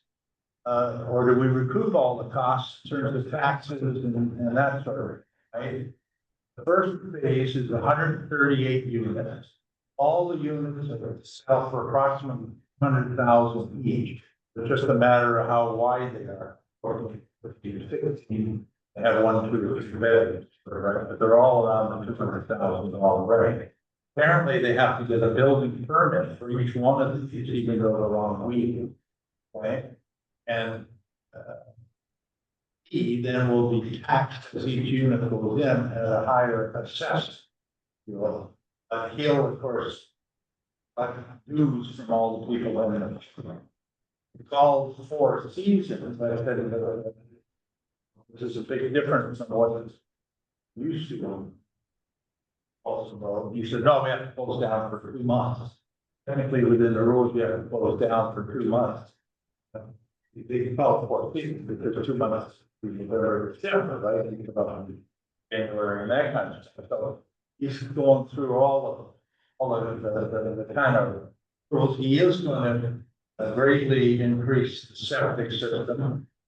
The flows within the whole park will be such that he doesn't way beyond North Bay and Mattawa. Already he's dealing with the Ministry of the Environment. We've had no input to the Ministry of the Environment or anything. We're way behind the curve on all this stuff. And I can remember when they wanted a plant out here, anyway, right? My vision on this thing is probably a good thing for Whitestone. I haven't made my mind up yet, but I mean, in a way that particularly if you can get $30 or $40 million more of tax assessment, it might really help. But there's a lot of stuff. Sorry. Minute. Get on this, but what we need to do is we need to get facts from them, right? We need staff or someone to work with our planner, their planner, what are the facts? What can we do? What can't we do? How are we going to do it? How are we going to work jointly with them? What are the do's and don'ts? And so that it doesn't. So I've already had an email last night from someone saying, what's going to happen is it's going to become exactly like the Sherdston Shore. I've never been to Sherdston Shore. Apparently, with the looking trailer park, I don't know. So I could go on and on about other things that I learned. The man is a nice man, willing to work with us. He's open. And so I wanted to get my car done in front. So we need to call it this. So I asked. There's something, because I don't want to sit out November 7th at a public meeting like a proposals on council, learning for the first time what they're talking about up there, right? And so somehow it didn't join this communication here. We're in a pickle. I think it's now. Through you, Mr. Chair, Councillor Nash, if I could. Sorry, did Mike, did you, something you want to say? Or? Oh, sorry, I thought you were going to add something. Go ahead, Councilor Nash. Thank you, Mr. Mayor. So a couple things on this. I think Councillor Lamb touched on some of them, so I'll try and be quick in what I'm repeating there. But this came to light to me over the last week or so as well, or over the last weekend. And, to me, if I will be speaking with the owner. I'll try to reach out to him and get some facts on what's being done. But with that said, I know it was advertised as a private lake, and hopefully they take that note down. As I think everybody knows, that Quinn Lake is not a private lake. Crown land backs onto it. Our road allowance backs onto it, and there's also private property that backs onto it. But with that said, I think we also have to look at, this is already an approved commercial use facility for a campground. So I think some of the information we receive might just be some updates from staff on what can or can't be done. And I don't think it's staff's normal, a normal thing to go and say, hey, this person inquired as to what they could do on this piece of property. Now, this is a little different because it's a lot larger. And I think if council just knew a few more of the facts, it would probably help answer some of the questions. I probably understand from what I know, it was zone C2, camping is allowed. If there are building permits, great. How does that affect assessment base, just as Councillor Lamb said? And it's great to know that some work is being done on a bigger septic system. And that's the item that I think might have been the most interest to the municipality, because we speak about communal septic systems in our official plan. Now, that's not for redoing something on an already approved site. That's for doing something on a new site. And our planner in our official plan has been pushing us to really be careful and to sometimes go through what's called an official plan amendment for larger septic systems, and that's not been approved by council. It was voted out of favor 4-1 at the last meeting. So I think that's something we might want to look at. But I do think something like this can be great for the municipality. I do look at this as totally different from the factory that was going to be in Dunchurch, because this is already on approved land, but couldn't agree more with Councillor Lamb that I think if we have some information, or if from staff, or if the owner chooses to provide some information, it can then answer a lot of questions that the public may have on it, to make sure that things aren't being done right and to answer it. Because of course, you know, if you're next to this 700 plus acres and you hear that something's happening with 200 plus, I'm calling it, trailers, then you might be alarmed, when we need to let those people know what the rules and regulations are. We do have 2 or 3 large trailer parks in our municipality, which are up just near the Highway 520 and the Bunny Trail, which I think combined with those, there's hundreds and hundreds and hundreds of trailers. We just need to see how that fits in. But we also need to keep in mind that this already is an approved commercial lot, and maybe that's why staff didn't get back to us, but I think staff should provide a report, as Councillor Lamb has said, so that we know a lot more of the facts. And hopefully that can be something done with the owner, willing to provide some information that might help dispel myths or something that's happening there. And hopefully everything is done in accordance to our rules and regulations and bylaws. So thank you, Councillor Lamb, for suggesting this to be on, and I look forward to something coming back, hopefully at the next council meeting. But I do appreciate you speaking already to the gentleman and bringing it up as an item today. Thank you. Thank you, Mr. Mayor. I did bring up Councillor Nash to him about the idea it was not a private lake. And he said, oh, I'll have to get my communication people to change that. I said, Crown land that accesses that lake, so you can't call it private lake, right? Well, he's in the process of changing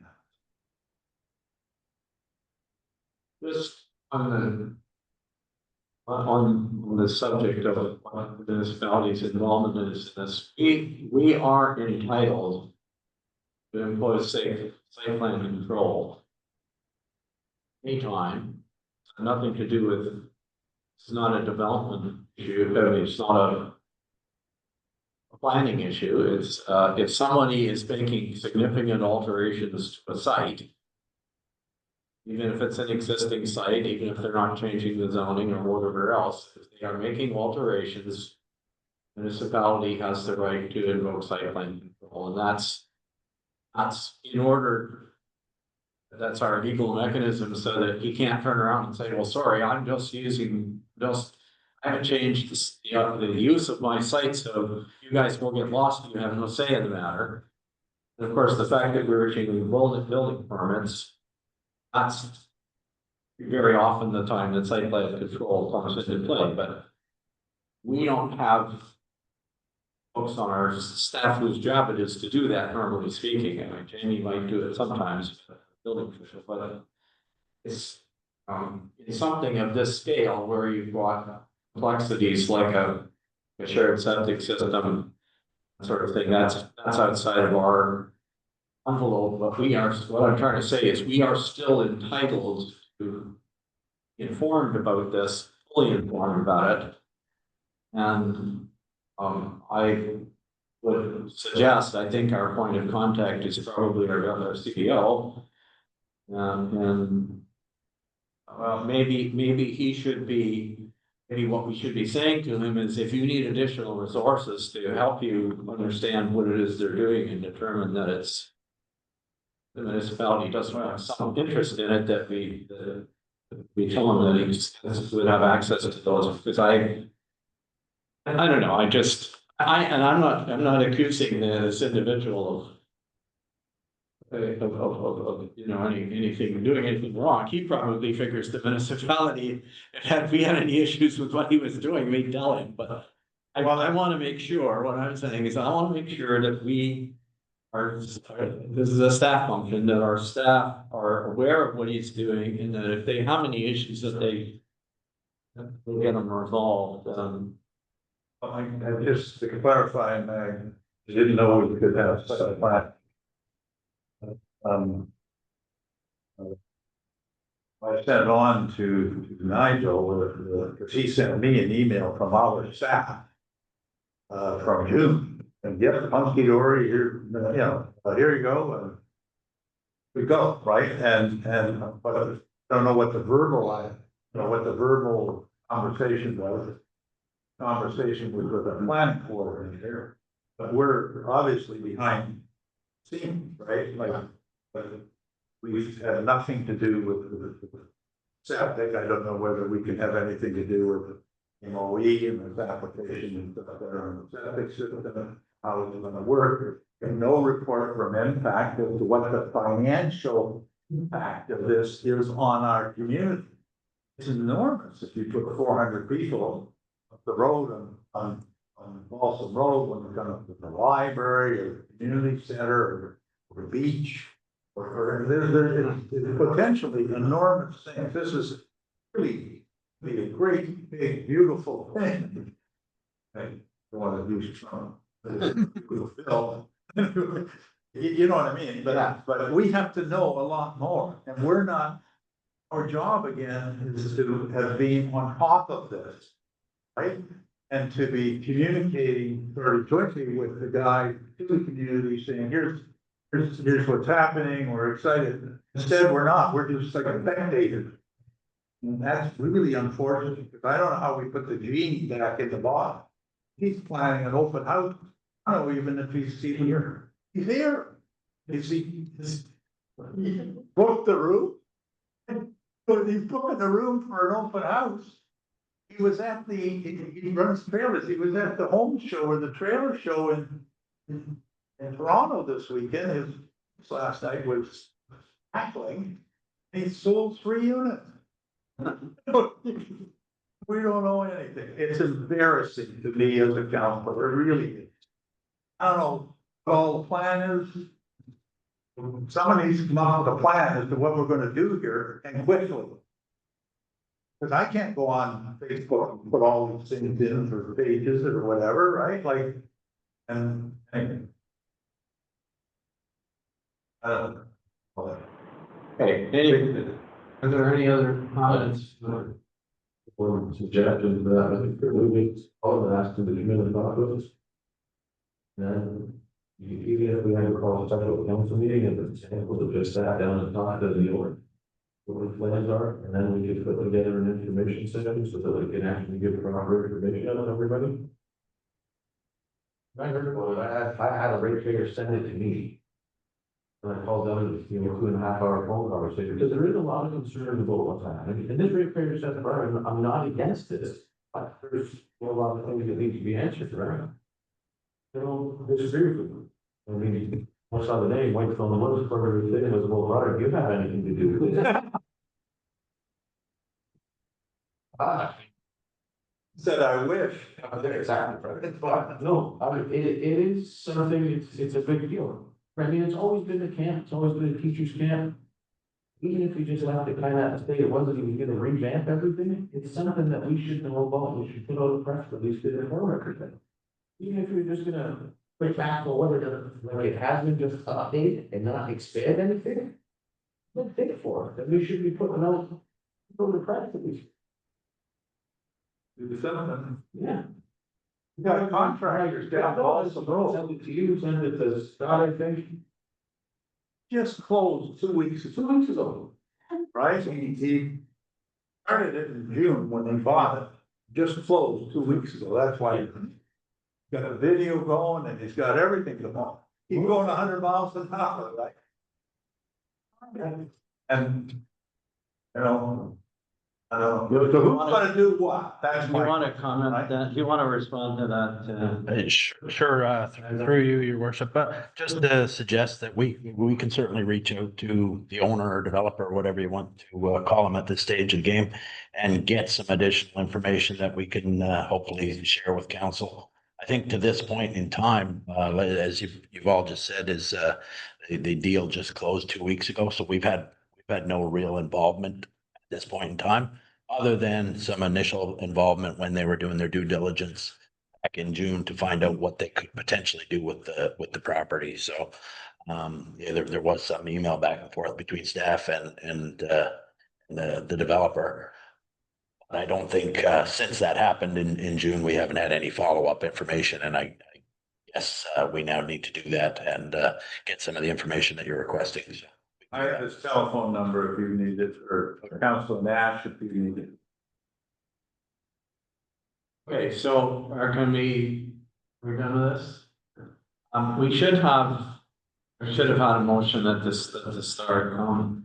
Can somebody move and second a motion that we receive Councilor Lamb's oral report on the Whitestone? Okay. Councilor Woods is moving. If you can just take a note on this, Wendy, please, I will, when you're finished. And Councilor Lamb is seconding the motion. We've already done it. My concern in wrapping up is what Councilor Wood said about maybe we should ask him, like, he's gonna have some open house here and answer questions from the whole community on November the 7th. And surely to God, before that, pretty quick, we should be getting a lot of information, so we're not getting it at the same time public's getting it and look like a bunch of bozos, right? And anyway, it's not a good situation. So I'm sorry, what do you?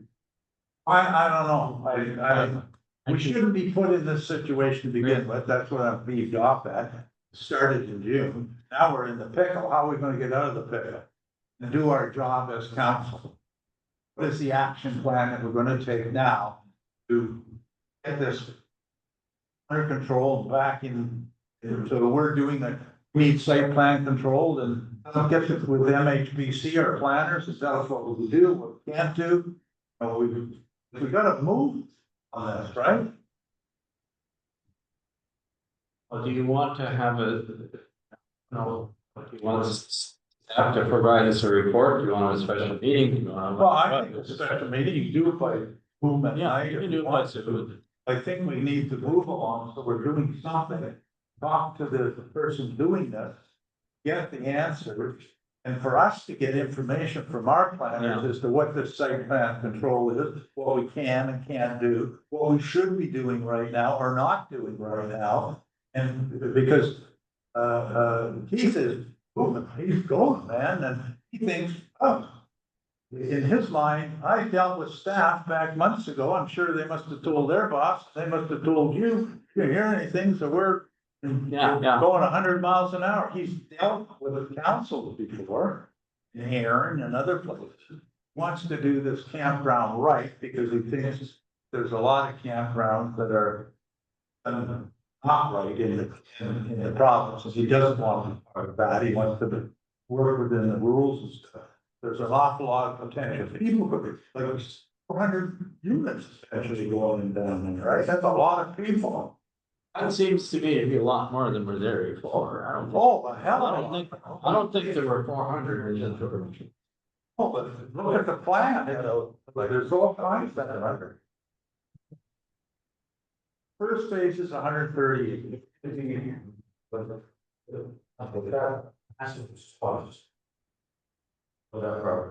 what roads in. There's gonna be a major. A small area. I don't know if you guys, if anybody's ever been to Sherwood here, but I used to go there a lot, I mean, 25 years ago. And it's like a little city. Sure, it's been short, but they got 25 years ago, they had pizza booths. They had all different kinds of little restaurant booths. They have security police officers that go around and control the place, like it's a big deal, and it's kind of thing, and it's kind of the same. This is he gets the 400 that he's detective. It's a very, very big thing. Not a little. Yeah, no, I that's. doesn't want to say development, but it will be development. Just what I call the development. And what roads is, it's development. And I'm not, still not saying it's a bad thing. We need information. We 100% need our information. Said to what happened, when we had the slurry seal and tar and chip all down Balsam, all the way to where the Keller is, it cost hundreds of thousands of dollars. How are we gonna get the money for that? And what's the revenues that we get if this goes ahead? Like, we don't even know that. I guess I have to contact MPAC. Like, what are we getting? We're getting enough money into more than cost what we are, or is this a drain on us financially? I don't know. Like, there's a question. A lot of questions. We need to get into that. Okay, well, the resolution that I have is that the council of this Valley Whitestone receive for information the oral the council on land regarding Whitestone Woods, and then staff arrange a special meeting with the property owner to find more information. I think it's not just the property owner, it's members as well.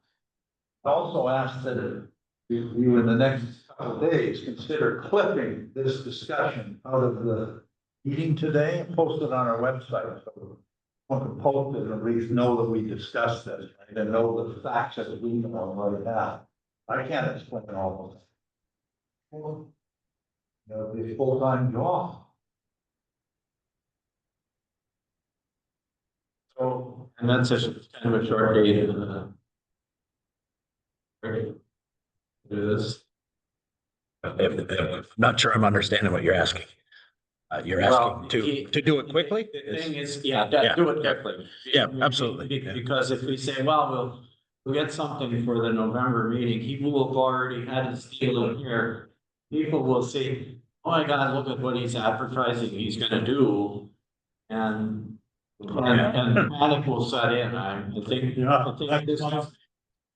And if I might be able to suggest something here through you, Mr. Chair, I think really what everybody's speaking to here and looking for is a report probably from our staff or our consultant. I'll just say the municipality on what can be done under current zoning on that property. What is the owner able to do? What is he not able to do, or what are they not able to do? When do they need our approval, and when do they not need our approval?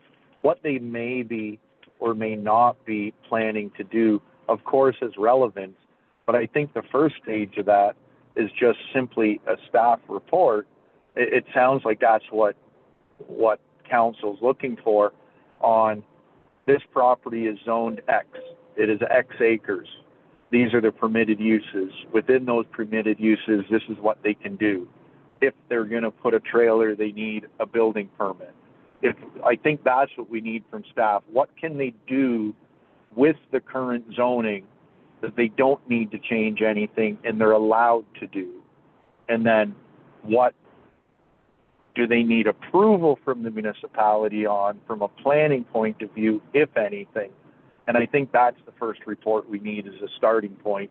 And then you look at that compared to what they might be doing, And is there something there that requires more municipal approval or oversight? And if not, how can we educate the residents in the area of what they're able to currently do without needing to go through anything other than building permits or something like that? Am I correct, Councillor Lamb, that I think that might help? You know, what are we allowed, Mr. Mayor, right? yeah, I think you are. I want to know also the financial part, right? Because people are going to ask, like, get with Impact, get with people who have developed this. If they sell for 138 of them sell for $200,000, and we create whatever, what does that mean in tax revenue for the municipality? You don't have to be, you know, within $1,000 or anything, but, you know, are they going to give us way more than, are they going to lessen the burden on all of us tax wise and allow us to, you know, fund Balsam Road upgrade if we needed to do that down or that kind of stuff, right? I get all the answers, but I want a financial element of it too. I don't know who we get that from. I think, you know, I think Councillor Bush that pretty well, actually. We need to establish what our position is in all this, and I think we need all of the information that we possibly get that we share with people about how it's going to affect the communities so that they know, have some concrete information to go on to stop speculation and disinformation, which results in the back if they don't get it. And secondly, to get a sense that council is trying seriously determining the state of this. Keith is willing to not have that meeting on November 7th. Like he's willing to kind of, I don't have to have it November 7th, I can have it 6th or whatever date, I can have it, may allow us time to kind of get in order and know what everyone's doing. Or he's telling things that we don't have any backup. You know, and I'm saying he lied to us, but it's his property, he's gonna have a lens of it, his eye, not necessarily ours. Thank you. You can answer, but I was just gonna say that I found one of the disclosed on Facebook, saying that it was disclosed to be, the public information that I didn't. Was one of the 6th, 7 p.m. here. Very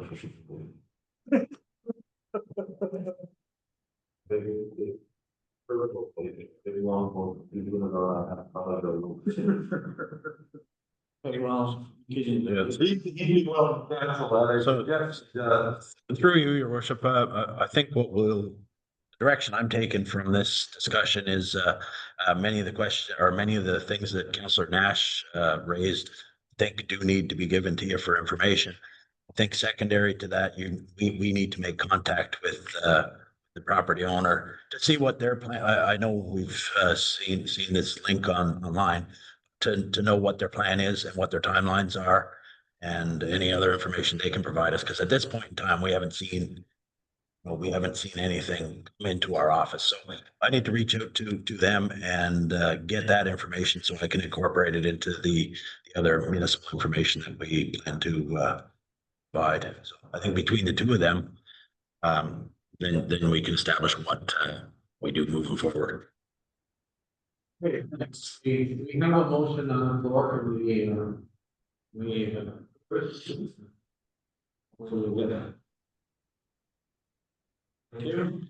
Councillor Nash.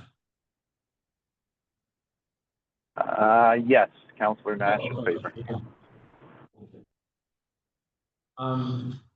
Next we have correspondence. We have in the correspondence in A through J, which 10 items. I'll get a motion to open the correspondence and then populate the list of any that we want to pull for conversation. So, whereas the Council of the Municipality of Whitestone has reviewed the correspondence items listed on page 8 of the October 21st, 2025 council meeting agenda. Therefore, we resolve that council receives the correspondence items for information with the following extracted for further discussion. Action. Seconder for that, Helen. Councilor Woods moves. 3 seconds. All right, which items on that list do you wish to talk about? Through you, Mr. Chair. Item B, very briefly. It has to do with water swim, right? Water safety. Water safety. Through you, Mr. Chair, item number I, if I could ask to be pulled. Okay, that's a good one. Like the offer. Okay, any others in that list? That's the speeding on. Right, throw one.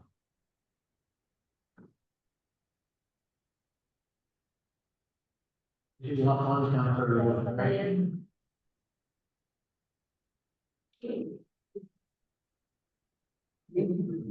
Oh, yeah, sorry, that one, I wanted that one too, because that's why I bet.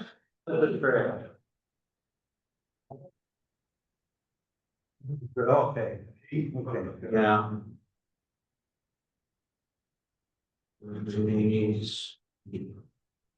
Okay, so we've got 3.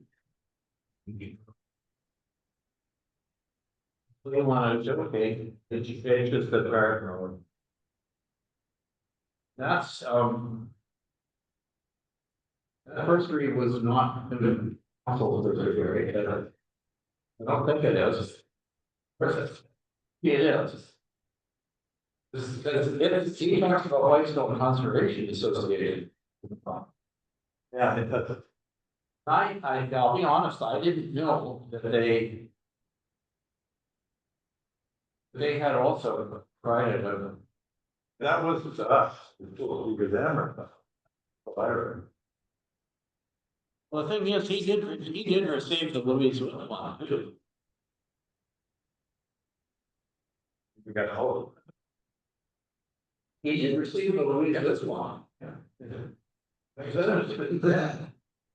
Yeah, okay, so. I'll just put a mark that we see it, because I don't know. Let me just follow up. Right, so. That's the list, there are 4 items. First one, very simply, this is an argument that I've made before, which is in larger municipalities in Southern Ontario, elementary school students are taken out of school starting in grades 3, usually about grade 3, going up to grade 5 or 6 sometimes. They go to a local pool, which isn't usually very far away, but they get buses to the pool and they take, unless their parents refuse them permission to do it for some reason, they go and they get water safety, learn to swim in water safety lessons. They're part of a standard Red Cross program that are taught by and so on. That doesn't happen in Parry Sound, and no, I don't know if it happens elsewhere in the New North Fork or not.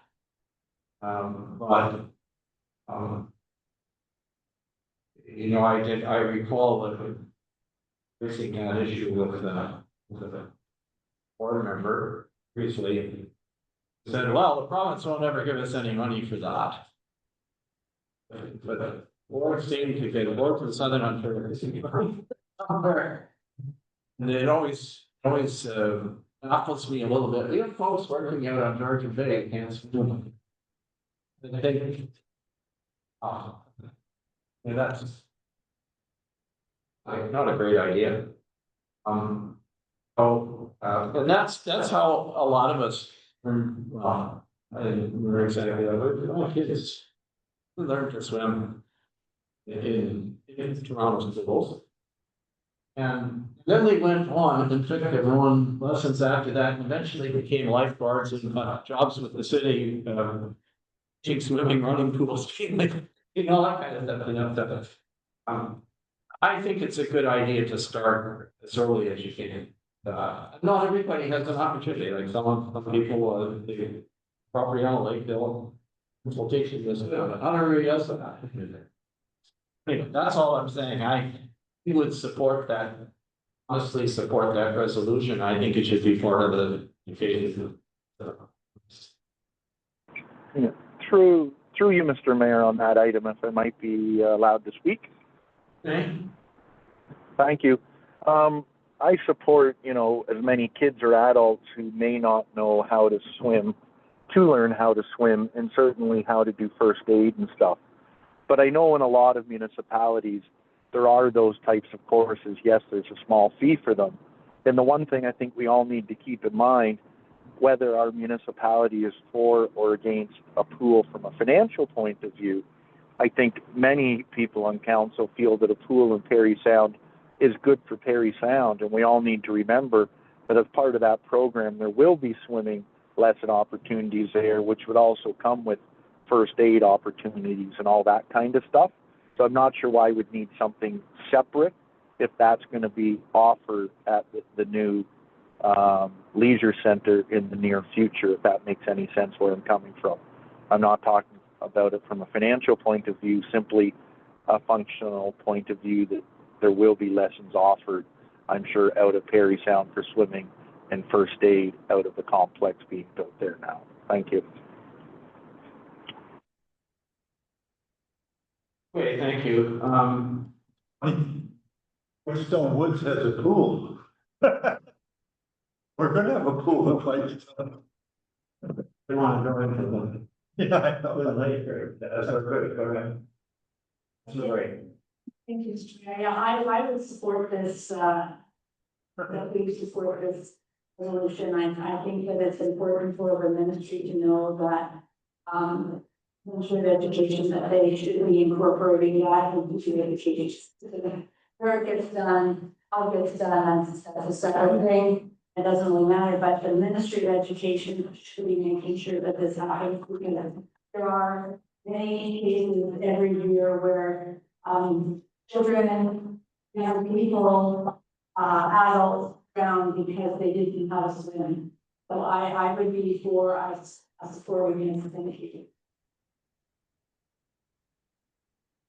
Okay, thank you. I guess we should have, the expected result of this would be that we bring some sort of resolution to the meeting, if we did a couple earlier on today. The next one on, again, I guess this was, forget who raised it, but for item G about Mr. Trail.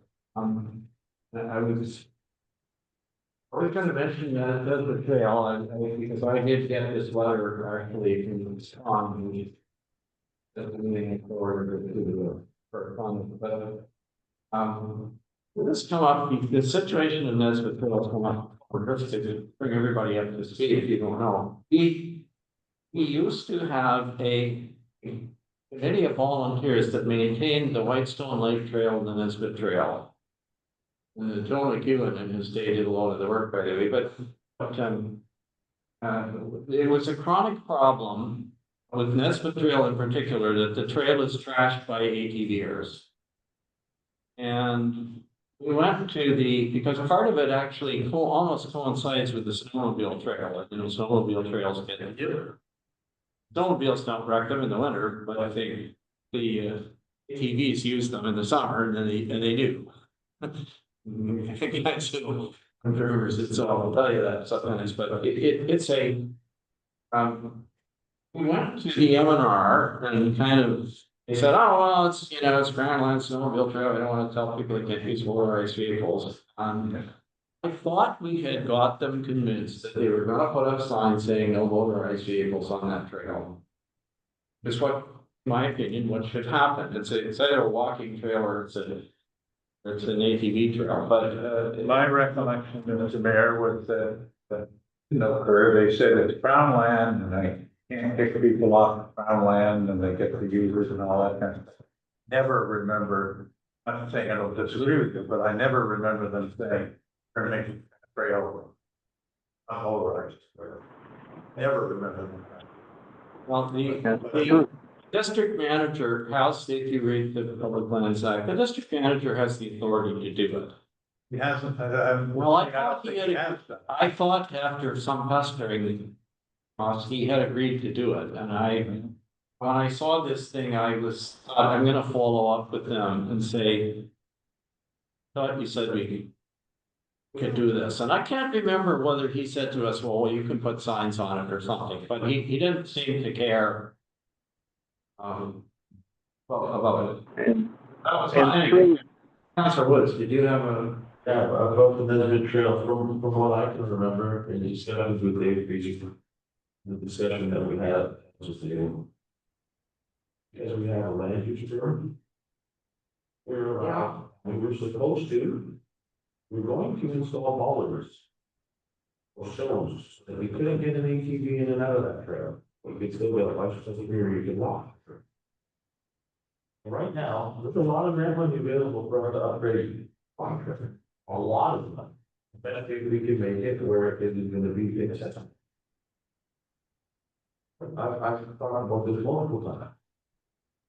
That was my whole thing with the mulch pile, and as far as I'm concerned, at the time, ruined that mulch pile for everybody. I honestly believe that, and you give me trouble for it, but that's what happened. We threw a whole bunch of plastic and bull cracked in that pile and tearing it all up and we ruined it. Because we could have used that mulch to get away with people, soil building for your garden, we could have used it on all of our walking trails, and we could build massive amounts of them. Some of the answers that we got back then, that we were saying, you know, just didn't want to argue, we played with everybody at the time. But those walking trails, most definitely, we can block people out of that walking trail 100%. And that sounds, Some of them are used by snowmobilers. Well, I go over the Nesbit Trail and all the time. Yeah, but the trailhead, you go in. The edge of the road, Clear Lake Road there, we can install bollards right there. Shut them, allowed to, it's ours. Well, the land use for that trail. You can't block the snowmobile trail, but it's not the snowmobiles that are destroying the trails. No, I realize, Right. for a motorized vehicle. It's not. True. You get 40, 50 less size and 4-wheelers driven up and down the trail, it's kind of money, you're going to destroy it, no, we. Through you, Mr. yeah, can we just suggest that we follow up on it again and sort of sure where the whole thing stands, because I mean, it's kind of dumb for us to advertise it as a walking trail if you have to be like a mountain. Walk it, and I haven't been on it for a while, but the last time I did go on it, there were places where you almost had to get down here, and it's easier, you're gonna I fall. tried to do it a few years ago with both voices. Both my voices said, I'm not going to do it. And my voice just say that with that, you do. I'm the motherfucker about everything. Okay, thank you, Councilor Ray. Similar, when the tour of the steps of the trail and how long it was, and also the signage. That was something that was going to be done, better signage so that, people would know where we were going. And that's somebody, they got lost in there. Remember who it was? There's a lot you remember. And through you, Mr. Mayor, Councilor. Go ahead, Councilor Nash. Thank you. Yeah, I can hardly hear anybody. I'm not sure if you can turn the volume up there or not, but I can't hear Councilor Bray or Councilor Woods at all. I can hear Councilor Lamb and you, but not Bray and Woods.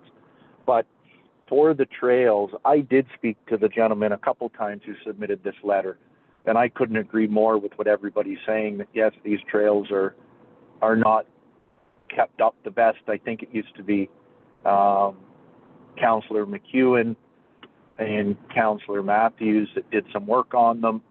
But with that said, as Councilor Wood said, one idea going back 4 or 5 years was to use all our mulch, and then staff decided to take their own approach on what a mulch pile should look like of clean brush, which includes asphalt shingles and stuff. so it couldn't be used. Now, with that being said, the stewardship committee has spoken about it. Just at our last meeting, we spoke about how we'd like the trails to be one of our items for next year in a way that they can get cleaned up. Councillor Bray noted signage. So signage, getting cleaned up, getting mulch, speaking with the MNR, if we can put boulders to stop some of the ATVs in the summer that have to be removed in the winter. So if you back contact Mr. Mayor, that would be fantastic.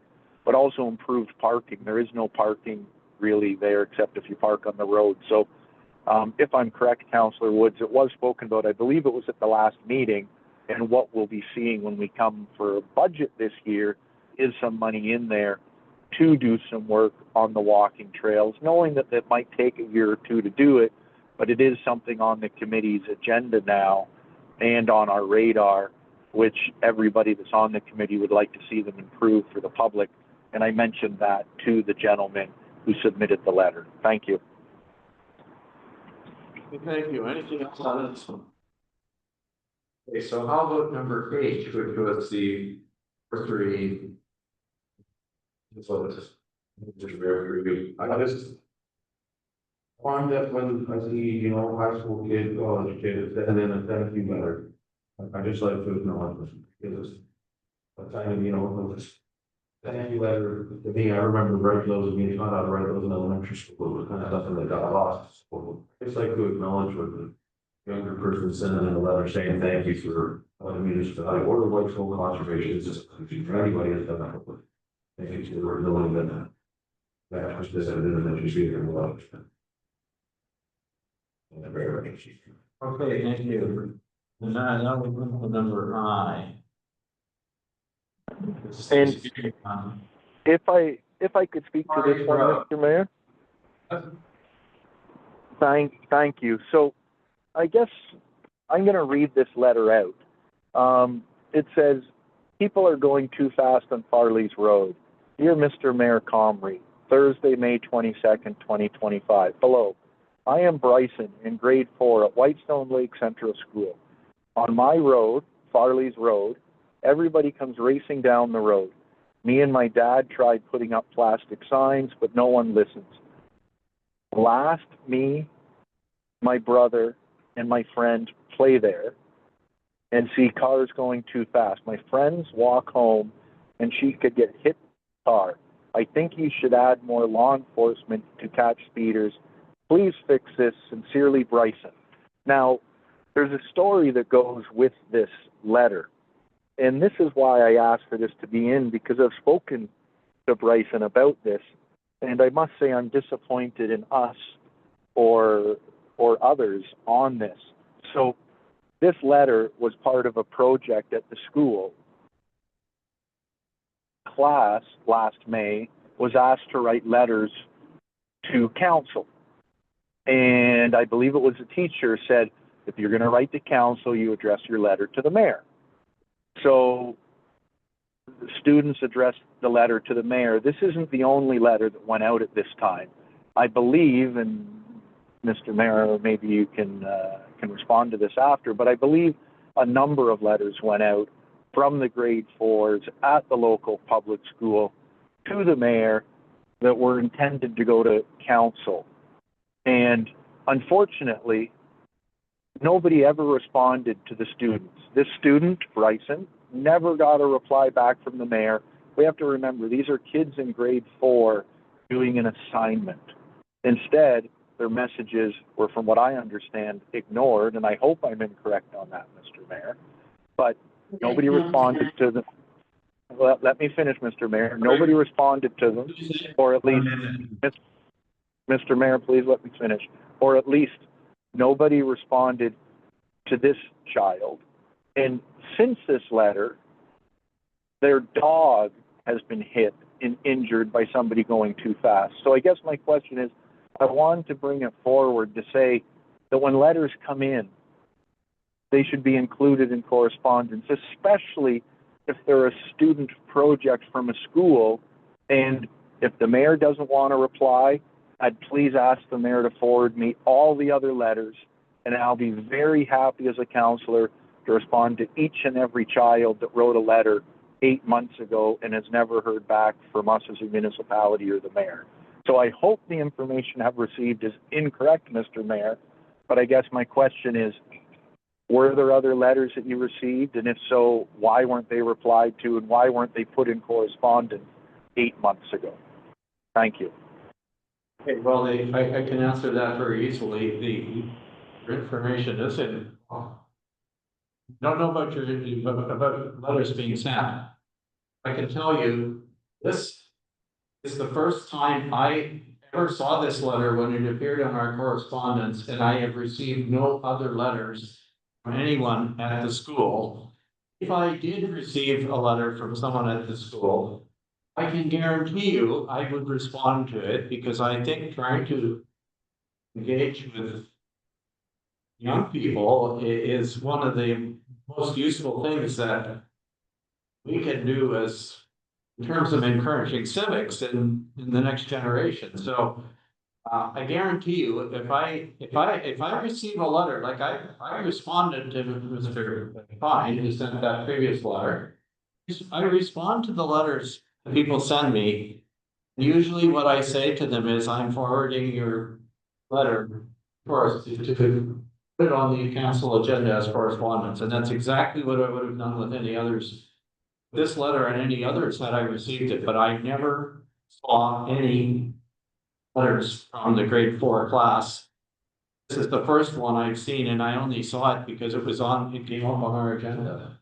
And I feel bad and that somehow you didn't.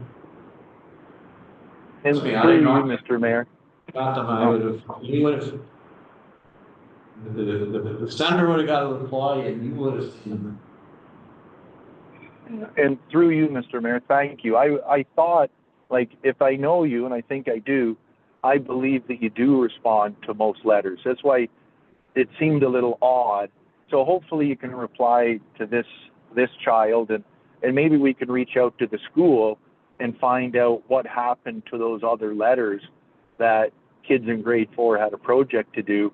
And maybe if you haven't gotten them, yourself or council can be sent them and we can reply back, because I don't think it's only this child, it's others that wondered why, but I'm the first to say that I would think that you normally would reply back. So I just wanted to bring it out because I felt bad when the young boy was speaking to me and said, oh, I'll put it on the agenda. And he was all excited. His letter is going to be in the agenda. And like you said, it helps little kids, children be involved. So hopefully we can find out maybe from that teacher what happened to the rest of those letters. And I can reach out and do that. And if there is some responses, I trust you'll do them. So thank you, Mr. Mayor, for saying that. It's a good response, and I like that. So thank you very much. Okay, thank you. Now we'll follow up and find out if there were more.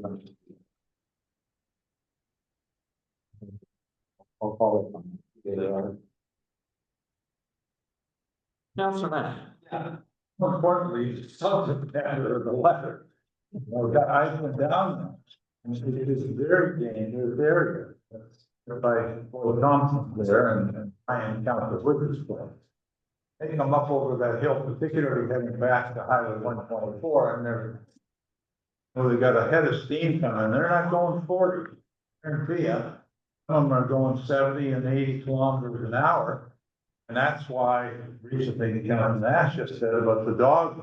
When Brian nearly lost his dog, besides he was knocked into the ditch. And I don't know what can be done. I don't know what the solution is. With the police, and the police should come up and put Brian's driveway and radar him as to come over, and I'll guarantee you that it's been 3 hours there, they're going to get 3 people anyway and ticket them, and then it'll go up and down the road, slow down, right?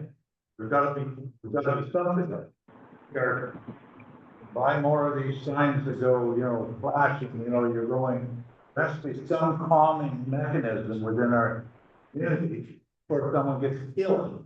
And again, there are roads and our responsibility. So I don't know what can be done. I'm not going to have all the answers, but I think it should be action. Through you, Mr. Mayor, Councillor Lamb, you bring up a great idea. It's something I thought of but forgot to mention today.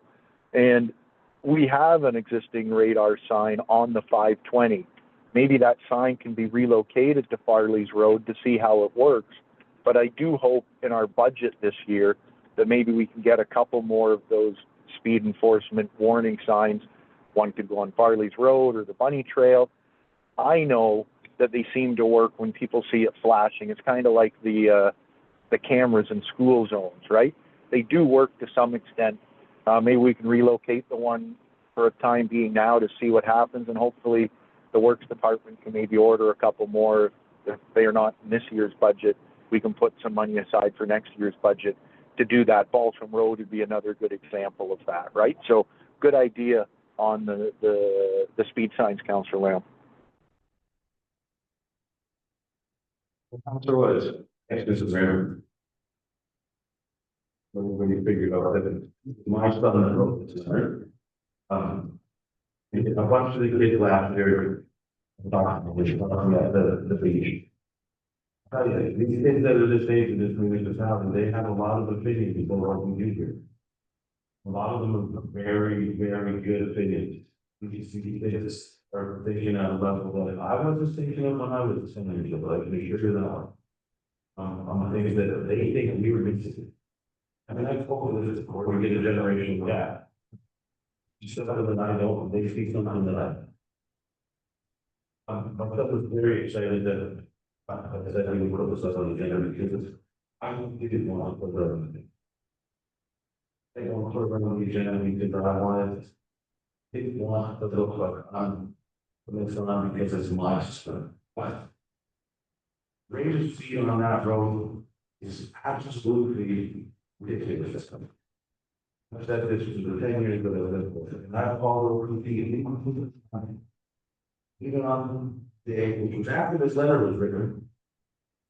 I was trying but my dog, was the young dog, Rory's job, the most speed.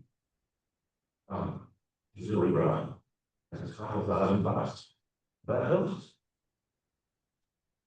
So he's almost like my kid. So you almost get speeding on the bus. So you almost hit a bent or back on the driveway. Absolutely.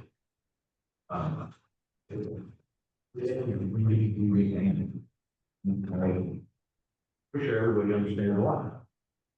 There's a lot of people, like there's people that up and down further over because it's really over for a lot. For real, it's not just down on the hills.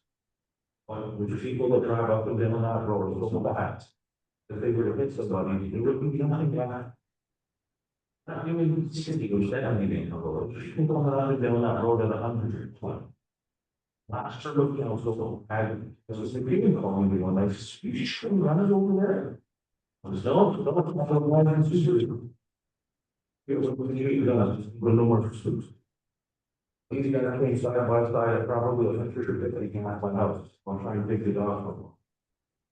We need to do something there before somebody gets us go. Okay. Our guys, the dump trucks drive up and down there, and I'm telling you right now, our guys are phenomenal. They cannot see or pick it up at all. Very aware of what's going on. It's not everybody, but there are people that are gonna come with someone's gonna get killed. I've asked the OPP, I called them multiple times, they're trying to file a report about my dog, and they never interested in coming out and giving me information. It's a bad situation. And if it comes to the point where somebody in my family gets hit, somebody is okay. Definitely okay. The only asking you help, but I'm not the only one. My neighbors tried talking to Dave Creasy or Michelle last heard umpteen times, and they were not, no, you're not getting that. No, you're not putting that stuff. What you do is sin. Well, we need to try and do something different. Letters from the kids in Mr. Mayor, I know you would. There's a lot of you. No, you're that type of person. I'm telling you, all of these kids in that pool, they have ideas, a lot of ideas. A lot of them see things that I think a lot of us don't see. We would start bigger. Is that we made things they would like to see. We had, as part of our strategic plan, I brought this up, we need to figure a way, if it's a long, honestly, we get all these kids here. Because at the end of the day, taking care of us from the road here, we want, right? We want them to stand up, we want them to say things for the community. We need to encourage with them. To be there, maybe the kids around here are above everything, Allah. But everybody's kids above myself, I'm not gonna do anything for anybody, I just want. There's a lot of things here that I think we're interested in. Talking to these kids, whether the elementary school kids or the high school kids, we need to have that conversation with the younger generation here and see what they want. Because it's like spurgeon Fisher's plan, and please ask anybody under the age of just what they expect to see here. We're mixing things. And the youth is extremely important. What's going to happen when one goes wrong? How acceptable we're going to be as a community. Well, going on a little bit of a rant, I appreciate you for being able to read it, but thank you very much. Thank you. Don't want to, because it's long to a relatively kind of business discussion where wondering if Council Bray even wanted to say anything about OPP specifically. Yeah, thanks. Their position on this situation. I'm going to bring this forward.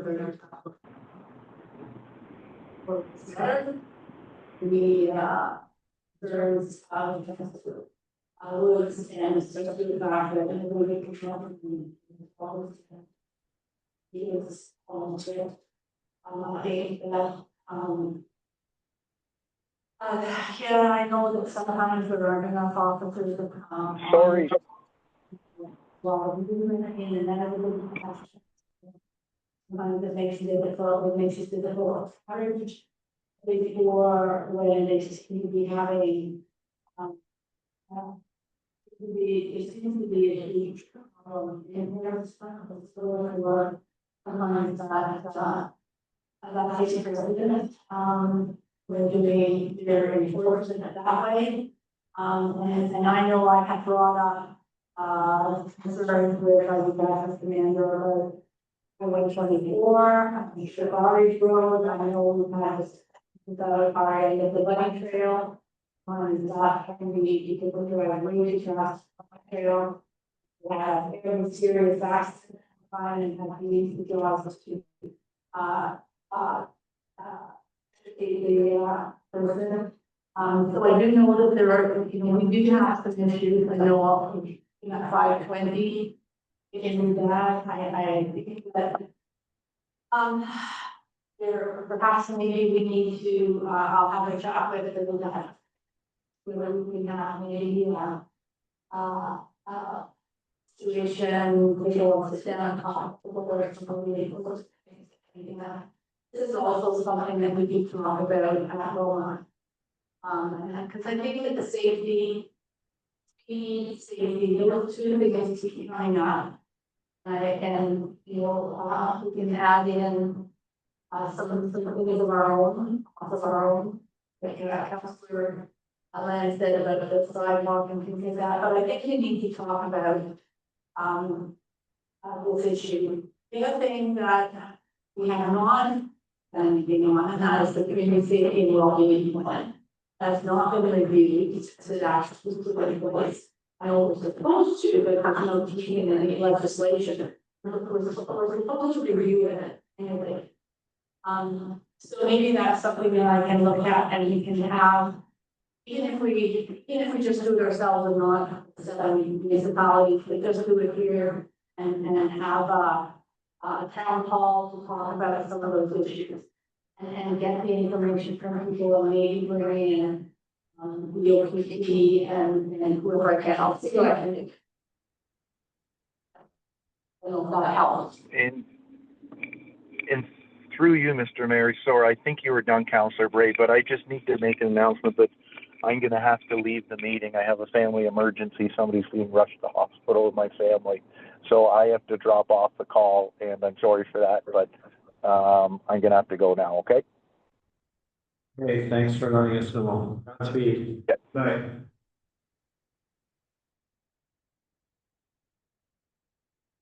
Okay, well, I think we probably covered this in minutes. It's one of those, items that are out here. Yours? Yeah. Hey, Russell. Hi, Randy. Yes. Sure, you guys, we can invest $15,000 and get it for more, right? Because you move around the municipality as needed, right? To be. Well, how much is the first $1,000? Pardon? They do the forward with the radar. $5,000 while you lie. That's why, maybe why the supposed to productive. Well, they keep each. That's $1,000 in part of your. I do find them calm, like you go through down here, and if you're doing the 850, usually. Too many idiots that say, oh, I'm fine, just going through. I don't know why there's one like this, that's all I'm saying. Coming and going, right? But the other direction, and once they get past, midpoint, they're speeding up, Yeah. especially the trucks, get up that hill. They're just, and when we have as many salt trucks go past my door, and I see them, and I know that they are speeding up. The other issue is that one of the highways is closed, out to the north. Everything comes through here, everything. It is, it's almost impossible to get across the road. There's so much traffic. I get off. We can do some stuff. The signs are. Sort of, probably speaking, I suppose, but,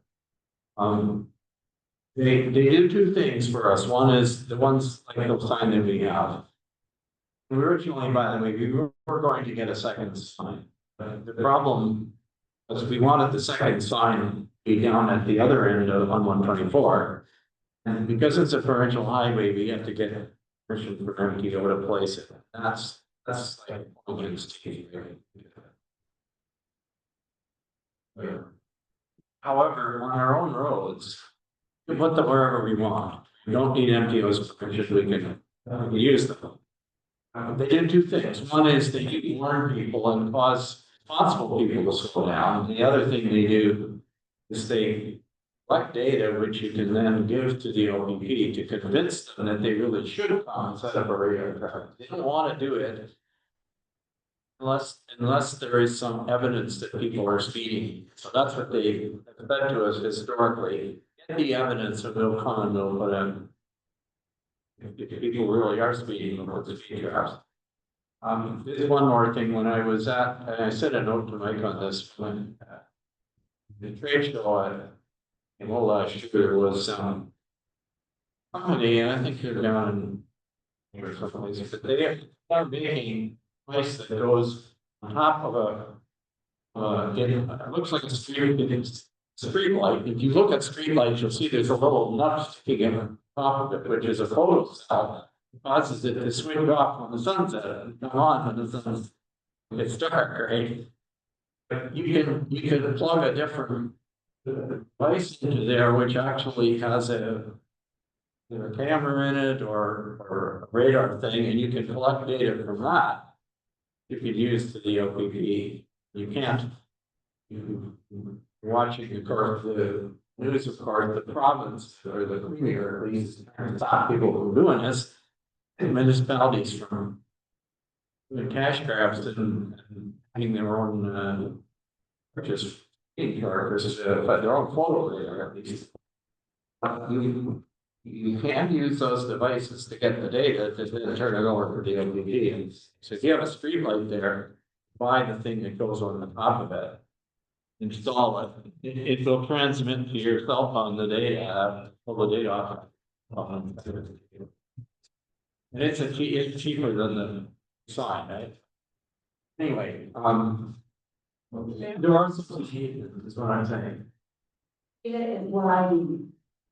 Because other data is really hard to convince. That they need to have more information here. So that is number one. It's more being able to say, these are the receipts, we're going through our community, what's happening. We only have it one way, at least we have it, have something.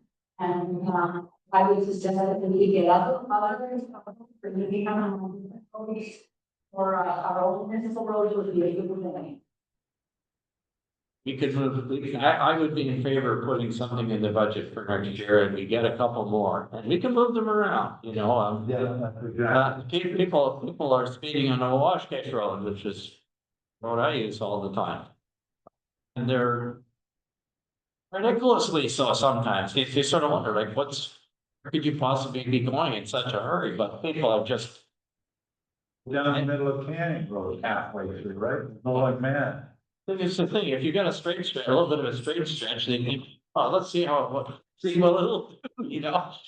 We could move those things around and collect data on various places and that would help. We wrap the correspondence up, we need to take vote on this, to receive all this correspondence. All for it. Those in favor? Terry? Okay.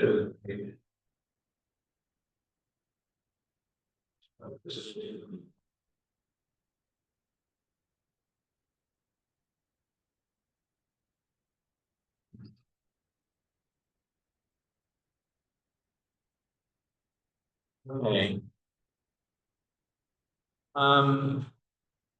What happens after correspondence? Okay, Councilor Wright. Right, go ahead, Councilman. Yeah.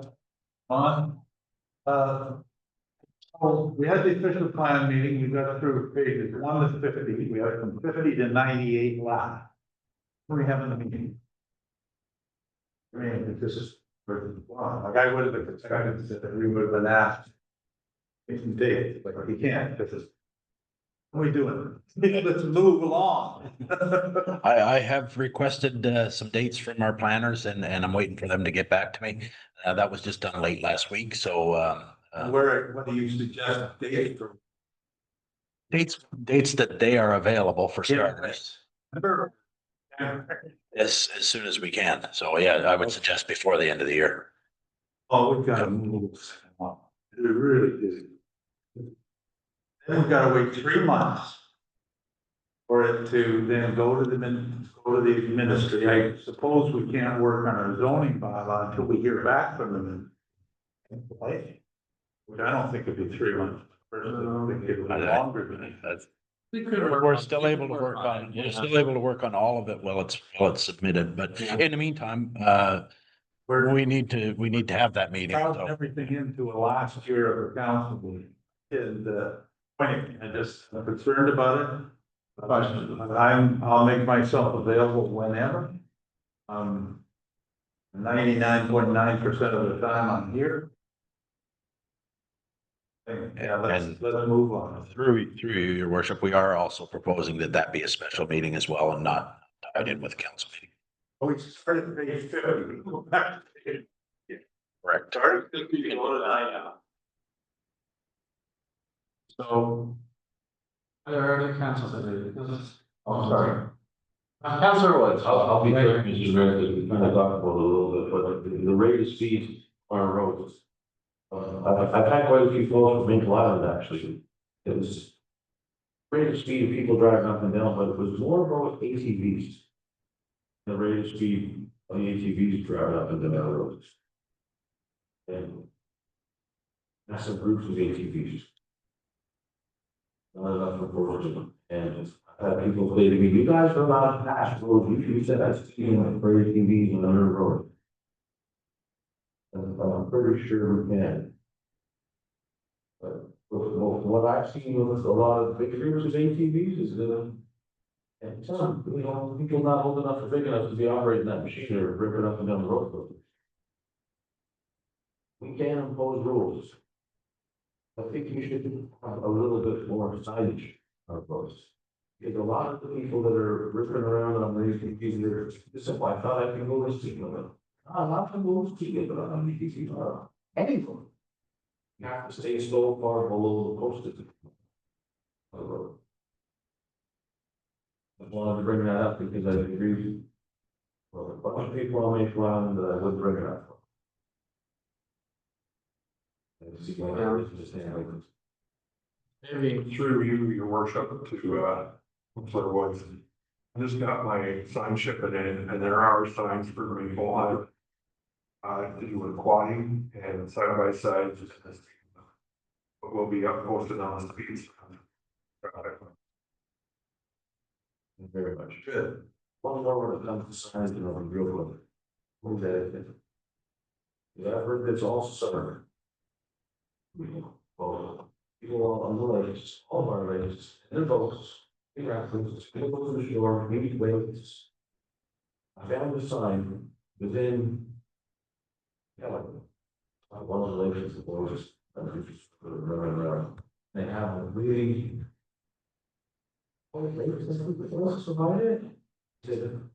It's a good sign that I think you should have installed it all around.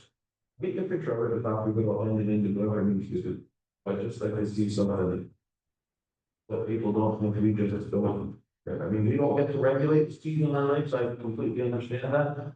But for us to put signs out reminding people about what is expected of you. When you're in your boat on the lake, I think it's a good idea to take it in the movie. Be able to do that. Maybe if you want somebody to go to the I'm pretty sure I did. The environment, just the way you agree to. We'll put them up after this. I'll publish that. No problem. I think this is a really good idea. What was that? I think this is what I'm talking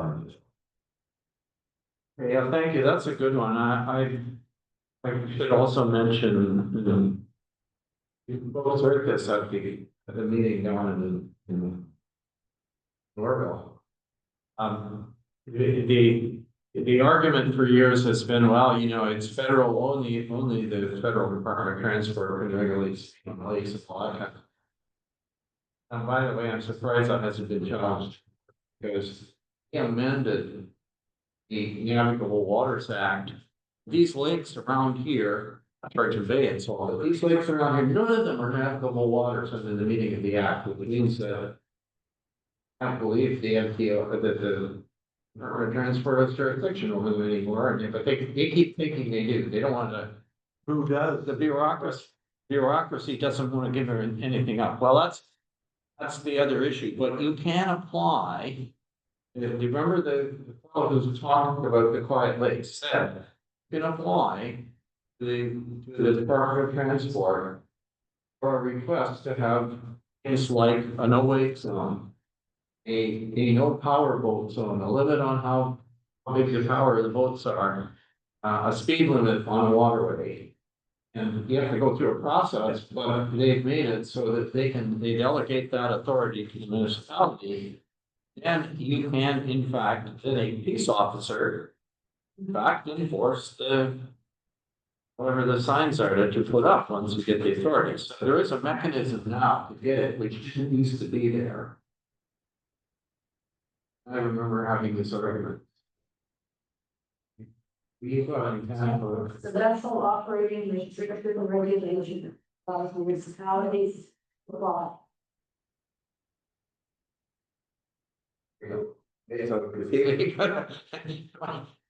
Our councilors are diligent, they take good note. I'm doing this off the cuff here, but it's, I think that and I mean, that would be a thing to look at for specific, links and so on, but, and we could start putting signage up to remind people to use factual. I'm not opposed to that, but if you find that they're not, find that there's with abuse of lake by whatever, by people going too close to shore to, wake boats where they shouldn't be and just like that. Then Well, you're responsible for anything, I forget what it is, whether it's 10 or 15 feet. You're 10 or 15 feet out from shore, what your boat does. If it rocks a dock or wrecks a dock or of somebody over, you're responsible in that, in one of the, and because what's on Whitestone, there had been, it was sold, with the wake flow, right? And when they started going, I heard my closet, right? And, hey, we're wandering, I thought we were actually gonna be out of her. Okay, we're gonna. We're gonna be up for her. You'd be taking the lunch and the other breaks out, or do they serve? It is, We do. Good. no, curfew doesn't come until 5:30, so. Okay, good. We've still got a couple more. We're still on councillor items. Go ahead, councillor Gray, please. I have just a couple of things. I did go to a meeting of the nursing station, and I didn't really expect to have a meeting, but this is the way they wanted to, deal with my request to have some information regarding how they accept patients or how they accept people into the, nursing station. And so anyways, they invited me to a meeting. I went to it and I got some information that, I really seem to have missed in 2018 that they became the Ontario, they became part of the Ontario Nurses Practitioner-led clinic model of care, which means that they only have, they have a roster of patients, and they're no longer offering care to anybody walking through the door. And I said, oh, because I said, I'm not sure that everybody knows this information. This is what happened in 2018, and they said they sent this around then. I didn't see it, so anyway, so, I did that. so they are taking a few people from the time they may have a slot available, but I called to talk to them was because I had had a few complaints from people would say, they had called and they were told, no, if you have a family doctor, you can't come. You can't come to the clinic. So that is basically what's been happening with the nursing station. Totally all right. And it's going to be, they're only taking people who need family, have primary care. That's the basis of what their practice now is, primary care for their set of patients. Right now, they have 560 patients registered for the clinic. Was a little bit of discussion, and I think it was brought up to them that there's other people that, you know, that there may be some people in the community who are upset about this because fundraising that went on for the nursing station, so that people would be able to have care here, that are, you know, and not have to go to somewhere else for care, like whether they have to go to the merge or whatever. There is information too, though, that there are other things available, which I think we need to try and make sure that we can get out there, that there's a lot more that pharmacists can do now. And there's also this Northeast Virtual Care Clinic, non-urgent needs, and you can phone them. And everybody who was at the table who said they phoned care very quickly. I think that maybe there's a few things, I said that they needed to work on their communication because I didn't think that people were aware of this, and that's why there's a little bit of upset because people go and I drive by quite often, I'm sure we all do drive by, there's nobody there. How is it being used? That's the issue. To you, Mr. Mayor, and to you, Dennis. Been there, done that about a year and a half ago, the same, during we did it. Whatever, but I sure talked with Teresa, I think it was the lady in charge of, because it was, Tina Bowers made a whole log and it was going all over and a bunch of stuff, right? What they told me at the time was, where they tell you you have your own family doctor, they just don't say go to your own family doctor. It's you have all these complications. You've got atrial fib, and you've got this, and you've got that, and whatever. You're better to go, and we're sending you to your own family doctor who's very sound, because we really can't do in the sense of all the deal. But that they do accept other people. Like I'm accepted as a nurse's state. I don't think it's because I'm on council.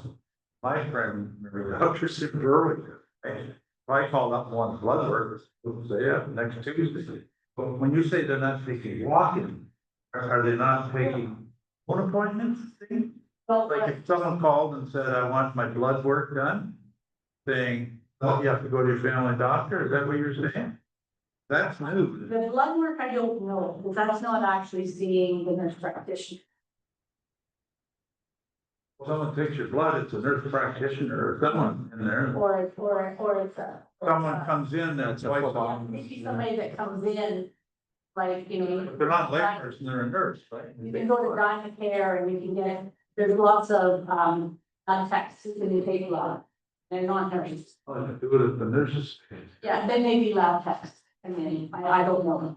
I don't know what they're saying is, and you're right, they're saying primary care, you should have your primary care with your own doctor. Yeah. And that's fine, and I truly agree with that. I think it's important that you have, that everyone has that relationship with their primary care. This is just for people like who, you know, somebody who maybe is, not well and perhaps realizes that they probably need an antibiotic. They don't want to have to go into the emerge. And would normally, people would have gone, or like I even think of my husband going because he said he has ear issues and he had earrings. And going there to be able to be having assessed and be able to make sure that he gets the prescription for the antibiotics and not having to wait 2 weeks for a own donor. Go to emergency, sit for 8 hours, that's what. Like, he probably won't be able to, no, because he has a doctor. He's a doctor in Harrison. Get your ass back to Berwick. And if you were going in for a medical thing, then you might not be. On the lab work, I have no idea. You should encourage them, whether you're on that committee. I'm not or on the committee. Well, whoever, you're on the committee, right? You should encourage them to put a dot point, something up to the community.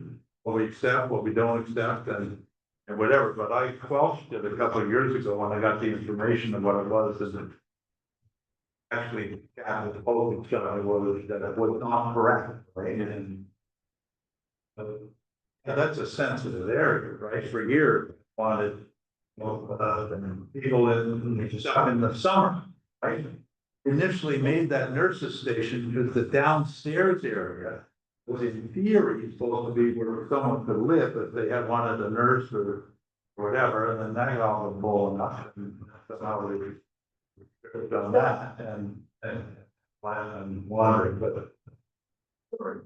Reading it, you know, I mean, again, it said, many years the clinic operated as a nursing station, offering care to almost anyone who walked through the door.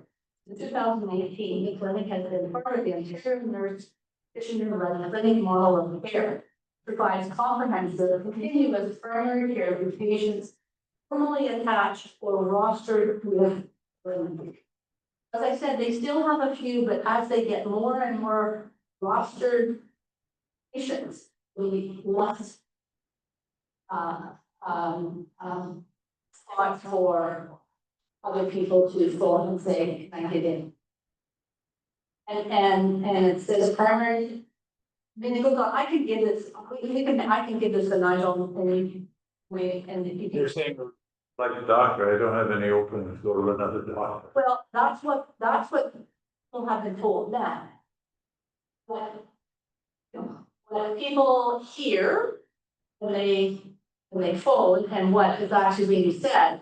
So again, it's all interpretation, so people feel like they're being rejected, told they can't go. And so, you know, and they're given other options, but sometimes the other option, you know, they just don't want to do another option. So it's gonna cause, some, issues, and I would urge them to improve their communication.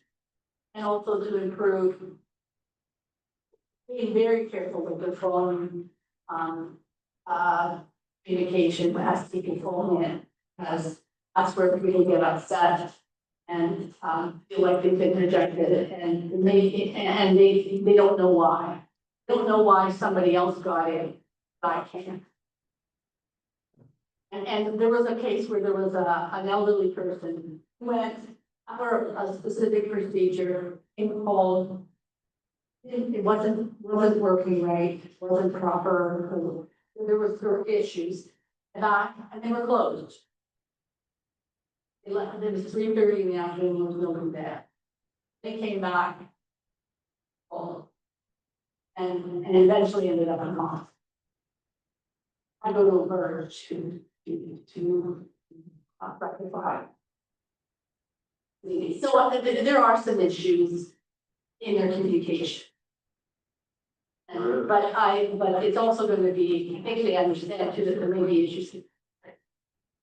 Who are opposed to fundraising. Something that, because in community, it doesn't hold on to community. Anyways, I just wanted to bring that to your attention. I think that, I think it's something we can also delegate about, because I think community, you know, when you have situations where something is in the community and it is raised by funds to the community, and that, you know, I think the Ministry of Health needs to get a little bit more about, how to deal with this. Anyway. Okay, so I'm going to keep going, all right? You got more? I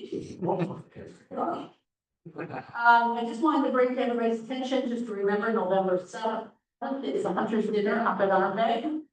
And I'm sure that there will be lots of people who want to participate, and I certainly do.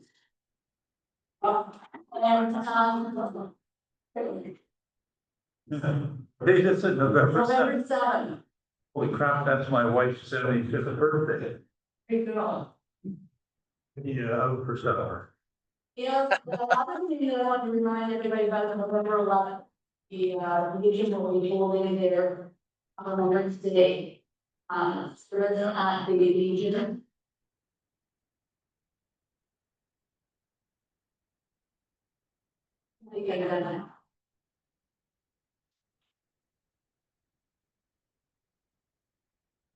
Right.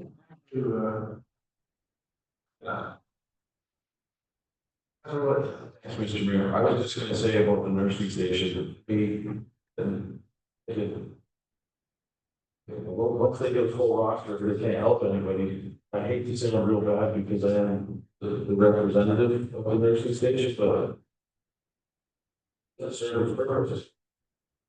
With the amount of seasonal residents that this place has, if somebody's sick at their cottage for a couple of weeks, they might be from the other side of the province. They can't get in to see a doctor here. Isn't that helping the emergency room wait times at our small little hospital? I mean, I've said this for years, since I very first came up here, it holds me away when one of these nursing stations, or doctor's offices, the phone, is not forced to have a walk-in unit. I worked at a walk-in clinic for years ago, whenever it's seen. I would see an average 55 patients for 3 to 11, and I think one doctor. This area especially, we most definitely need to push the government to set something up like that. I'm sick and tired of these from everybody and every other level. Ridiculous. It's absolutely ridiculous. There needs to be a push by everybody to open something up like that. I can hear all the excuses, all the doctors, we don't have doctors, but the doctor doctors is telling. It's fair ball to ask, is there someone to come and delegate to it? Council. It can probably be the lead from West Harrison Hospital. Yeah. If you don't. Well, Donald orders Yeah, Don left him out of this.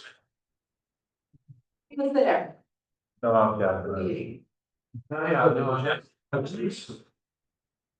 Have that building there. How many people help on the area? All of us supported, all the, without question, 100%. There's somebody said. And it doesn't warrant an emergency room. An hour wait, because I've been there multiple times for hours to wait to see somebody or something physical. Makes no sense to have that there. over the 600 rosters. Yeah, that's a primary care. If you got two nurses in there, somebody should do primary care and somebody should be there no matter what, because of what they're referenced by. I'm not defending them, but they don't have two nurses. That's the problem. They have, what happens, Brian, is there's traveling, as I understand, there's a traveling nurse. And is here maybe on a Wednesday and somewhere else on a Thursday. He's the one that comes in and does the blood or well, whatever, right? But they're not. Other duties as well. Yeah. There's a practitioner. The lead for over 2 or 3 of them. The lead for all of them, she's also the lead, not the lead, and she's in the district practitioner in the brand clinic. So she is not always available as well. Yeah. So I think part of the problem is, being able to find nurse practitioners.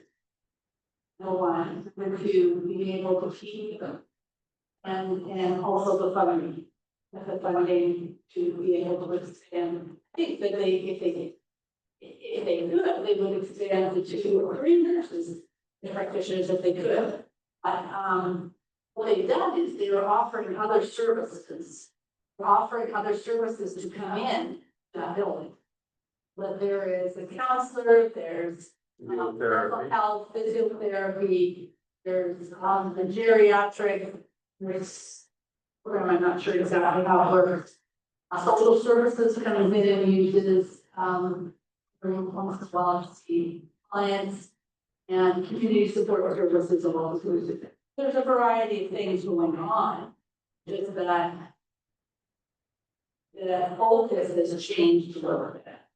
Not a little bit, a lot. One of them is in there, one of this.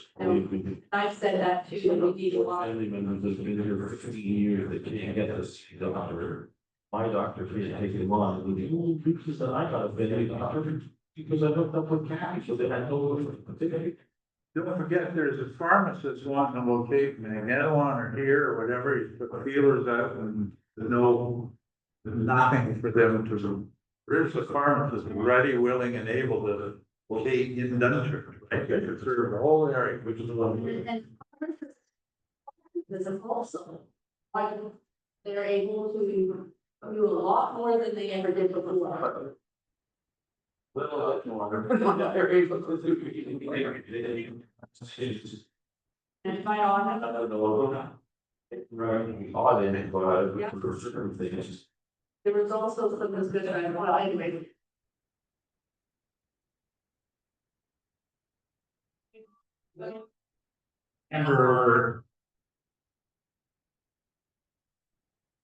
Interesting, you can have your phone turned off, but you can't shut it down. Yes, need both things. Anyways, Oh, yeah, and I didn't want to. If it weren't for the hour, I could. I've had this problem for a long time. It's really a capacity, there's a capacity problem. In the sense that there aren't enough nurse practitioners available, and they don't. It takes quite a long time to produce a nurse practitioner, not quite as long as a medical doctor licensed physician, I mean, it takes a long time. The government was very slow to clue into this. And they were disincented by the Canada Health Act, which basically says that services that are funded by the federal government have to be delivered by a doctor. which the medical profession argued doesn't include the risk practitioners. You know, there's a whole bunch of other things that make this untidy. It's basically a capacity problem. We don't have enough people to staff nursing stations. We have what, 8 nursing stations in Perry Sound. They had to close for it, right? There's no, couldn't get a body to man, you know, a nurse practitioner to man it. I'm saying a body, they're very skilled. They are ROE, the most effective, cost effective skill set for delivering, delivering primary care. And a lot of, if you give them the help of ordinary nurses, even some PNs and so on, they can do even more. But everybody said, so what happened was he said, oh, this is a great resource. And so back, sucked them all into the roster for every care, which was not what we wanted. But I suggested to you, without getting into the big here and longer, I think what we should do, we should probably try to see,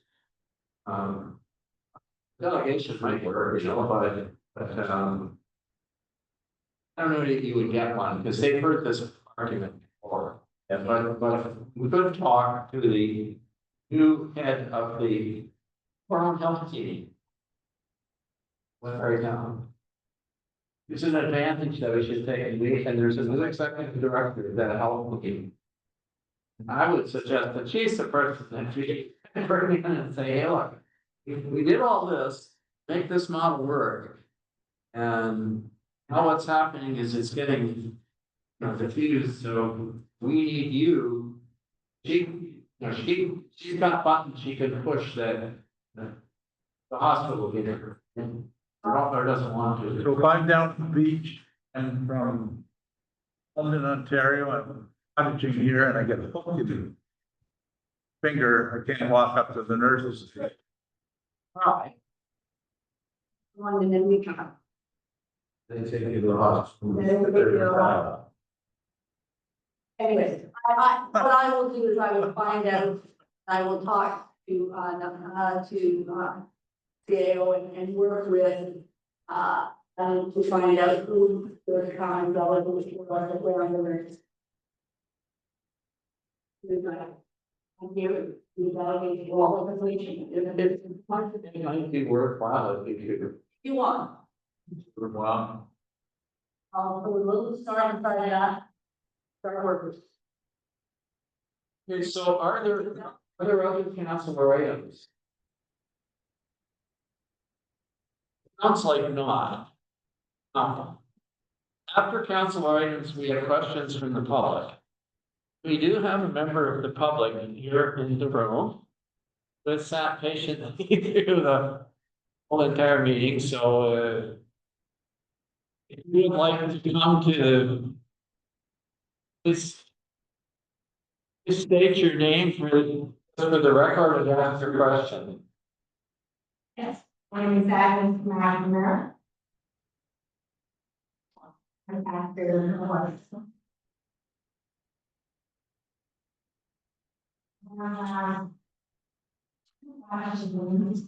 Not necessarily be answered today. I just wanted to know, like, this is what I have to do. And the counselor to go ahead. In regard to the unpacking the landfill, that was suggested by Asmund Environmental Development. I would like to raise that the same company did a report on the landfill in 2023. We were saying that it should be looked at being phased out, and I wanted to know if there's been an impacting what's already there to get more garbage. We look at the environmental impact. We have runoff, the capacity of the land to, there's so much more garbage in that area. It's been raised to other people too, of the proximity to the living. So that is one thing that I have for you, if you look at the environmental impact. And then for Whitestone Woods, I did listen to all your comments. I found them all very appropriate. I found the same thing here, nothing was suggested about the environmental impact of 400 a trillion. Yeah, which is a lot more than what was already being used by the teacher account. And I know because I'm a teacher, and I've been at that and I had to say. I know this is a complete change in actually the usage of the land and the way the impact will be done by so many trails. There is also to be considered the Crown Line, the public access, or trailers using that, and the tree that join Queen Lake to Whitestone, which is creek with Beaver Dam, with a lot of things. This is beautiful things to do down there. Or that, very well. But what would be the impact of it is that creek is used on a regular basis by a lot more canoe kayak and whatever they try to go through. So these are my things. I'd like to bring to council that, sometimes in the discussion, environmental impact should be looked at, not just financial goals. Cats money you want to get, or maybe money, but also from people wanting to do for leisure activities. Or they can like is not a huge thing. For 400 trailers, 2.5 or 13 people living in the trailer, but you can have 30 bedroom trailer. Sure, there's more than 2 people in there. How many people are, a tiny lady at the city? Or they go at all, people look.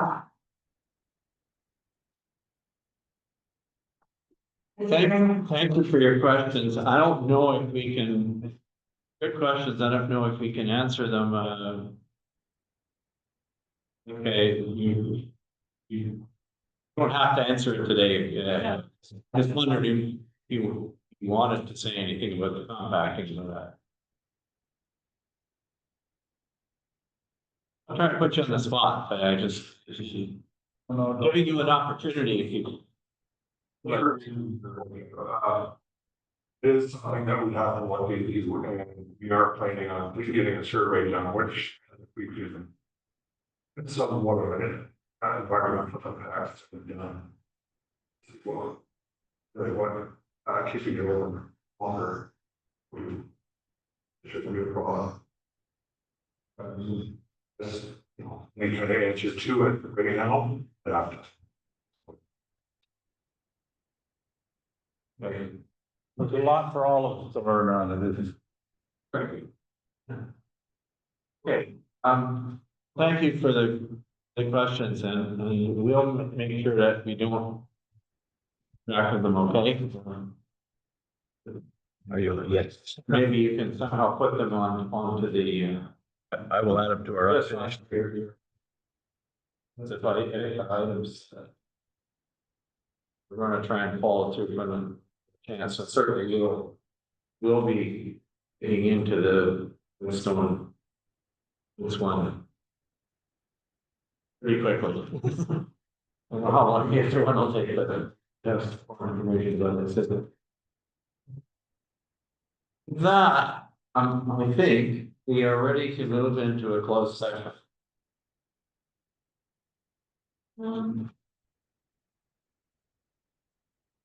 Okay.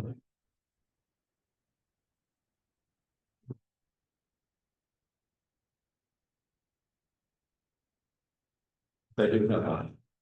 It's getting too many hits. very diverse order of interest.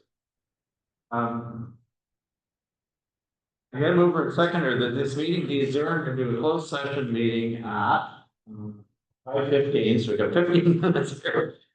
The following matters. And the matters are the ones that are well, they're the ones that are listed on your agenda. But not 15.2, we decided we would leave 15.2, so that's. Who's gonna move that? I'll move it. Sorland moves, seconded by. Lorraine. I'm gonna put it down as 5:15 p.m. Session at 5:37 p.m. That's okay. Now we have to, rising from the minutes, which is the closed session from the closed session, I'm sorry. Closed session minutes of the regular council meeting Tuesday, September 16th, 2025. That the council of municipality of Whitestone hereby approves the regular closed session council meetings of Tuesday, September 16th. That's a fly. Mr. Woods, led by Councilor. All those in favor of those minutes? Yeah.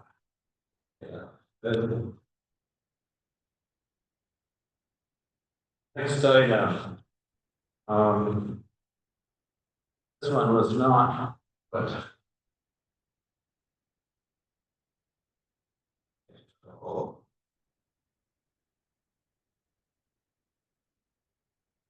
15.3, the council. The council of Municipality of Whitestone received for information reports closed 2025-07 and closed 2025-08 legal matters updates. Seconder, Councilor Woods, seconded by Councilor Lamb. All those in favor? That's carried.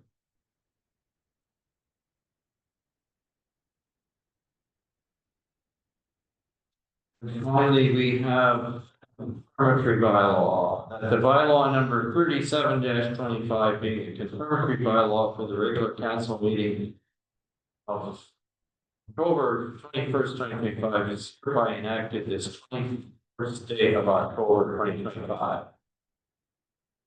The seconder by Mr. Woods, seconded by Councilor Gray. All of those in favor?